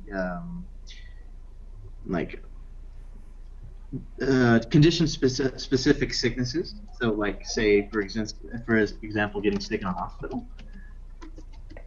That's just according to Wiki though. So okay. It's like a licensed dietitian maybe for LD, and then CLT. I'm not sure what that one. She is. had quite the stack of certifications. Yeah. She's certainly. CLT, certified laboratory technician. I'm guessing. Interesting. CLT and leap therapist, they tend to go to, or at least they go together on this website here. The website called Certified Leap Therapist. Okay, so like her being a dietitian, like a leap therapist would deal with ailments such as irritable bowel syndrome, Crohn's disease, ulcerative colitis. So her being a dietitian, those two would go hand in hand. So that's not at all strange. That's actually pretty routine. Okay. But the last snapshot of her website, I believe, was in March of 2016. Well, okay, looking at number 5, the 5th image that you have here. Now all of a sudden the copyright has changed from 2014 on slide 4. On slide 5, the copyright is 2015. How does that work? Yes. Doesn't that show plans for the future too? I would say it does. It could have been automatically renewing, but like That's true. I spoke in error when I said the last snapshot was in 2016. Let's see what this one is here. I'm just going through the records on Wayback Machine right now to try and see when the last instance of her website was, and I think the last instance of her website staying as we see it in these screenshots here was on the 23rd of April in 2015. After that, it goes dark, and some Chinese company acquired it. Oh. So usually when you buy a domain name, you usually buy it for a year, and if the copyright changed like that, it generally means it renewed. Right. If it's on an auto and then somebody cancels it 6 months later or 1 year later, or the credit card, doesn't go through. Exactly. Okay. I see that. All right. Let's go to the 6th slide here. What can you tell us about this one? I'm going to see if I can make it a little bigger for everybody here. So the last one is merely just an address for the current address for her where she still has records popping up, which comes from the home of Francis Crawley. I forget, is Francis David's brother? No. Never heard of Francis. No, Francis is a relative. Is it? A relative, okay. Why would a distant relative, not so much a distant relative, well, why would somebody outside immediate family have any of Kamel's information or any of her affairs like this? It just doesn't make any sense. Huh? That's a good question, though. And it says her current email has been at Health Source Solutions, the company she quit working at in 2014. I think, let me go back to the other slide here. MindBody. Yes, the one that she quit working at in December of 2014. But why would, I don't know. That's definitely strange. You would think that her, the website, Intellius, would have grabbed her information from her MindBody website, which was Kamel at mindbodydietitian.com. But it doesn't seem to be that way. Now, what about these phone numbers here that we're seeing, the 2 contact numbers? I haven't researched them at all. I haven't done anything with those, to be honest. Does anybody have the numbers up? I'm going to pull those up. So I want to see. Go ahead, Justin. No worries. Health Source Solutions. I did look into healthsourcesolutions.com.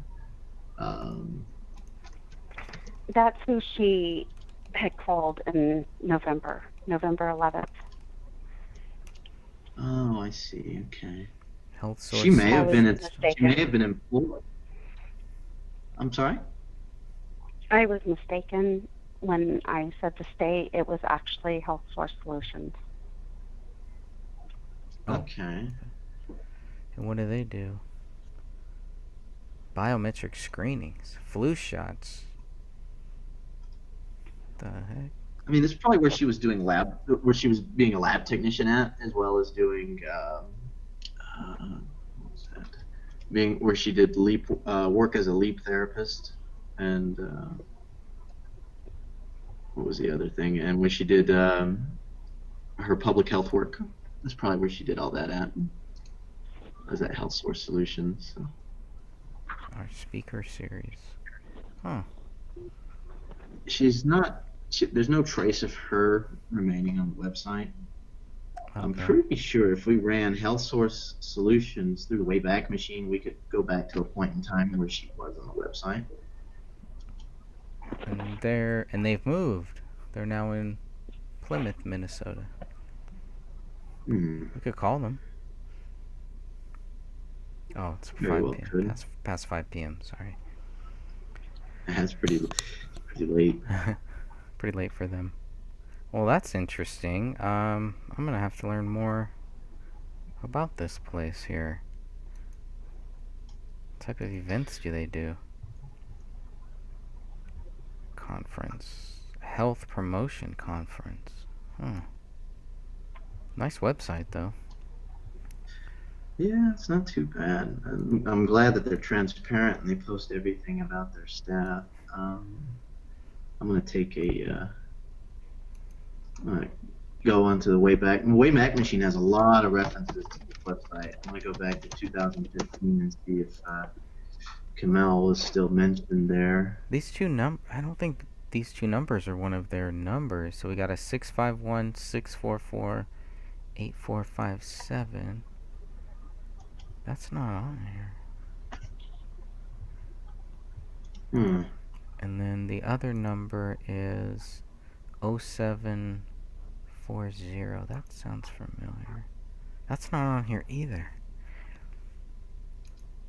Those are, I don't know what those numbers are. Strange. Yeah, that is. 2014, 2013. 13. Who owns? Let me see.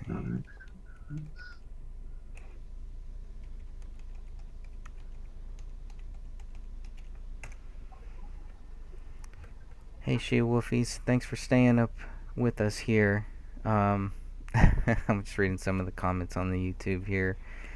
They may have buried Kamel in Islamic cemetery. I wonder if that's why I've been having a hard time finding where she was actually buried or buried. Not sure what all that's about. I thought she was buried on private property. Yeah, that's what an Islamic cemetery would qualify as, I would think. I don't know. I'm not sure. Because I don't want to say it on publicly.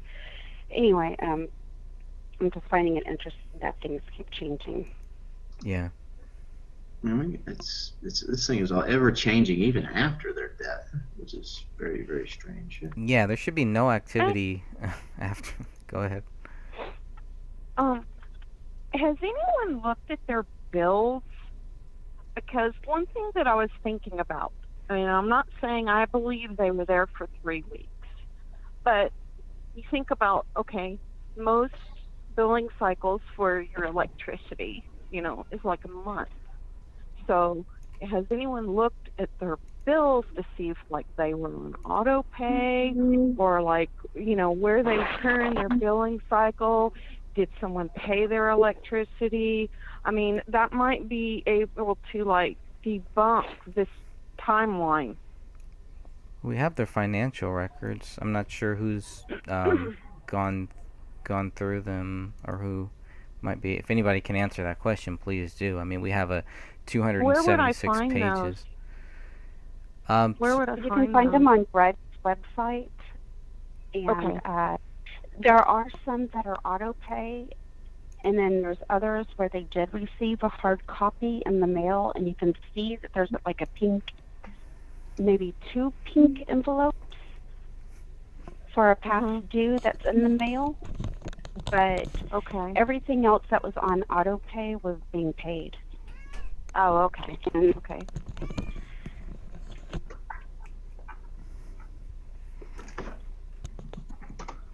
Yeah, I'm pulling that up right now. Pulling up the pages. I really, this is one of the things that I really still have not gotten a chance to go thoroughly through yet. So I don't know. There's a lot of good stuff in here, though, for sure. And we only have a snapshot of the joint account and David's account. We have nothing on Camille whatsoever. Huh. I found Camille's LinkedIn. It's still up. It says she's self-employed. And it still says that she has a Mind Body Dietitian LLC in her employment. However, has anybody researched Park Nicollet Health Partners? What's the name? Mm-mm. Park Nicollet Melrose Institute. Here, No. Mm-mm. I'll put the link in the. I'll put her link in her LinkedIn chat. Park Nicollet. What's the last part of it? I'm typing Park it. Nicollet Melrose Institute. Melrose.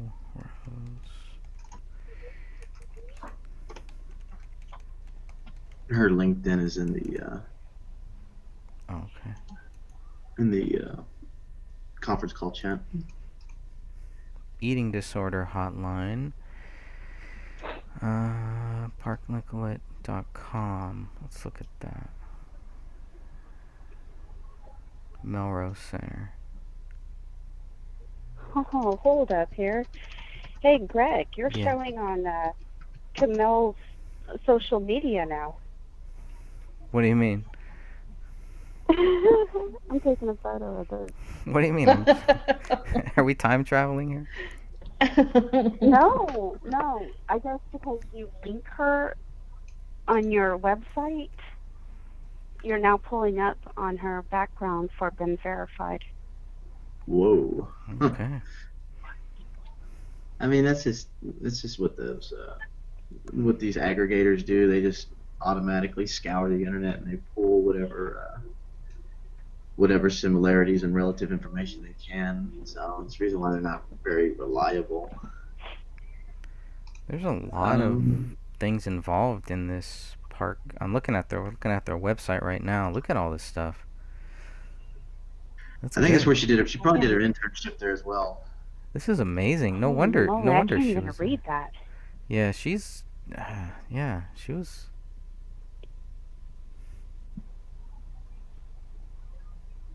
Was she involved in this? I can't read it. The writing is way too It's small. yeah, it's probably too small for you. Let me see if I can make it a little bit bigger. She worked for Park Nicollet A little better. until June 2014. So I'm gonna go and reference their website on Wayback Machine for April.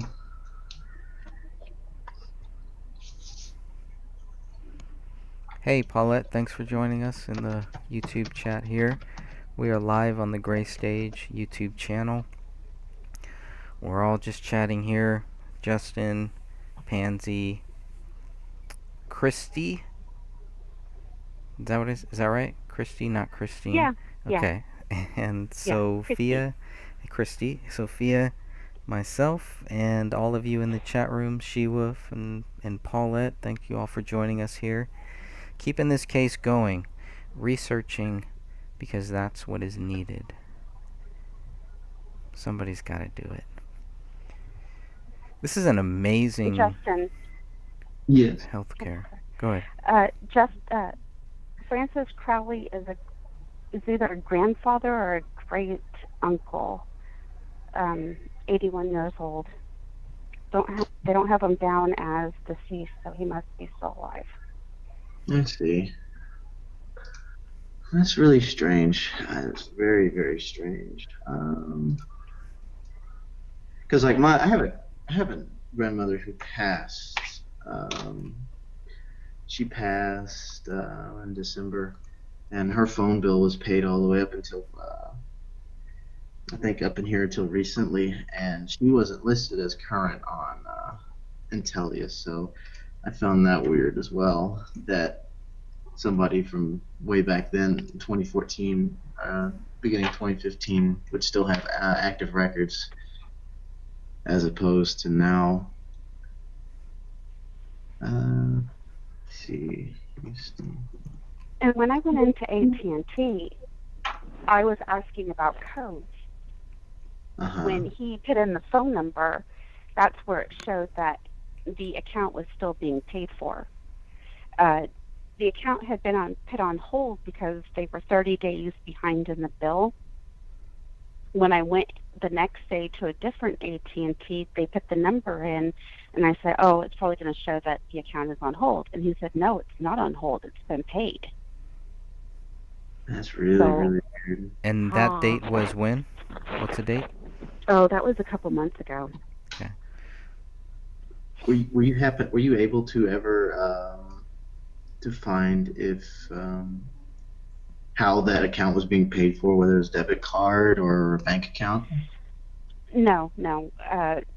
We never got into the account.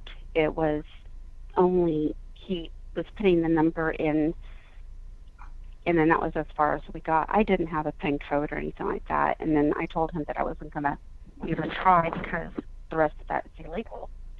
Yes, it is. And so I wasn't even going to bother.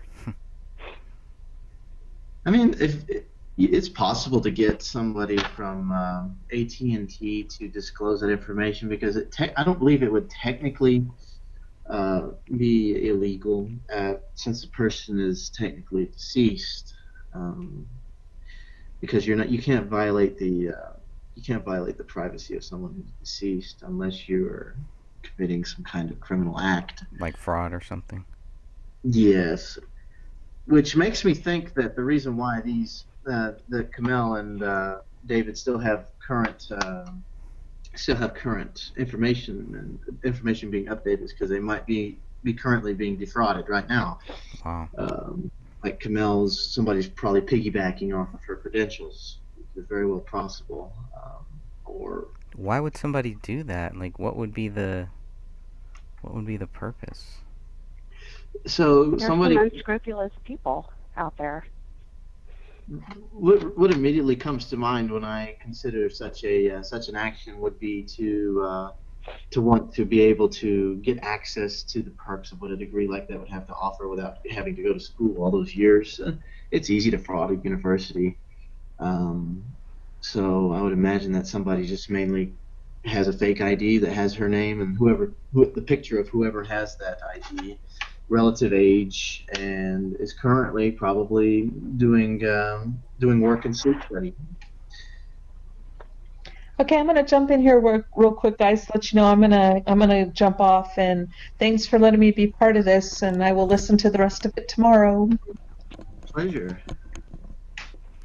Greg, don't stay on late. I won't. This is your mother talking. We'll only go a few more minutes. That's sad. Here. I am old enough to be your mom, so listen, young man. Okay. Anyway, good night, everyone. Good night. Thank you. Catherine. Good night, Catherine.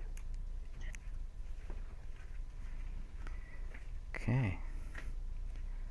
I have a really freaky question, and I've looked at so much stuff, and so y'all don't think I'm a weirdo, but I watched this one video that someone posted on Facebook, and they were talking about how it is possible for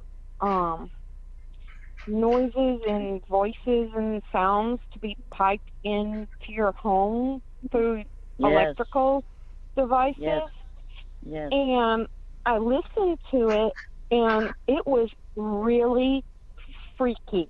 I mean, he was like playing all of these sounds and voices that he was recording. Now, he could have been manufacturing this. I don't know. I'm just saying, has anyone else seen that video? No. I know about it. I know it's possible. My daughter had this is going to sound weird, but she had a baby monitor, and this is when she was living with roommates, and she had it downstairs, and the baby was asleep upstairs. And all of a sudden, she heard this laughing and babbling, and she thought the baby was awake, and so she ran upstairs, but the baby was not awake. And then she heard somebody talking to the baby, and it was supposedly picking up somebody nearby, but we didn't know anybody else who had a child that was surrounding them. So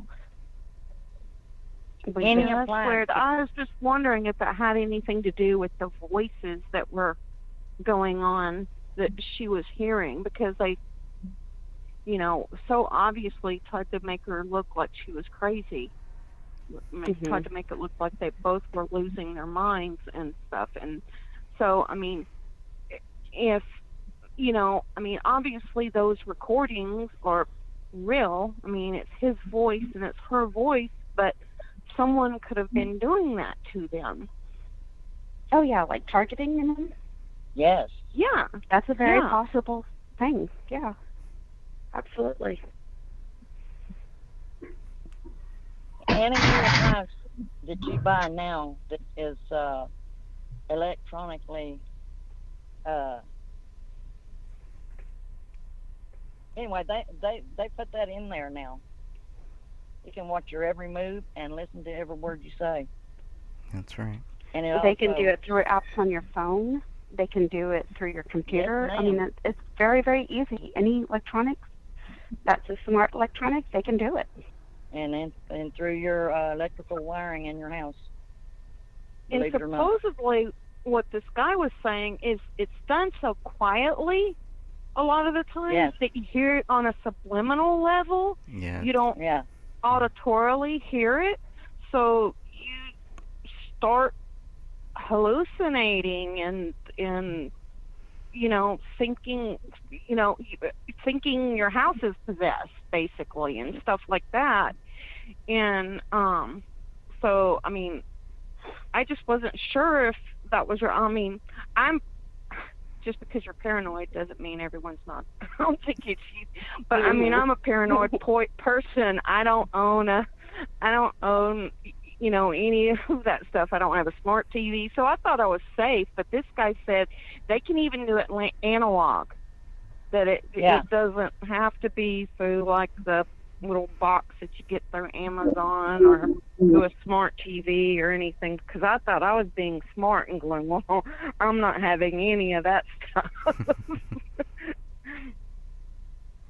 It's very dangerous these days, I'm telling you. It is. Very dangerous. That's why people love to go out into the wilderness where there is none of that. Of course, they're building all that out there now too, but it's just basically radio waves. I mean, when I worked in radio, they would always talk about that stuff, about low frequencies that really you can't really hear. You can hear them, but you can't. They sound like ringing, like ears ringing, and just all that stuff. And that's all old stuff. So I can only speculate on, you know, how that has grown from way back when. Yeah, that's exactly what this guy was saying, and he was saying that he has worked in the music industry for a long time, Yeah. and so he knows about, I mean, this stuff, and it just blew my mind, because that was something that never even occurred to me. I mean, Have you got on have you that guys level. Have you guys ever read up on that 5G? Yeah. I was waiting for somebody to bring that up. Yes. Yeah, That is going to be whether you like it or not. I think it's 5G has already been known to kill birds, so we'll see where that Right. goes. Right. Wow. Well, friends, that's all I pretty much have for this evening. If I have anything more, I'll be sure to present it. I'm just trying to get all the any kind of change in public record, anything like that. I'll be sure to try and keep note of. That's great. As soon as I get as soon as I'm able to get my TransUnion account up, I'm not sure how long that will take, but I'll try to pull as much from that as I can. And with TransUnion, anything such as marriage records should for sure show up. It's kind of strange that there was not any marriage records publicly available in regards to David and Kamel that I could find. I don't know. Were you able to find anything like that besides the one that was hanging up on the wall, Greg? No. Hmm. No, Well, I haven't. they got married in a time when things like that were being logged online, so it's very strange. It was still kind of early, right? Still some of the earlier days, but yeah. I think it was like 2008, wasn't it? They Yeah. got married. Gosh dang. I believe it was 2008. Well, thank you for sharing your information tonight, Justin. Yeah, thanks for joining us, man. Thank you very much. Well, I'm glad that we've got people that are, interested in finding justice, even though every day this case gets older. Yeah. We lose a little bit of chance every day, though, but we just got to keep trying. That's right. That is All right, correct. friends. Hope everything goes well with y'all. Hope y'all have a good week, and look forward to speaking to y'all soon. Thank you again, man. We'll see you Thank soon. again. Yeah, all of y'all. Thank you. Good night. All right. Good night. Thank y'all. Night. All right. Well, any final words here? I'm gonna keep to my word. I'm gonna make Catherine's gonna Good make night. me stay to my word here. But if anybody Good night. has any final words here, we will go there, and then we'll shut this down, and hopefully come back and do this again soon. I thought this went Yeah, well. we're getting a little further into it. Okay. All right. Yeah. We're getting closer. We just need different people in here with different ideas, That's right. That's right. Well, thank y'all for letting me in. I really appreciate it. Yeah. Thank you for No, joining it's us. Good hearing from you. Yeah, I thought you brought some really good stuff to the table. So it's Yeah. been a really good chat here. So if Well, I'm anybody, gonna tell y'all good night. all right, I'll say good night. And any final words here, or else I'm gonna shut this puppy down. Just like to thank everybody listening, and please keep out there researching, because we need all possible researchers on this. Yeah, we And do. all the eyes that we can get on these files. We really could use it. That's right. Yes, we can. I'm sure I could have said that a better Exactly. way. Yeah. Christy, any final words? So Good thank night, you all. everybody. Good night, everybody. Good night, Pansy. Good night. Night. Yes, Christy. Good night. Okay, good night. I did. I mean, I don't want to open up a whole other discussion, but I'm just wondering if I can get a really quick Sure. answer. Because it was on the findings that you posted, and I think you and I kind of talked back and forth about it a little bit. But the on the wall there were no latent fingerprints. Any thoughts on that? We have problems here because you have the police who were there at the scene saying that there were fingerprints. Then you have obviously the Minnesota BCA Joe Cooksley, their crime scene team lead, saying that there weren't. So we got a big problem there. Okay, and there's not really anything we could do about it because it's not there anymore. Well, maybe we can use it to Yeah. get the case reopened, because obviously Yeah. you can't have it both ways. Now, everybody can look at that photo, and what does everybody think? Are there latent I think prints? a rag or something, an object that was wadded up was used. Is my opinion. Let's see if I can pull I that don't think one it was a hand. I think it was some kind of cloth or paper or something like that. So where is that? Well, where's the bucket that was supposedly used? If, like to collect the Exactly. blood. Yeah. And that opens up a whole other thing that I'll have to ask about next time we talk, because I don't want to keep everyone on here. Definitely. forever. Yeah. And shouldn't there be more blood all over the wall and all over the back of that couch and everything? Yeah, and like the garland that's on the back of the couch that has the lights on it, and that wasn't tested for anything. I don't know if you've seen the pictures, but if you look at the couch, it looks like Mhm. garland was hanging on the wall there. I think those are If Christmas you look lights. to the right of the couch, Yeah, they're plugged into the wall, and I don't see why anyone would have them laying across the back of the couch. I think they were actually on the wall. So if they were on the wall, why didn't they check those for prints or for blood? Or So- why didn't they just remove the clock so they could finish writing Ala'u? Yeah, exactly. All great But questions. yeah, I have a lot of questions, but I mean, I'll Mhm. just have to start private messaging everyone and stuff. And I've been mainly messaging Catherine and Greg because, sad to say, I'm extremely paranoid myself. So, Well, I you mean, can I'm feel glad free to to be ask me. able to be involved in the talk and get to know people so that I feel okay talking to other people so I don't bombard Greg. That's no problem I'm there. still You on can here. feel free to message me if you want, Christy, and I can bounce some ideas off your head, and you can bounce some off of mine. Oh, that would I'm be in a group. wonderful. If I you wanna look make at a the comment. list where Not- Dan welcomes everybody, my name is right on there. Oh, okay, great. That's awesome. Pansy, are you I still want to there? make a comment. Go for it. Yes, I want to make a comment on these plants that's sitting here in the corner Yeah. by the couch. Mm-hmm. They're not wilted. I think they're fake. You talking about the ones on the left You side think here? so? Yeah, I Yeah. think those are fake plants. Well, they're sure growing good. They look pretty good. Yeah. I hope they're fake because they don't look wilted. Yeah, and I think this Oh, is and then- this is how they were found. Go ahead. And I was just going to let y'all know, I don't know if y'all saw it, but I live in Alabama, and the University of Auburn is like one of the best veterinary schools in the nation. And I spoke to a teacher out there and a veterinarian out there about all the bone stuff and everything. hmm And I wrote a big long thing on the page about it. But essentially, with him being a regular dog eating normal food, I was told by an expert, I mean, it's one expert, but I've talked to a couple of other vets in my community too, and the consensus is that that dog would not be able to digest that amount of bone.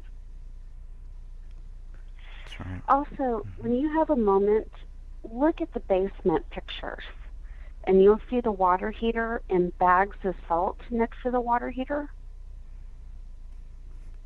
Would the dog Mhm. really be able to drink the toilet water and any water coming from the faucets if it had salt added to it? They were drinking bottled water. I'm fairly certain that I find That's that really interesting that they were like, so, oh, there's nothing down in the basement to deal with. I mean, they weren't real, but kind of, and so that leads me to wonder about, well, I'm still tossing around, were they removed from the house or were they taken downstairs? I do believe that their blood was drained out of their bodies. But I have not shared it because it is a horribly graphic photo. I mean, it's absolutely horribly graphic. I mean, I can barely even look at it, but I'm not saying this is what happened. But what the photo is it is a woman in the Middle East that married a non-Muslim man. And they are holding her, and they have slit her throat, and they are draining her blood into like a big giant bucket. And that is punishment for marrying a non-Muslim man. Now, I'm not saying I think this was an honor killing. What I'm saying is I think that it was someone attempted to make it look like one, and that's why I think that happened to them. That's been one of the theories of why they tried to shut everything down so quickly. And in this city, in that state in Minnesota, it was a very sensitive time, and nobody wanted It to still hear is. anything bad. Yeah, it still is. You're right. They didn't want to hear the bad stuff about any Muslims, or ripping people's heads off, chopping people's heads off, stuff like that, and stuff that I find to be very satanic. So I Mhm. was very worried about Mhm. that. It is. There's a lot of things like that. So it's Well, not definitely that I'm deep. pointing fingers, Hmm. but there's a high Somali residency in Minnesota. Yeah, you just had that one cop who got sent to prison. I think he's going to do at least nine years. He shot some woman uh, who reported a crime. This guy was a cop, and he was like part of some special program. And Dan did a whole video. Dan's done a couple videos on that, but that was one of the fascinating cases, because it was like, okay, finally, we finally had some type of justice for this lady, and because for the longest time I couldn't figure out why she got murdered.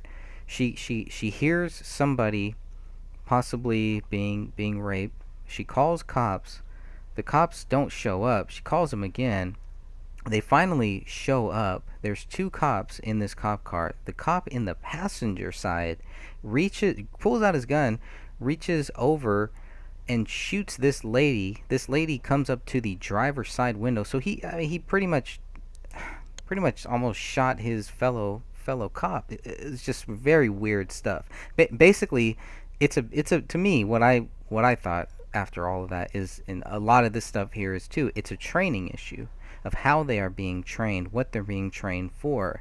And I really hope that this Crowley case, like other cases, can be used to help train cops, to help train people for some of these things. If nothing else, they need to learn from this. There were things that should have been done in this case that were not done. And I hope that not only officers in that state, but officers countrywide, worldwide, can look at this case and learn from it, and make sure that they don't do all of the bad things that were done in this case. At the same time, I am hoping to use a lot of the stuff that they got wrong to help figure out a way to reopen this case. I'm praying that happens. Me I too. really do. Me too. Me too. And That if would it's be God's will, incredible if they could reopen it. Mhm. Okay, Greg. Yeah. We've taken Thank up a lot of you your so time. much for spending your Got it. time with us. We really appreciate it. You got it, and we'll come back here on this same channel here, and I'll let everybody know pretty much the same way that we did now. If anybody wants to join us next time, there will be a special link for everybody in that group, in the Justice for David Crowley and Family group. We'll go live. We'll obviously we'll have topics if nobody has anything to talk about. We had a lot to cover, so I can't wait to come back next time, and we will continue this topic. I'd love to talk more about the latent prints. I'd love to talk more about some of the occult angles, some of the paranormal stuff, some of the hearing voices, all of that. It's a very sensitive topic that I've kind of been holding off on, but I think it's time. Yeah, I do too. All right, good peeps. I'm shutting this down. Thank you all for joining us, and everybody for listening, for watching on YouTube, and everybody that has been praying for us, and everybody that wants justice, everybody that is truly seeking justice. Thank you all very much, and until next time, have a great night. Y'all Have a too. great Bye night, now. Greg. Bye. now. Hey everyone, just wanted to say thank you all very much for supporting the new YouTube channel, the Gray Stage YouTube channel, solely dedicated to figuring out what happened with David Crowley, with his wife, and with his daughter. This is a very important case. This is a very simple case when it comes to being able to prove that David Crowley is not guilty. And he is proven not guilty simply by the fact that nobody can prove that he is guilty.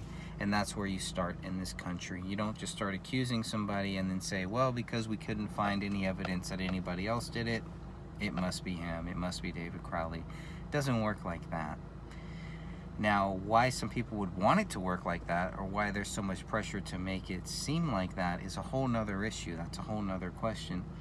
As long as you focus on the facts, focus on data, focus on those documents, focus on the photos, focus on quotes, focus on who has been lying, who has been saying what, how their stories change, why their stories change, why they change back, why people are playing games, all of that. It's all tied into this staged event that we're seeing here. Regardless of if you think David Crowley did this or if somebody else did, it is an event that was staged for whatever reason, and we're going to find out what that reason is. Based on the facts, we can say that nobody can prove David Crowley guilty. So based on all of those facts, we can also ask the question, why do police assume David Crowley is guilty? Based on what? And 5 years later, coming up on 5 years here, we still know that David Crowley cannot be proven guilty. Therefore, in this country, he should be innocent. He should not be treated as someone who is guilty when there is no proof that he is. So that's what we're going to continue to research, to talk about in our live streams. The live streams will be here. This is where we will continue that discussion until we get, first, the case reopened and reclassified, renamed, whatever you want to call it. It needs to be very clear, and it should be mainstream news. It should be a fact, an undeniable fact, that David Crowley is innocent, simply by the fact that he has not been proven guilty. So, based on that, and based on all of your help and all of your comments, questions, concerns, we have been able to keep this case alive. And I just wanted to say thank you all who have helped us keep the case going, who have not forgotten about this case, who will not forget about it, and who is not ready to give up yet. So, thank you, and go ahead and we're going to start this next live stream coming up here soon. You'll find all of our live streams here, and they will replay out from there. God bless you all, and until we meet again. Hey everyone, thank you all for joining us here. Welcome to the 4th show of the Gray Stage live stream, and I have Sophia here with me. Hey Sophia. Hey, everybody. Greetings, and we got Hope everyone is doing great. I'm sorry. That's okay. It's all good. We're live here. So I know we got another person on the line too. If you'd like to jump in there, please feel free at any time. We're going to... Pansy here. Hey Pansy, how are you? Oh, I'm making it. Oh, you made it? Good. I'm making it. Glad to hear that. That's always a good thing when we're on this side of the dirt. Unfortunately, Right on. tonight we're going to be talking about people that aren't. Well, I mean, depending on your theory, I guess, unless you think they're dead, and unless you think that they're not dead, that they faked their own death, or that somebody faked their death. Yeah. So I know that's been a big theory too. That was one of the early theories, really, was that they had faked their death. They're in Hollywood. They're living out their dream. They're in witness protection, like some Hillary Clinton. I know that's come back up again too. I'm starting to see that again.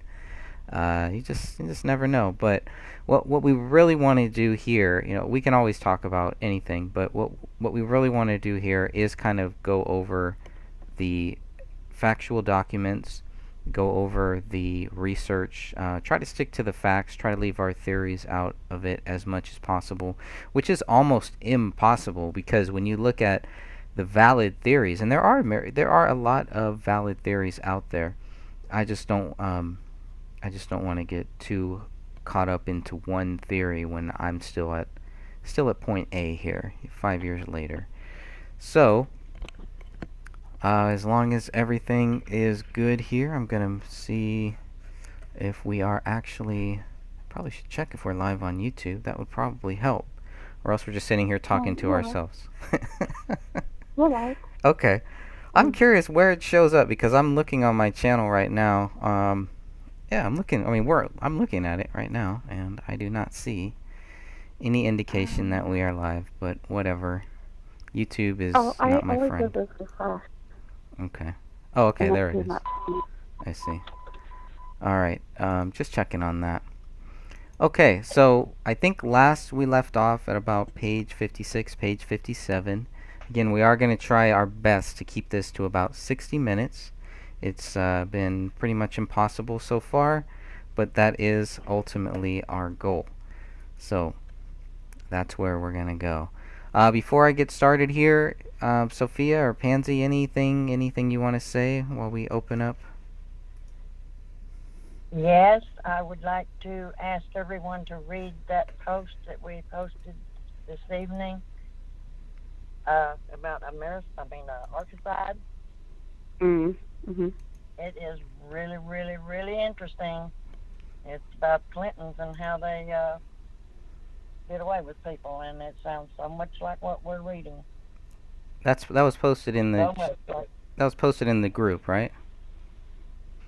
Mm-hmm. yeah, Yes. Let's see if I can pull that up here. it is so interesting. What So do you guys? much like what we're into. Yeah, it is. Okay, here it is. I got it up right here. Examining Jeffrey Epstein's death as Arkansas with special guest Larry Nichols. Larry Nichols, that's an interesting character too. Interesting person to research for sure. Now, what do you guys think? You think? I mean, Colleen just asked us to just listen to the first 5 minutes, and the first 5 minutes are Well, like. no, And you listened to actually, the whole thing. Okay. Did you? Yes. Almost. It's interesting all the way through it. It's about things that aren't normal ways of death, you know. Especially this one day, both of his hands were cut off. His spine was severed in back, and his feet were cut off. And then he torched himself, which that's impossible if you don't have hands or feet, you know, or whatever, a head to think with. It's just really, really odd. Yeah, Really odd. it certainly is. And they did things to where they couldn't be investigated. They had people working for them, you know, lots of people. They covered up a lot of stuff, you know, where it couldn't be found out. It's really interesting. Y'all need to watch it. Yep, I would Make agree. you think about what happened to David now. I can remember, gosh, when I first came to the group, I was like, "Good, don't ban me," but it almost sounds like the Clintons put in on this. And I can remember Greg posting back, because I thought I banned you. But yeah, I mean, the Crowley murders, you have to ask yourself, you know, did they have anything? But as far as I can tell from my research, I haven't come across anything that they would have had. What about that donor list that they had, or there was some list in David's, in his office bedroom, in the printer actually, and it's a list of the top 100 or 200 contributors or donors. Never really got a clear answer exactly for what that donor list was for, but Now, the donor list is very interesting because there's quite a few people who are no longer living.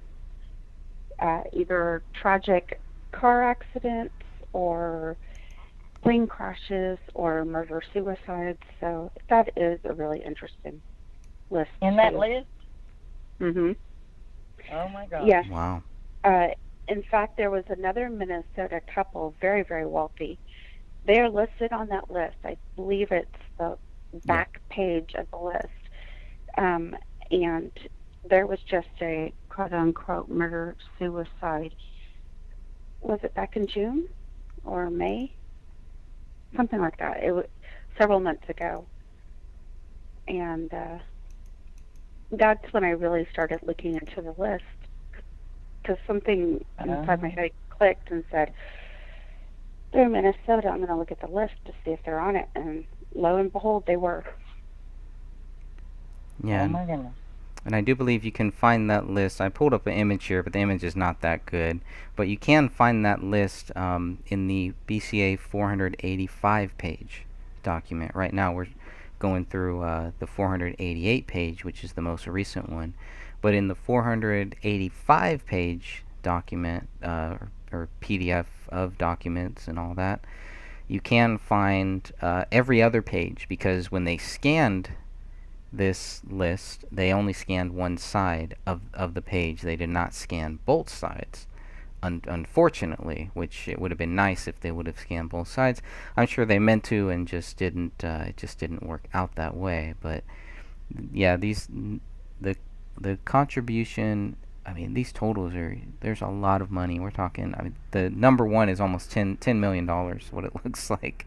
So Oh my goodness. yeah, and then kind of drops down to about 2.2, goes down more from that. But we're talking, I think it's the top 100 or the top 200.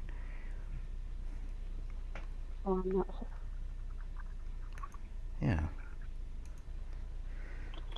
All right. So let's go ahead That's and interesting. yeah, that really is. And when you start thinking about this stuff and how it ties, or if it ties, of course we can, our minds can actually wander a bit, but there's nothing wrong with that, because we are just talking about this, trying to find out what happened, what is possible, what is plausible, and of course what really happened here.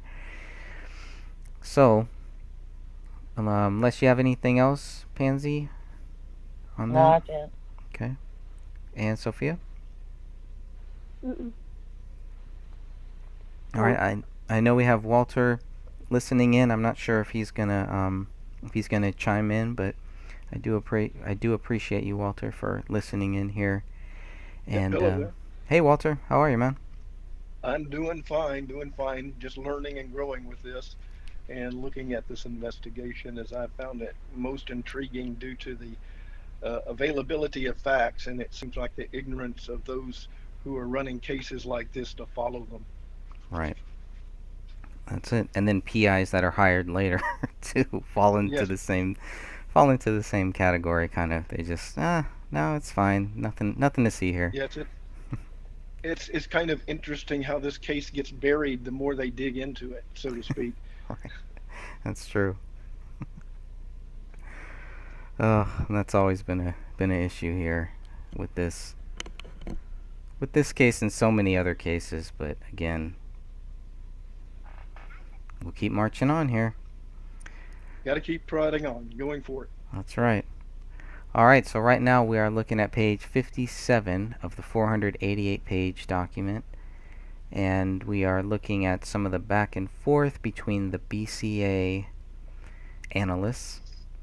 And we left off, I believe last time we left off to where it was February 18th, February 19th, right before they're about to find item 57, the bullet that they missed and weren't able to discover till 1 month later.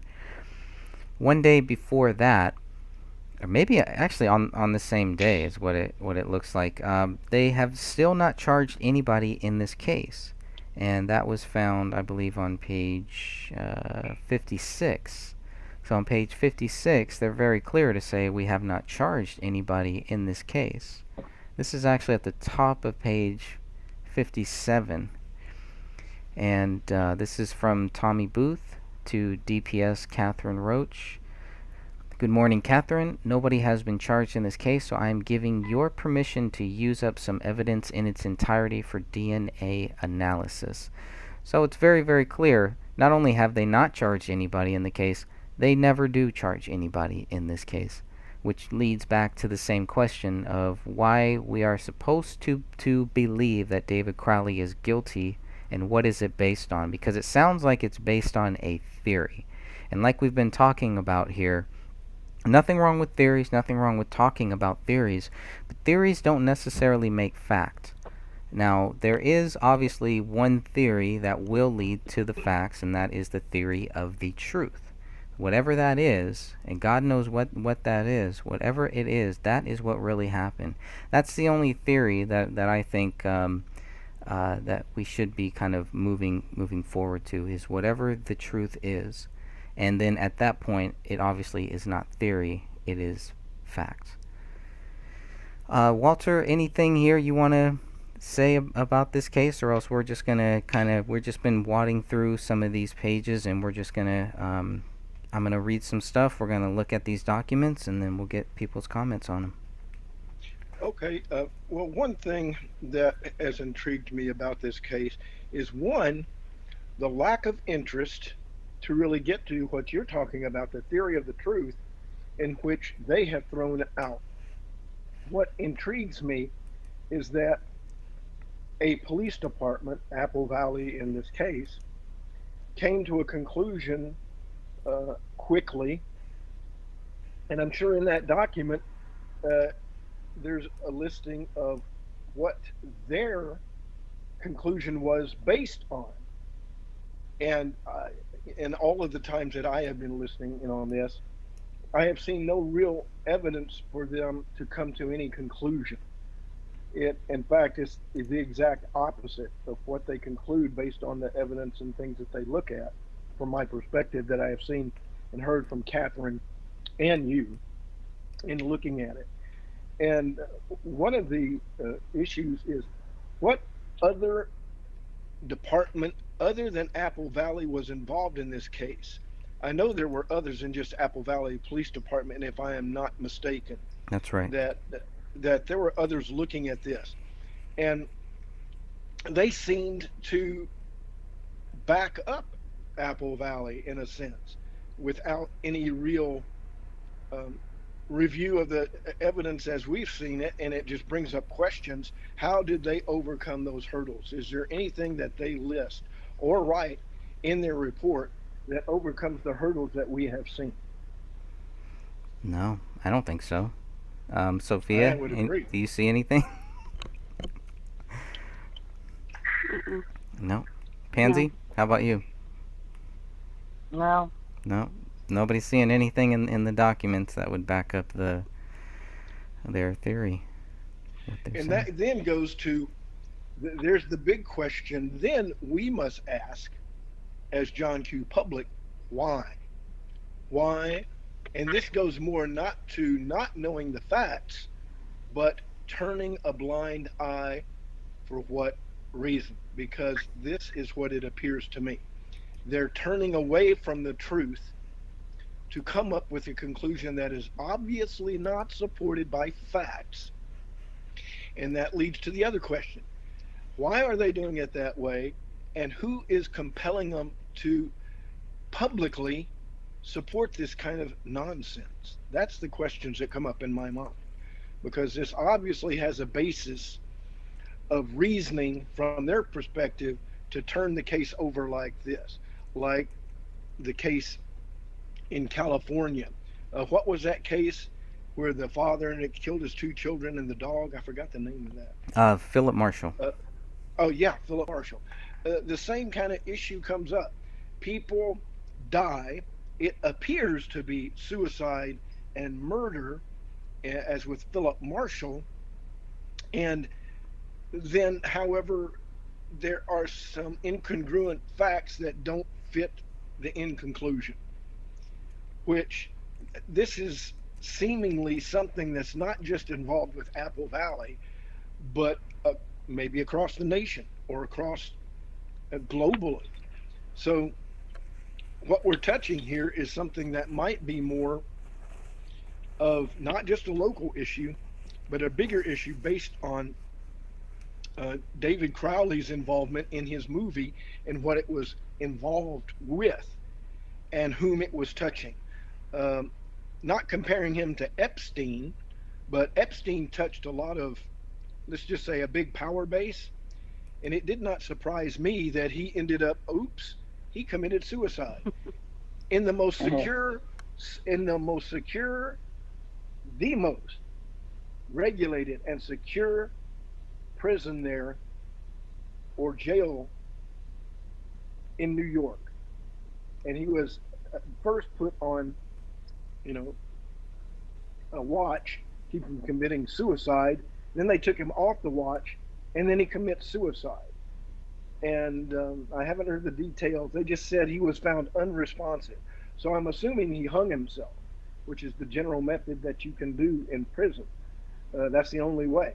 But if you are subject to that, then you don't get anything which you can use to commit suicide.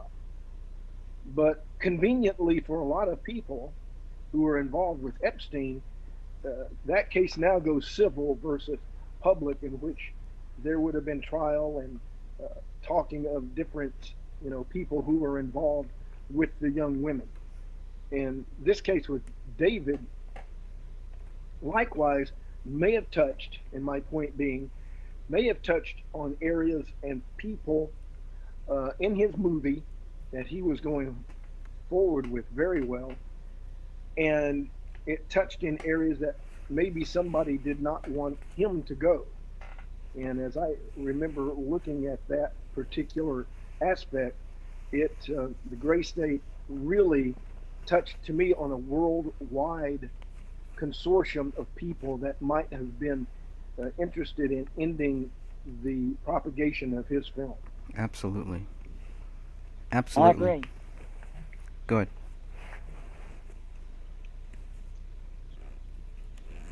Okay.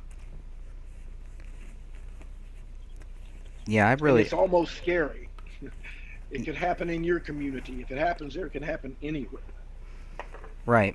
And when you look at the reach that David's film had, or so I keep calling it a movie, but it was just a movie trailer. There was no movie ever made. But when you look at that trailer and you look at the reach and how that trailer resonated with so many people from so many different countries and has been translated in so many languages, to almost to the point where, well, you don't even really need that. It is scary. It is scary. And I think some people, especially back in 2012, were probably scared because there is a lot of truth to it, because we have seen this stuff. They do that. It happened later on, not where the police are kicking down doors, but during the Boston bombing. Right after that, when they were looking for the two quote unquote suspects for the Boston bombing, they were, it was like a scene out of David's trailer. It really was. And so we are, we're seeing a lot of what David was writing about, a lot of the stuff that he was touching on. Personally, I'm seeing it in a different light now. And I'm still not a fan of the project. I'm not a fan of any of that, and definitely not a fan of anybody that he was working with.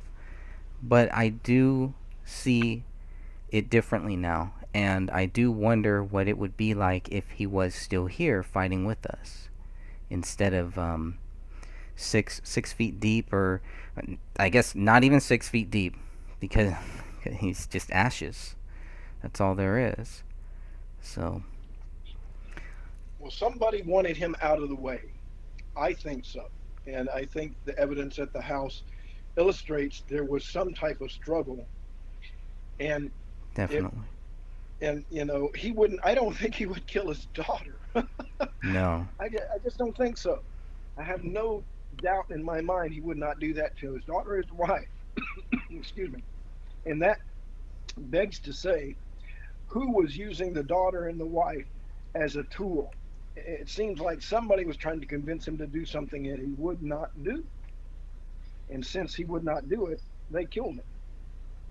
My opinion.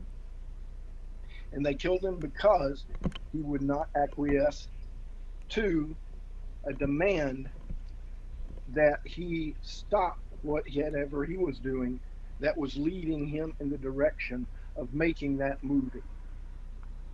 And I think that was the basis for this killing.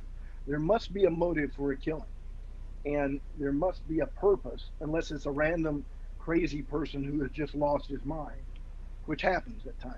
but this looks like a calculated removal. And what shocked me was the fact that they didn't kill just him. They killed his daughter and his wife.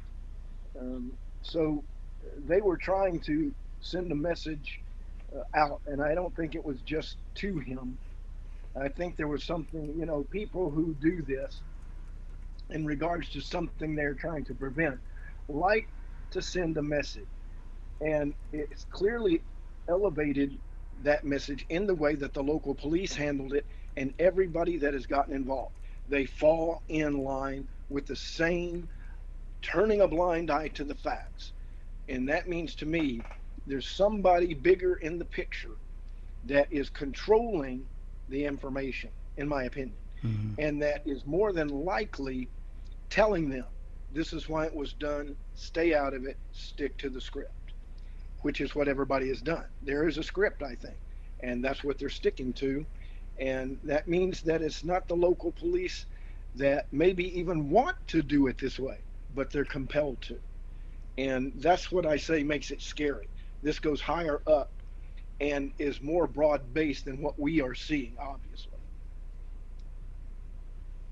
Absolutely. I believe I don't know if anybody concurs with me on that, but that's how it looks from my perspective. I believe it. Well, it's not only the officials, but those of us who have actually dug deeper and have requested information or actually made contact with people in regards to this case. I'm not talking about family and friends, people. I'm talking like the officials in regards to this case, Okay. making contact with them.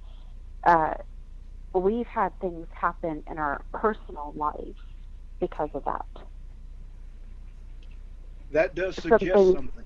Yes. Yeah, some things I'm willing to talk about publicly, and other things I'm not willing to talk about publicly. I can understand. And it goes to support the fact, based on my observation, that there is a governing body somewhere in an official position that is monitoring this and keeping tabs on where information goes. And they want one thing: control of the data and the direction regarding David Crowley, because they have a vested interest, and they may say it's national security even, which is always a common moniker to cover up ops and things that they don't want known. National security, that's a coverall.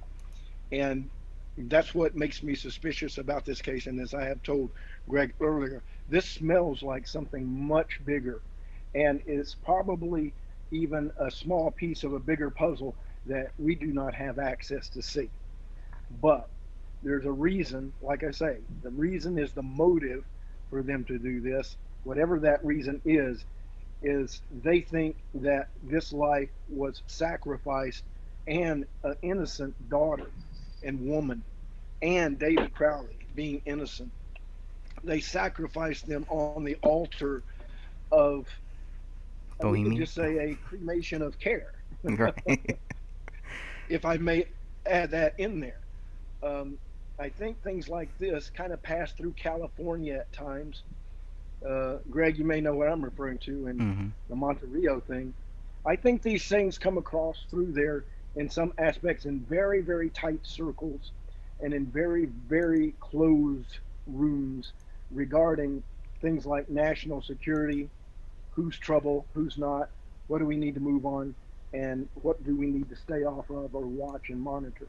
So it's a very big spectrum, but I think these little things like this illustrate that there is a controlling party involved that is constantly getting the info and getting the direct data that gives them the opportunity to act against certain people. Like one just spoke here, like there's been threats, there have been calls, there are people that are out there really saying, we don't want you talking about that, you never know what can happen. They always speak very lucidly and directly to our fears.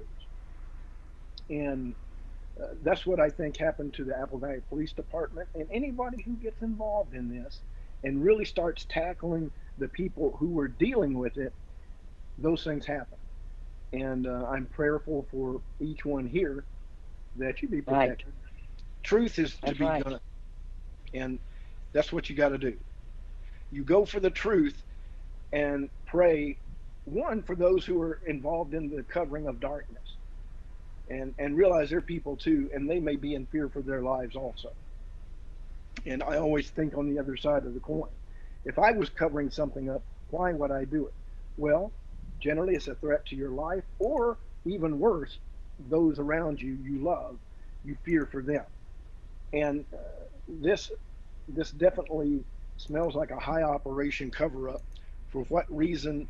I think the motive tied to the movie, he was getting into things that was touching things that they were not keen on letting to be aired in the public. And he was somebody that was going to get it done. They knew David Crowley would get this done. Second of all, he was a Christian, a believer, which there are some that are naturally opposed to those who are of the faith. And especially since, like Greg or myself, I want to seek the truth and put it out there, because we are to confront darkness and expose it. What do they want to do? They want to hide and conceal it. So that's the world we're dealing in. And I realize that each time I get on this, that I know my life could be in the mix. That if they don't like what I do, or they want to stop the investigation or stop queries, they can make it look like this: murder, suicide, or their best way, make it look like an accident. There are books in the CIA and the NSA that strive to make things look like it's self-inflicted, accidental, or other persons involved, meaning anybody but the government or who's actually doing the deed, and make the trails look obvious, as they tried to do with David Crowley, and blame the dog for it. The dog did it. He tore up things. Oh, he did that. And it just smells to high heaven to me, and it really reeks of lies and contemptuous cover-up. And I still tie it to the movie, but there might have been more that David knew that was not revealed, or part of the movie even, that he did stumble on in making this movie. So I don't know what y'all think along those lines, but that's kind of what's been in the back of my mind concerning this case since it's been brought to my attention. And I've looked at some of the things that were encountered by those investigating, and how quickly they closed this case and said murder, suicide, and move on. Right. I'm with And you it's on that hard, one. and it's hard not to look at who surrounded him, because that was a nest of vipers right there. Yep. That I saw. And there was a lot of, I think, avenues to cover up who really did this. And I think they were making use of it. I don't know what the actual persons or who was involved in what they're trying to cover up, other than the fact they did not want it known. And David was surrounded by people that were not exactly his friends. And one of them could be complicit in his murder, if not duly and totally involved in it. So that's other aspects involved, because one of the things that the government likes to do is infiltrate, investigate, and then make a decision. They may have had somebody in there with David looking at this and going, oh, we got to cut this right now. I don't know that, but I suspect it. Yeah, which is a very good assumption. I'm not sure. Is that the right word to use for that? Yep. I think so. Not pointing fingers. I'm just saying it's a pretty good guess.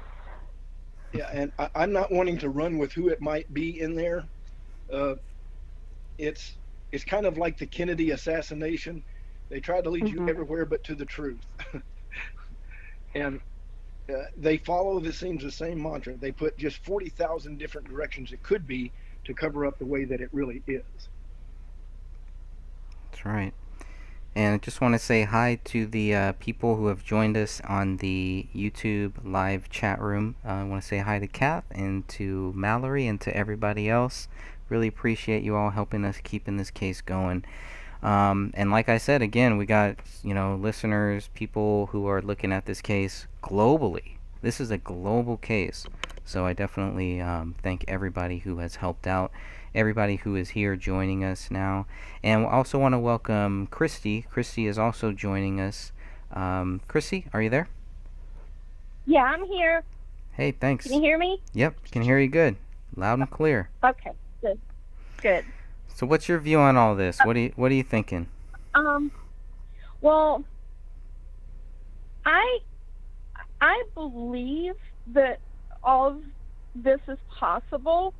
One thing that I've really been looking into and wondering about that has perplexed me is because I've been into all of this. It's funny that Kennedy was mentioned because that's one of the things that is something that I really study a lot, and I just keep uncovering more and more and more stuff.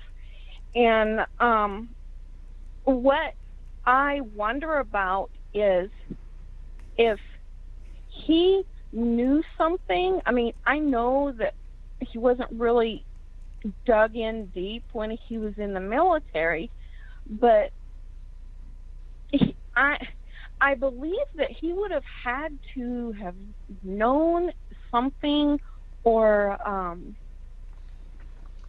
really been a threat on some huge level, because there are so many documentaries out there that you can find that are about these secret societies.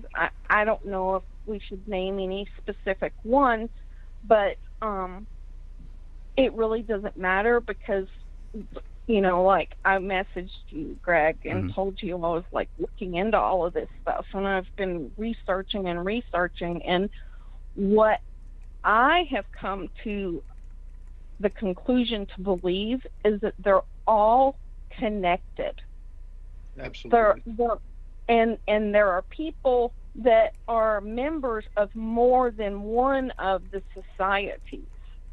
And this goes all the way back to Kennedy. I mean, I was just reading about someone last night that I had never heard of. A woman, what was her name? There was a Christine Keeler, and then there was another woman that was involved, and she was not only a double agent, she was like a triple agent, but she had dealings with the Kennedys, and I can't remember the guy's name that got all of the women for all of the politicians and stuff like that back then. But her name was her last name was Novotny. And let me look and see. And a lot of people don't know about this because a lot of this went on over in England, even though they had a very strong presence in Washington. But bear with me. I'm trying to find her name so that I don't want to say anything inaccurate. Her name was Mariella Novotny, and she was married to a man named Horace Dibben. And she originally was from Czechoslovakia, and she was the queen of, I'm just going to say it, and I'm not meaning to be inappropriate, but she was the queen of, like, sex parties. And Stephen Ward, and all of this is out there because of the Freedom of Information Act. You can find all of this. All of this stuff has come to light because they keep releasing more and more and more papers. And Stephen Ward was the guy that worked, and he got Kennedy and all of the other guys women, and he dealt with this woman Well, not only was she the queen of the sex parties that they had, she worked for MI5 and the Mossad. She had numerous connections. Well, she started talking about writing a book in 1980, and she said that the CIA had her journal, and this was going to really be dynamite. Well, in 1983, she was found dead from a drug overdose, supposedly a suicide. Does that sound familiar? No, I've never heard of this one. I'm trying to look it up now. I'm actually looking. It sounds a lot like Marilyn Monroe.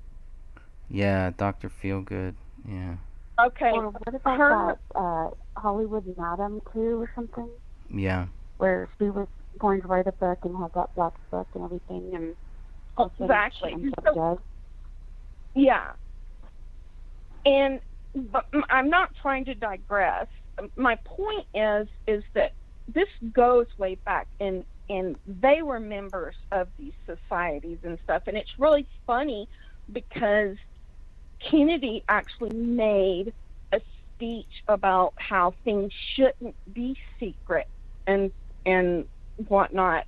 I'll try and find that speech where he talks about everything should be out in the open and there should be no secrets and stuff like that. And it just made me laugh because they were all dug into these societies. And so it goes all the way back into the 1800s, if not before that. And Right. it just goes on and on and on. And so basically my point is that there are all kinds of things out there. There's documentaries about each and every one of these organizations and people secretly going in and filming them during ceremonies, and then you've got like major motion pictures that allude to things like Tom Hanks, and I'm not going to name any specific things because I don't want to be accused of saying that anyone's accusing anyone of anything, but there's a Tom Hanks movie that alludes to certain things, and so there's even major motion pictures that allude to things, people getting killed for going places where they shouldn't go. So because I'm not ruling that out. I mean, that's a strong possibility, but what I'm wondering is why was he so dangerous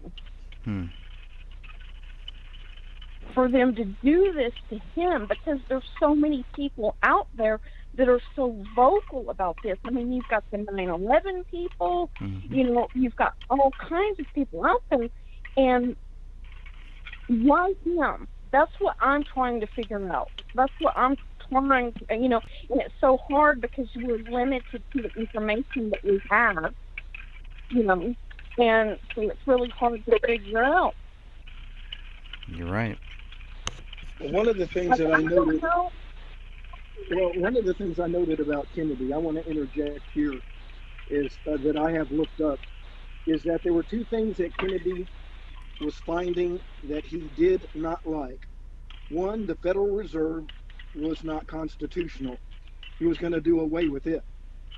Two, the CIA, he said he was going to tear up and scatter into 1,000 pieces. Two things that I think had great input to what happened. Plus, at the time, our government was looking at him as being too cozy with Russia. And one of the things that's ironic with Kennedy is his family was tied in the war with the Bushes and everything in the past and involved in some of these secret societies.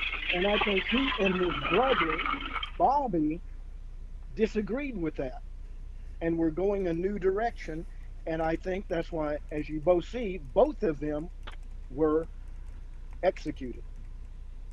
And there's a lot of symbolism. What's really interesting is there's a lot of symbolism with his death.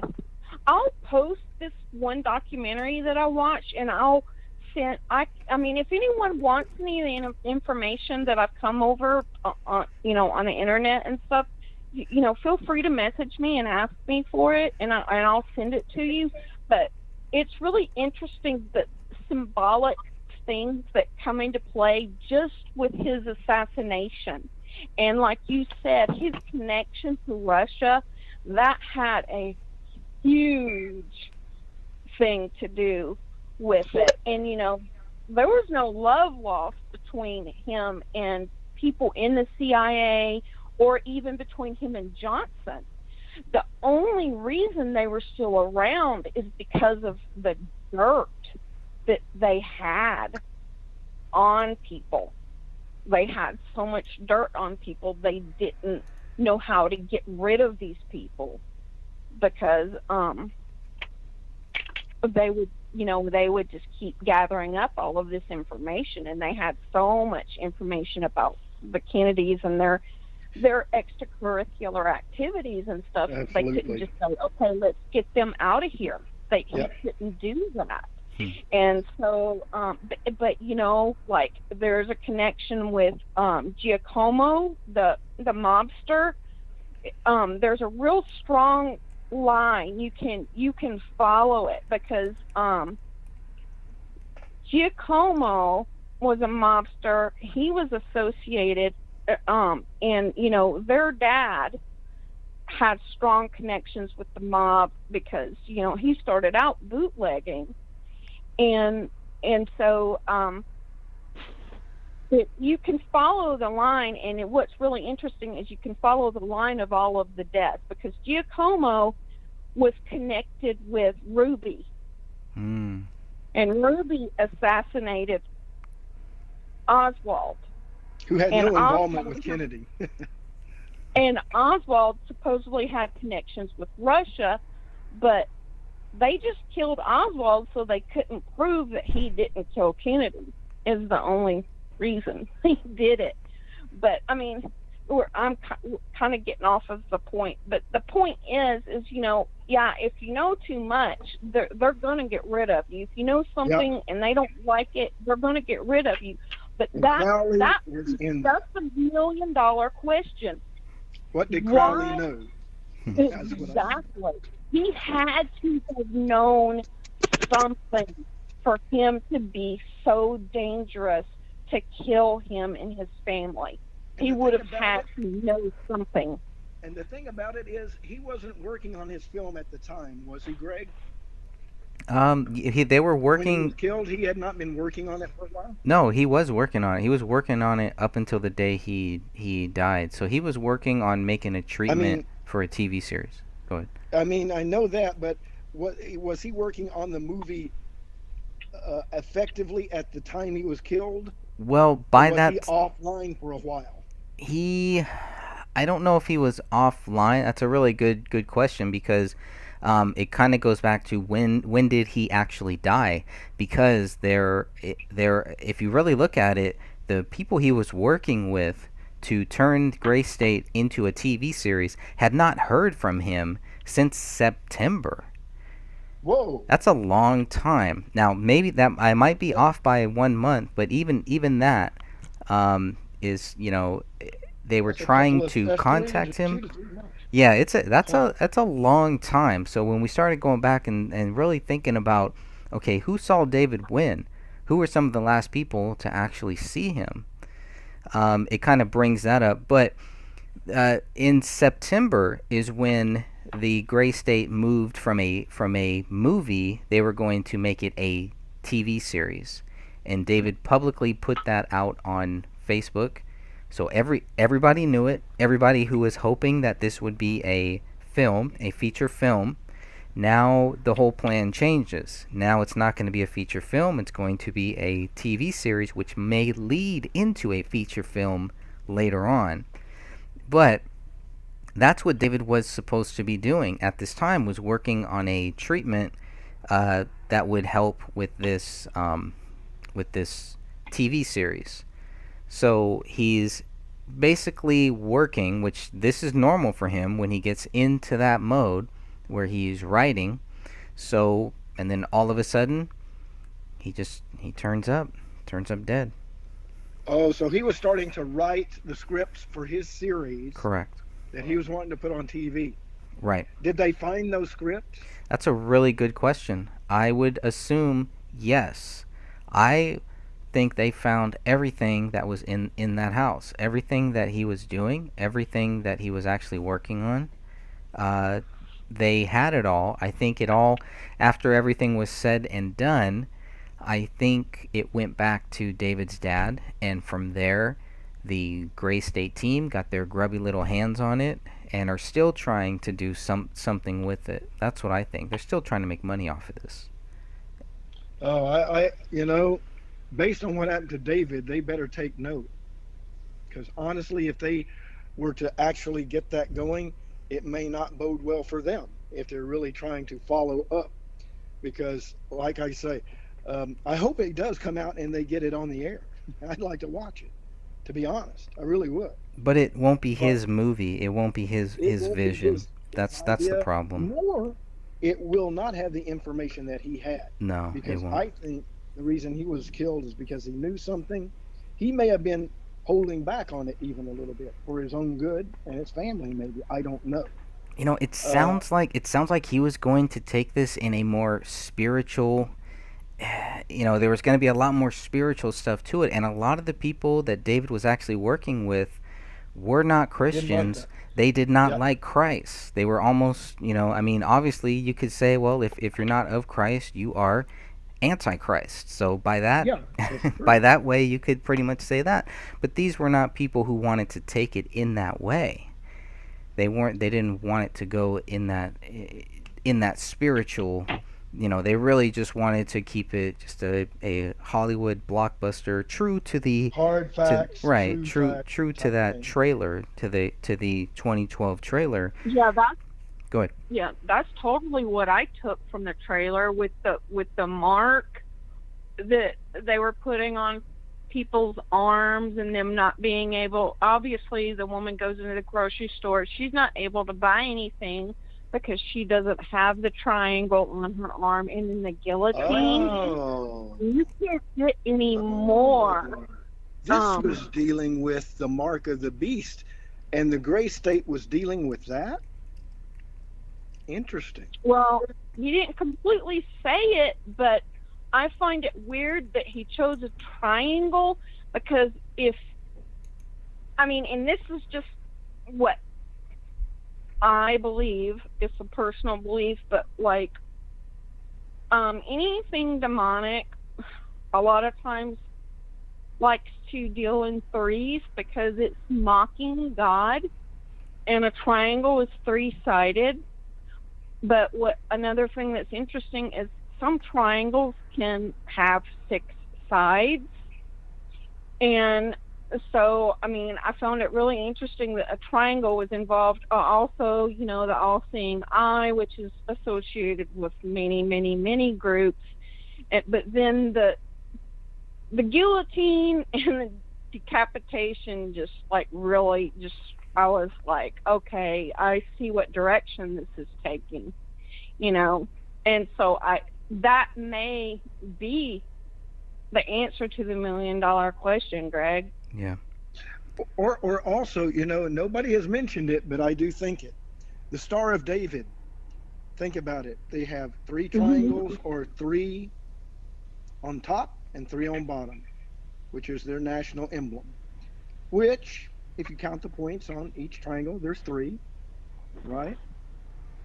Or there's 3 at top, 3 at bottom, 6 points to that star.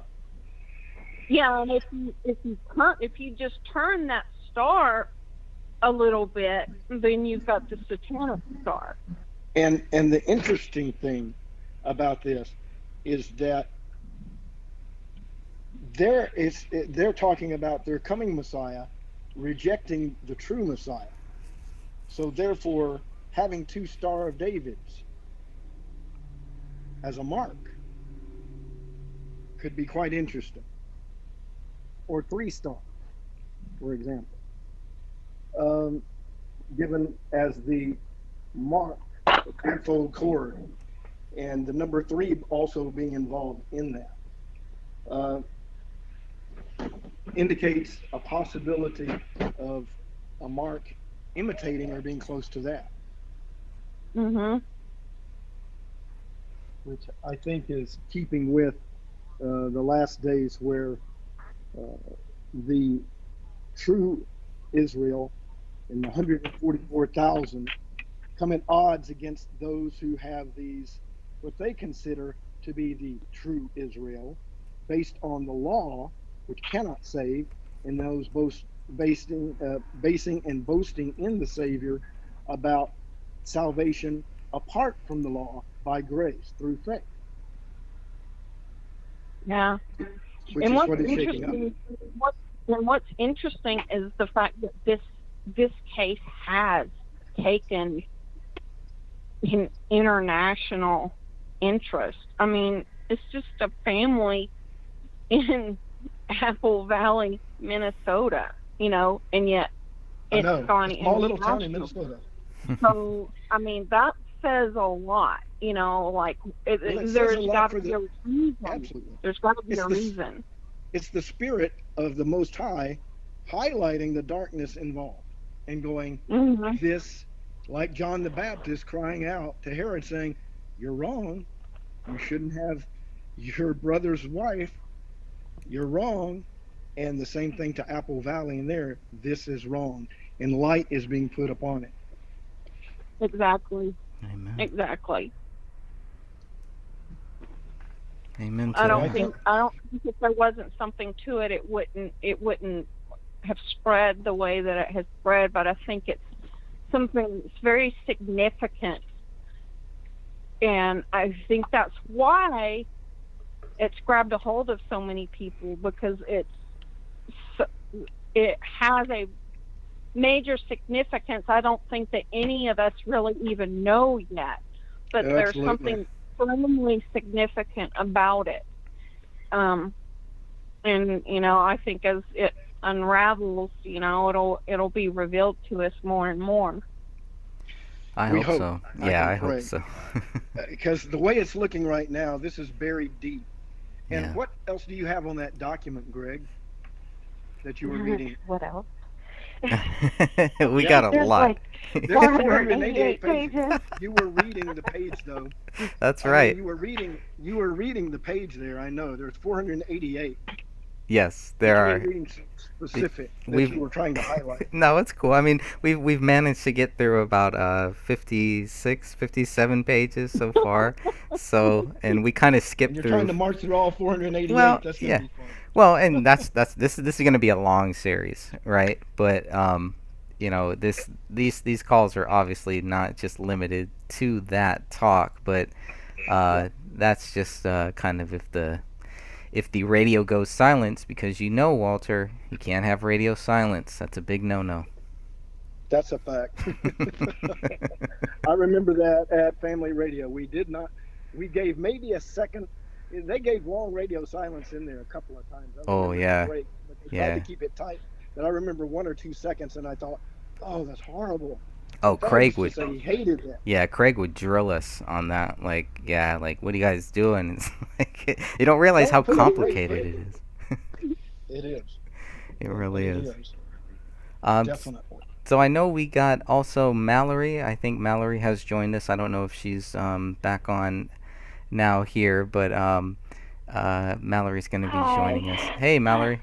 How are you? I hear you. All right, we hear you. Welcome. And thank you so much. We don't want to talk too much. We're trying to fill the void, but we like the others to screech and holler at us and start talking. Absolutely.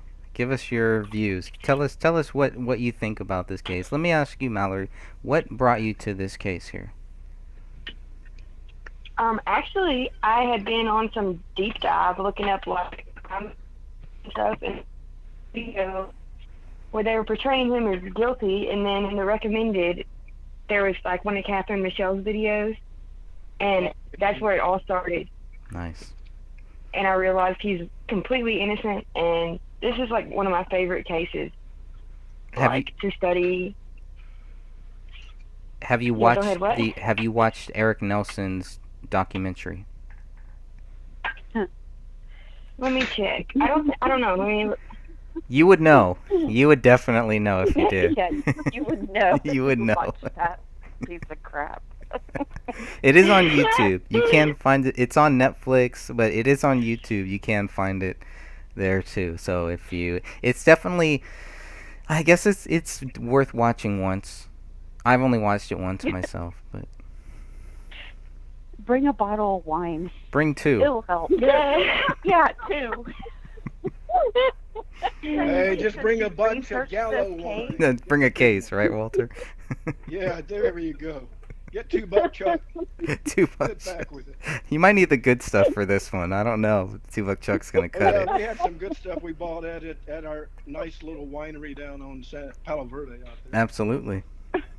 Support your local winery. Oh yeah, we did that quite a few times. Yeah. Yeah, I've been going there Yeah, a 'cause- lot since I've been researching this case. So what does that tell Oh, you? you know that's a good place to sit out. What was the name of that one? Started with C. I forgot. The name. Yeah. Yeah. Let's not let's not Let's not advertise. advertise. Let's not Oh, advertise yeah. that. I had it in my mind. But I thought I'm not gonna do it. That's okay. Sorry, What's Mallory. the name of this documentary? It's called A Gray Gray State. State. Mm-hmm. Oh, okay. But once you Yeah, have I don't know. researched this case, it is very, very hard to watch that documentary. You're right. That's so right. you're forewarned. There's no going back after that. Oh, this Yeah, is once probably you gonna watch bug it- me then. It is gonna bug you. Watch Yeah. it. It's there. Yeah, it's about 93 minutes long. Definitely worth watching. But you know. I think I see it 124, or I mean 1 hour 24 minutes. Yeah. That sounds about right. And nobody will blame you if you break that up into like a week's worth You might have to. of watching Right. it. You know, just watch 5 minutes, stop, take a few hours, go back to it again. Yeah, walk away, come Walk back the next day. That's right. Yeah, yeah. It is a lot to take in. Basically. It is. It's to me that's intense. To me, this case has affected me in a lot of ways. In thinking about our local police departments, it makes me Aw. wonder what they're all about sometimes. Yeah. You know, because all police departments are somewhat interconnected to some degree. Apple Valley could be Waco, Texas, where I live and exist. And the police out here are a lot more authoritarian, definitely.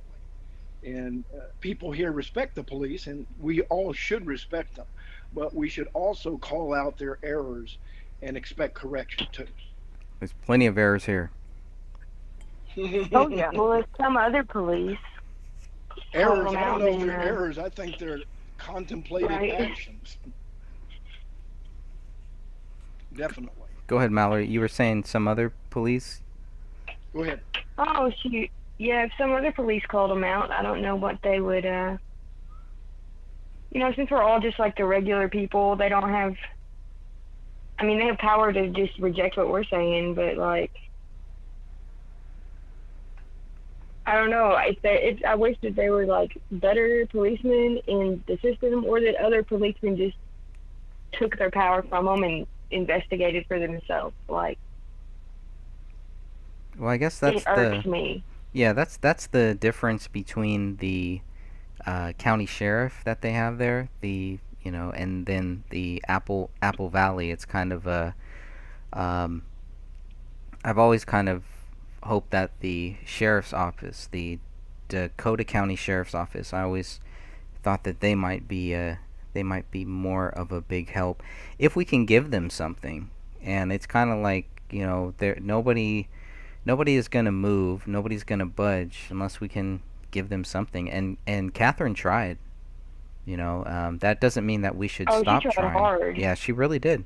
She really did. And we got to keep on trying, because we could lose every battle here, but we can win this war, and we can get this case reopened. I have no doubt at all.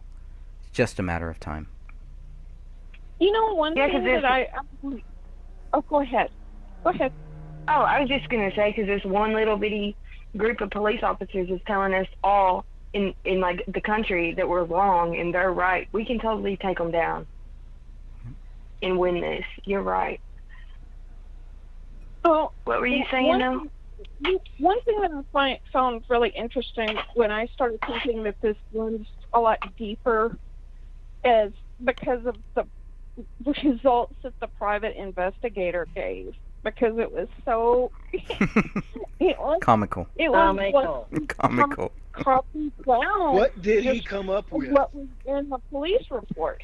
I mean, he just basically regurgitated what the Apple Valley Police Department had said. Yeah. Oh, they gave him the script. Yeah, and the thing is, and here's my other question, especially if anyone is listening, if people want us to go away and shut up about this, if there is proof in the diaries that he did this, then just show it. Show the proof that he did it. We are reasonable, intelligent people. We aren't crazy kooks. We are rational. We're intelligent. We're not just trying to chase this just for the sake of chasing it. I mean, I don't spend hours and hours and hours of my days going over this because I enjoy it. It's horrible. So if there is proof in those diaries they did it, then just show it and we'll shut up and we'll go away. Amen. I think if they would have had that, they would have done it. And the only way that'll come out that way and they show it is because they concocted it and wrote it themselves.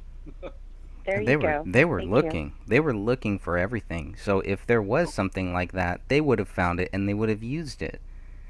For sure. Absolutely. Thank you. Thank you. And I think if they do come It's up with something unfortunate. later, don't believe it. Yeah, right. But they wanted to cover up, and they just wanted to go with what they had and not. And just in the case right there, you know. We're not happy with that, though.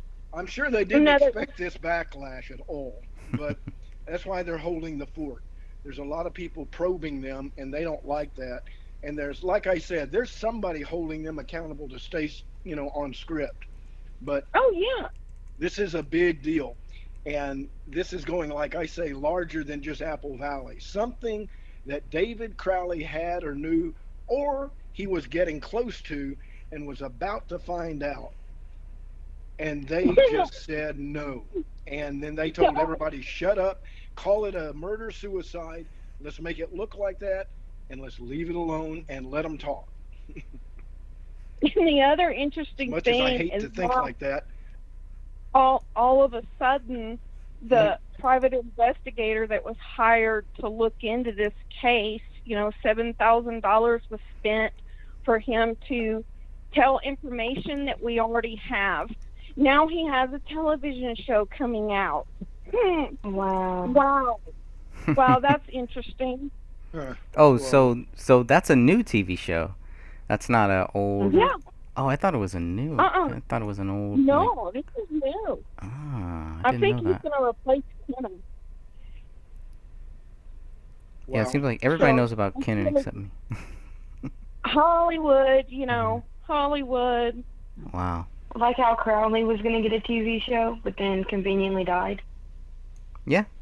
There you go. Funny. Yeah, but he didn't follow a script. If you follow a Right. script, you get a TV show. You guys are on point. That's so on Yeah, point. the rewritten script. Wow. Yeah. That's right on point there. Interesting. Because Hollywood is run not by ethical people, we could say that. I mean, No, he even he's especially when you've got people holding their hands up in a triangle shape when they Oh, yeah. entertain. You have to be a Or- moron.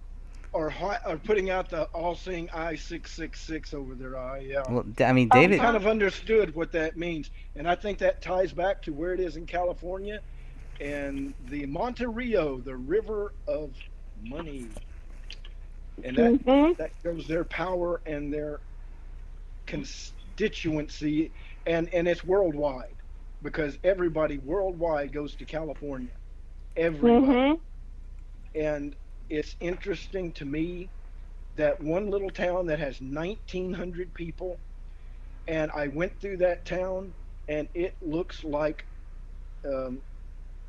a town of impeccable cleanliness, almost perfection. And it scared me to walk through a town. I've never seen a town quite like it.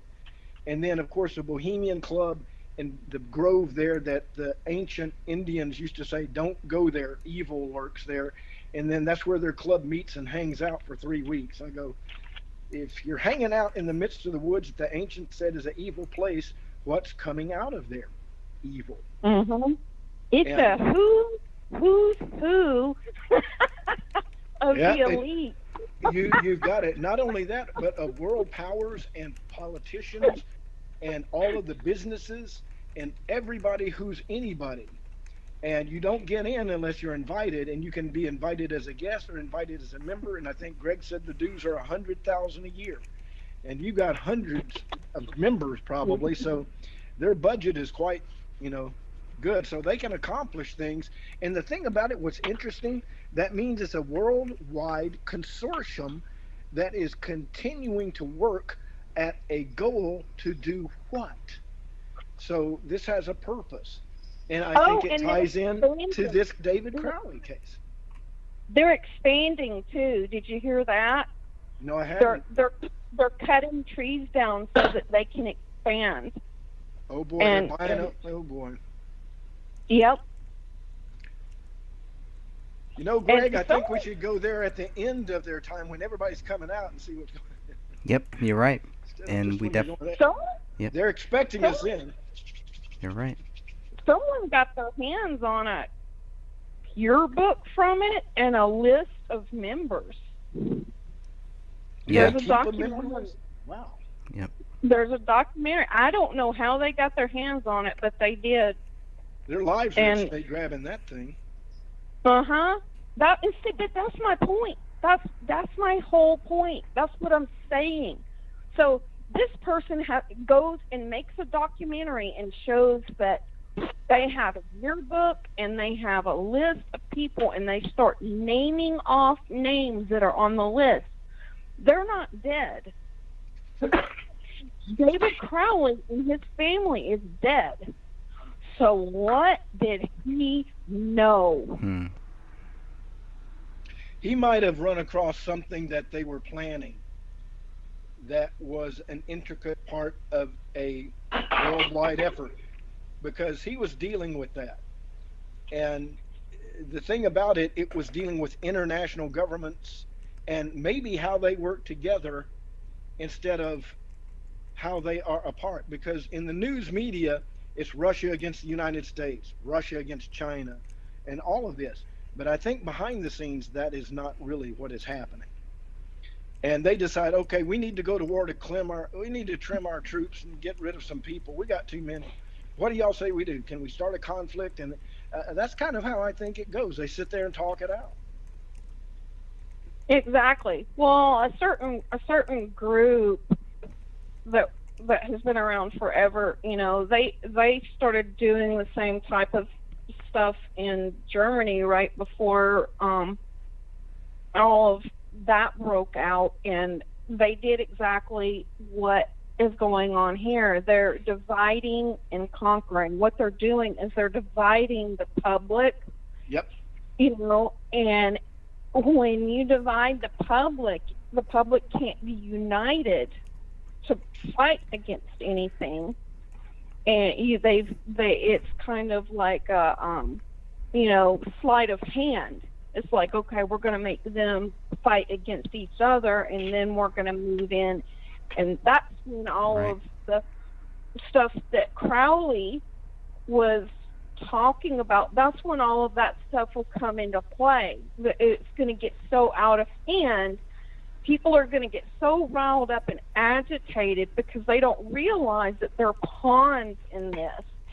Yep. And it's going to get so out of hand that they are able to declare martial law. Yeah, they don't want the people unified, and maybe through grace, the grace state, it would have started waking people up to an area that they did not want. Exactly. That type of unity Exactly. would make it dangerous and could spread, just like the Trump phenomena. Right. Exactly. Well, the key actor in Gray State, Yeah. he went on numerous interviews with David saying that he helped David write, part of the script and everything, and a lot of these ideas came from him. And you'll see in the trailer that the executioner is wearing like this Masonic apron. Yep. Well, guess who became a member of the Masons after David's death? Oh, wow. Danny Mason. Mm-hmm. Interesting. And I was just telling Greg, the biggest Masonic lodge nearly in the It's right world there. is no. You know where it's really Oh. located? You're not going to believe it. I didn't either. Waco, Texas. Oh, wow.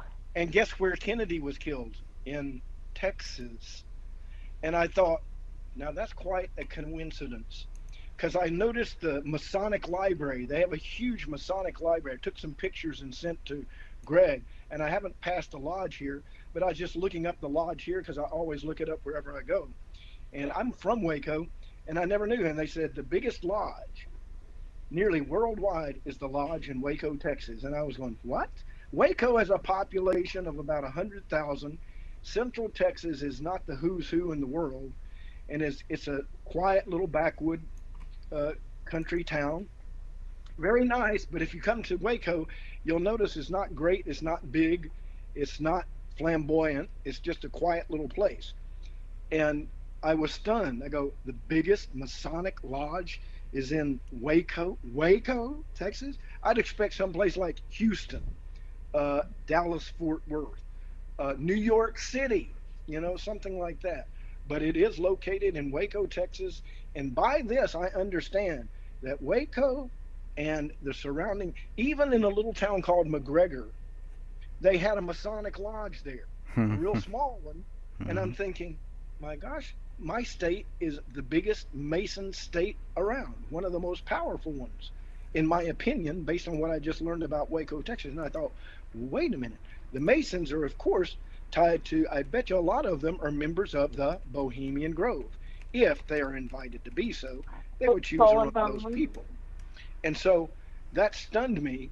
And when I thought about Kennedy being killed in Texas, and now tying this to Crowley, you mentioned the Mason there. So I think this is just